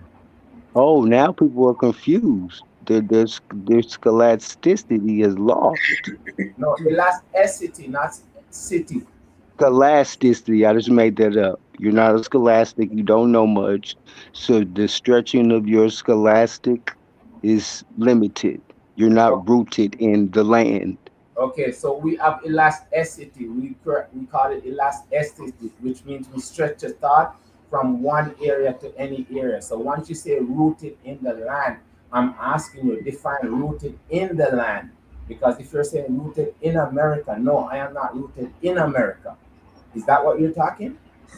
Exactly. Or your Okay. heritage. Or your Ah, bloodline or pedigree like AKC, AKA okay. your tracing is from Okay. other places. Okay. So, all right. So, again, I am Jamaican. I was born in Jamaica, but my ancestors from Africa. Yes. Now I'm living in Canada. So, once you say rooted, my mind is rooted within myself. So, if you're saying we cannot speak because you're rooted only in America, that's only your definition of rooted. No, I've just refused to waste my time with a combination plate. What's a combination play? You name 4 places that you're from. What's your statement? I don't overs. Mhm. You're not rooted. Okay, so I'm not American. So that disqualify me from being human. That's my question. We're not talking about human rights up here. What are you talking about? Just American. Hmm Just You're American. not that though. You're Jamaican. You see how you're confused? Bro, what I'm saying, just because I'm Jamaican, it doesn't mean that I don't have thoughts. Interesting. And even if our thoughts is different, it doesn't mean that we should never agree on something to build something that means something. My main objective is the next generation because nothing was left for us to inherit. So it's The not next about generation of Americans or the next generation of Jamaicans? no next generation of minds, bro. We need minds. We don't need separation to say, well, you're over there, and they already created that already. We need. This is why Be Unlimited. No, no, no, no. This is about inheritance. Okay, In bro. her. In Okay, her, your mother. Your mother's not from here. okay, bro. And again, you choose to define yourself as in rooted in America. Meanwhile, being rooted in America do not give you freedom in America. So if you're defining we cannot discuss anything, that's fine. That's your decision, not mine. Be Unlimited says no hate, no greed, no envy, no jealousy. Now, if you find there's a problem with that, then you see the problem. We don't have a problem. You see We the who? we Your we is Jamaicans. My no, we is no, Americans. okay, bro. Americans of American descent. Okay, all right. Listen, I've been on this platform before, and I made it very clear that I'm Jamaican, but I do not separate myself from humanity. So I respect all races. This is my key thing. We have the 12 keys of responsible. The first one is self-respect. I respect myself enough not to overbear myself on other people. I see other people's point of view, which means I have empathy for other people's thoughts and feelings, emotions. But I do not get entangled with the emotional part of it It's because no emotion, just facts. no, You no, see? yes, and this is why I'm saying it's not emotional debate or anything. I am just saying to make things better, right? We have to build something with no hate, no greed, no envy, no jealousy. Something that means something, and that's self-respect. So Okay. everything that I'm doing is open, it's transparent. So everything that we're building it for 13 years now. Now it's Mhm. just manifesting like it's But in supposed. Jamaica today, y'all can only access 5% of y'all's beach coastlines. Okay, yes, bro. Okay, and we see the issue there too, and we're also looking into that because it's not just it's Interesting. very interesting, bro. Because you see, again, knowledge is not just sitting in one spot; it's sitting anywhere you want it to be. But you can't translate that knowledge to the Jamaican where you're from. Yes, yes, we're That's working on that's that. why you have to like go around the corner and down the block to get into the beach when the beach is in your backyard. Okay, bro. And now you're pointing out an issue that we are already aware of. Thank Yeah, you very put it in much. the chat. Okay, y'all. I love y'all. Okay. Thank you very much, Richie, for your Both of time. y'all. But I gotta go to bed. Again, education doesn't sit anywhere; it sits everywhere. Thank you I very would much. say this. Let me say in this. Like, shout out to both the brothers here on the panel. For the brother that was saying all the stuff he's created and done that and being a teacher and getting things together. Like, I get what Chief is trying to say, but I don't think that's what he's bringing to the table. So let me say this. As Ziax, I believe as FBAs, as y'all love to say, but I'm going to claim ADOS. I don't do the FBA, and y'all should know why if you know me about who created it. But at the end of the day, I think those are two different conversations. And I think that there is a sector of people who are not, ADOS or FBA, as y'all call them. And, they have problematic things to say. But then there are those that are very supportive. I will say that without the people that are at Ziax helping, I've watched a lot of those teachers like go hard for our kids, and a lot of them are Jamaican or they're not FBA, right? And so I've watched them in Ziax teach these kids online or come in person and volunteer their time. So I will say that there are differences in groups of us as Black people, right? Whether we're American Blacks or they're Blacks from other places, there is division and divide between us, absolutely. But I think that if we are going to find anywhere to begin to get allies and start to unify with anybody, it should be those that look like us, that are on the same page as us. And some of those people do exist. Everybody is not in that perspective. And so, you know, I'm glad that you have created what you have. I'm never mad at a Black man for creating some stuff and putting things out there, and making him some money online and making books and education and knowledge for people to have. And so, you know, but I get it. But we also have a certain place that we feel. But I think that we should leave that energy with the people who show us that's the energy they're bringing, and he doesn't come across in that way. So I will say that. So, you know, like I said, I'm not dismissing all non, you know, ADOS Black people. I'm gonna treat them accordingly on how they conduct themselves, because there are some of them I'm not fucking with because of the way that they act, and they do have biases and certain views against us. But I won't say that in the time of us fighting for our freedom, and even what I see now in the real streets, if we get off the internet and like we go in real life and watch the work people are doing, there are non-ADOS Black people all day long, Jamaicans and people that are out there that are doing the work, that are in our communities, that are living just like us, and they don't see that difference, right? So, so yeah. I mean, we small enough as it is, and I only believe that divide is necessary when it's necessary. There's some we should divide from, but that doesn't mean all of them are that way. So I just want to say that. So I appreciate both y'all brothers. I see y'all perspectives.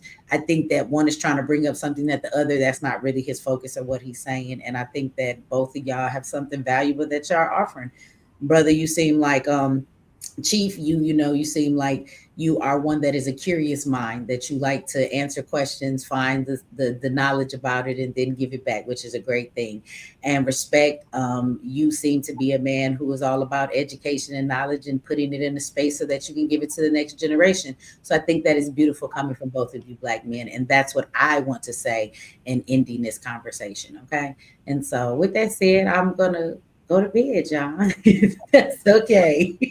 Thank you very much, and respect to your other panel member and all your subscribers and listeners. This is how we're supposed to do it, and this is the format. This is why I go access granted with respect all the time. Again, have a super duper night, and thank you very much always for your positivity and your beautiful presence. Thank you. Thank you for coming up, and thank you for being patient and waiting to speak. No problem. All right. Good night. Respect. Always more to come, people. Let me see. Chief, you want to say something before we get out of here? I'm gonna read these super chats. But you want to leave us with a word? I'd just like to thank you for bringing in and, you know what I'm saying, orchestrating and conducting this energy that has been, you know what I'm saying, for the last 2.5 hours. We changed subjects and the energy is changing, but the spiritual, which I know about you, that don't need to be explained to everybody in the chat. You know what I'm saying? So I know that there's things that were said that there's not a comment needed because, you know, things that are understood don't have to be explained. You see what I'm saying? So I appreciate you for that. Appreciate you for standing in the, you know what I'm saying, of adversity and the trolls and the ignorance and all that. I just appreciate you for that as a woman, as a matriarch, and coming from the original portal. You see what I'm saying? So it's just things that other folks aren't going to understand, and I don't expect them to, because their limited capacity doesn't allow for that programming to, you know, that part. So thank you. And you know what I'm saying? I look forward to more because I love it. Because you know, Well, I'm the I part. will be back tomorrow. Somebody said after all this, Michi ain't coming back. I am going to come back tomorrow, and I am going to drop the link, but I'm going to be more prepared for that. I will be prepared for as long as y'all want to talk tomorrow. So, but tonight I got to go to bed. I got some class to teach in the morning, some students I got to talk to. I got a class in the afternoon, and then I'm gonna see y'all on the live. So we'll do this again tomorrow. So come back. And that's how these panels usually go. We'll start with one conversation, and trust me, y'all will move the We conversation let the down the spirit road. lead. That's okay. We tuned into that spirit, so we have to allow the spirit to do what it do.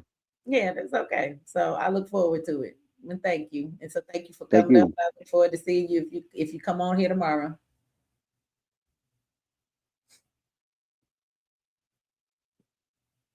All right, child. Let me see. Okay, let me read these super chats real quick.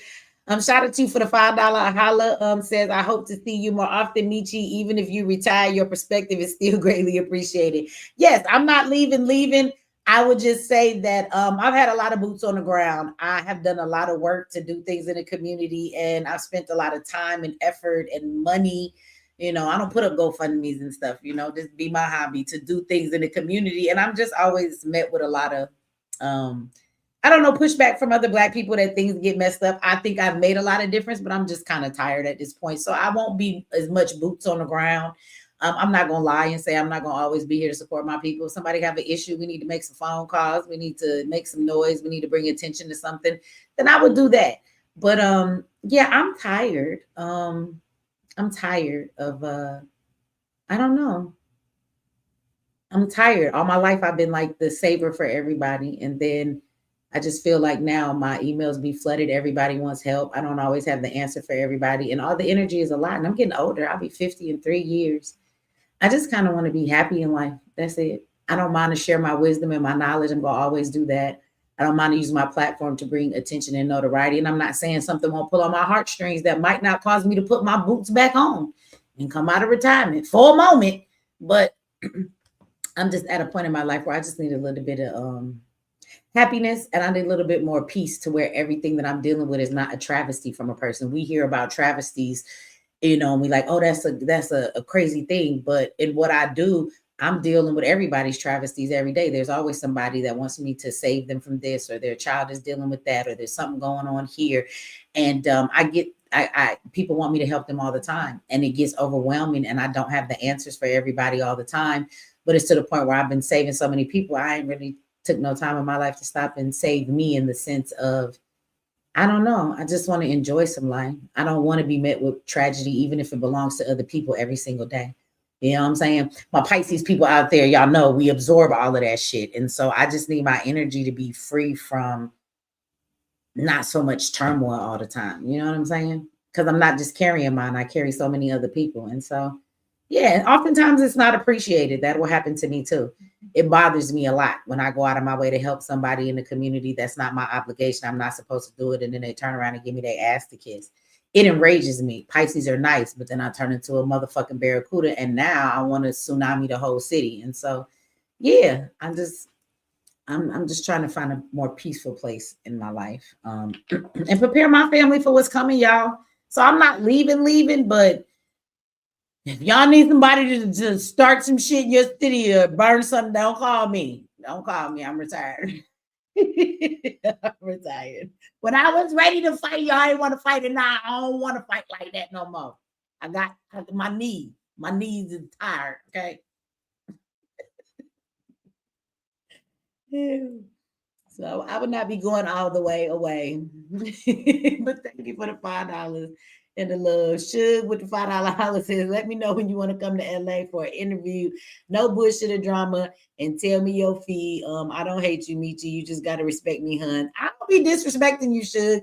I be thinking we cool, and then you just be switching on me. That's all. You just be flip-flopping. I be thinking we cool, then you be like, you scamming ass bitch. I be like, God damn. Look, Suge, what did I do now? Leave me alone. You a Gemini or something? You bipolar. Let me see. Shout out to you for the $5 holler. Says he putting a spell on us right now. Y'all was talking about, dude. Y'all had me dying. I was not laughing at him. If you was watching Respect and you saw me, I was laughing because the chat, y'all was acting a fool in the chat. Y'all had me. I had to cut off the camera because I was laughing, crying, and I had to wipe these tears. We got another $5. He trying to hypnotize us. The African Umar, this dude is a scammer. Shut up. Y'all stupid, Tawana. Leave that man alone. Y'all be killing me in this chat, boy. Okay, that's why they turned off the camera. Y'all had me laughing. Okay, y'all. I gotta go. Thank y'all for tuning in. Thank you for all the super chats, all the love. I love y'all. And I just have to say this. Every time I leave and I'm like, I gotta focus on life and I gotta do other things. Get away from this social media. I gotta find my equilibrium again. You a Pisces, and so, but when I come back, I love y'all because y'all be here. Y'all be here waiting on me. Y'all be like, we waiting for me. We know how she is. And I don't know a lot of people that be on these internets that can do that. You stay gone long as I be gone and come back. Motherfuckers be like, we forgot about your ass. But y'all don't forget about me. Y'all be right here ready to show up in the chat. And I love y'all for that. I love y'all for loving me. Thank you. I appreciate it. For everything y'all do to show me y'all love and support. So with that said, y'all, I'm going to bed. I will be back tomorrow. I will. I ain't gonna dish. I'm gonna be back. Okay. And I'm gonna be ready to stay up. I gotta go get some coffee or something. Thank y'all for all the super chats, y'all. Like the video, share the video, subscribe to the channel if you have not, and hit that notification bell. And I will see you guys tomorrow. Good night, everybody.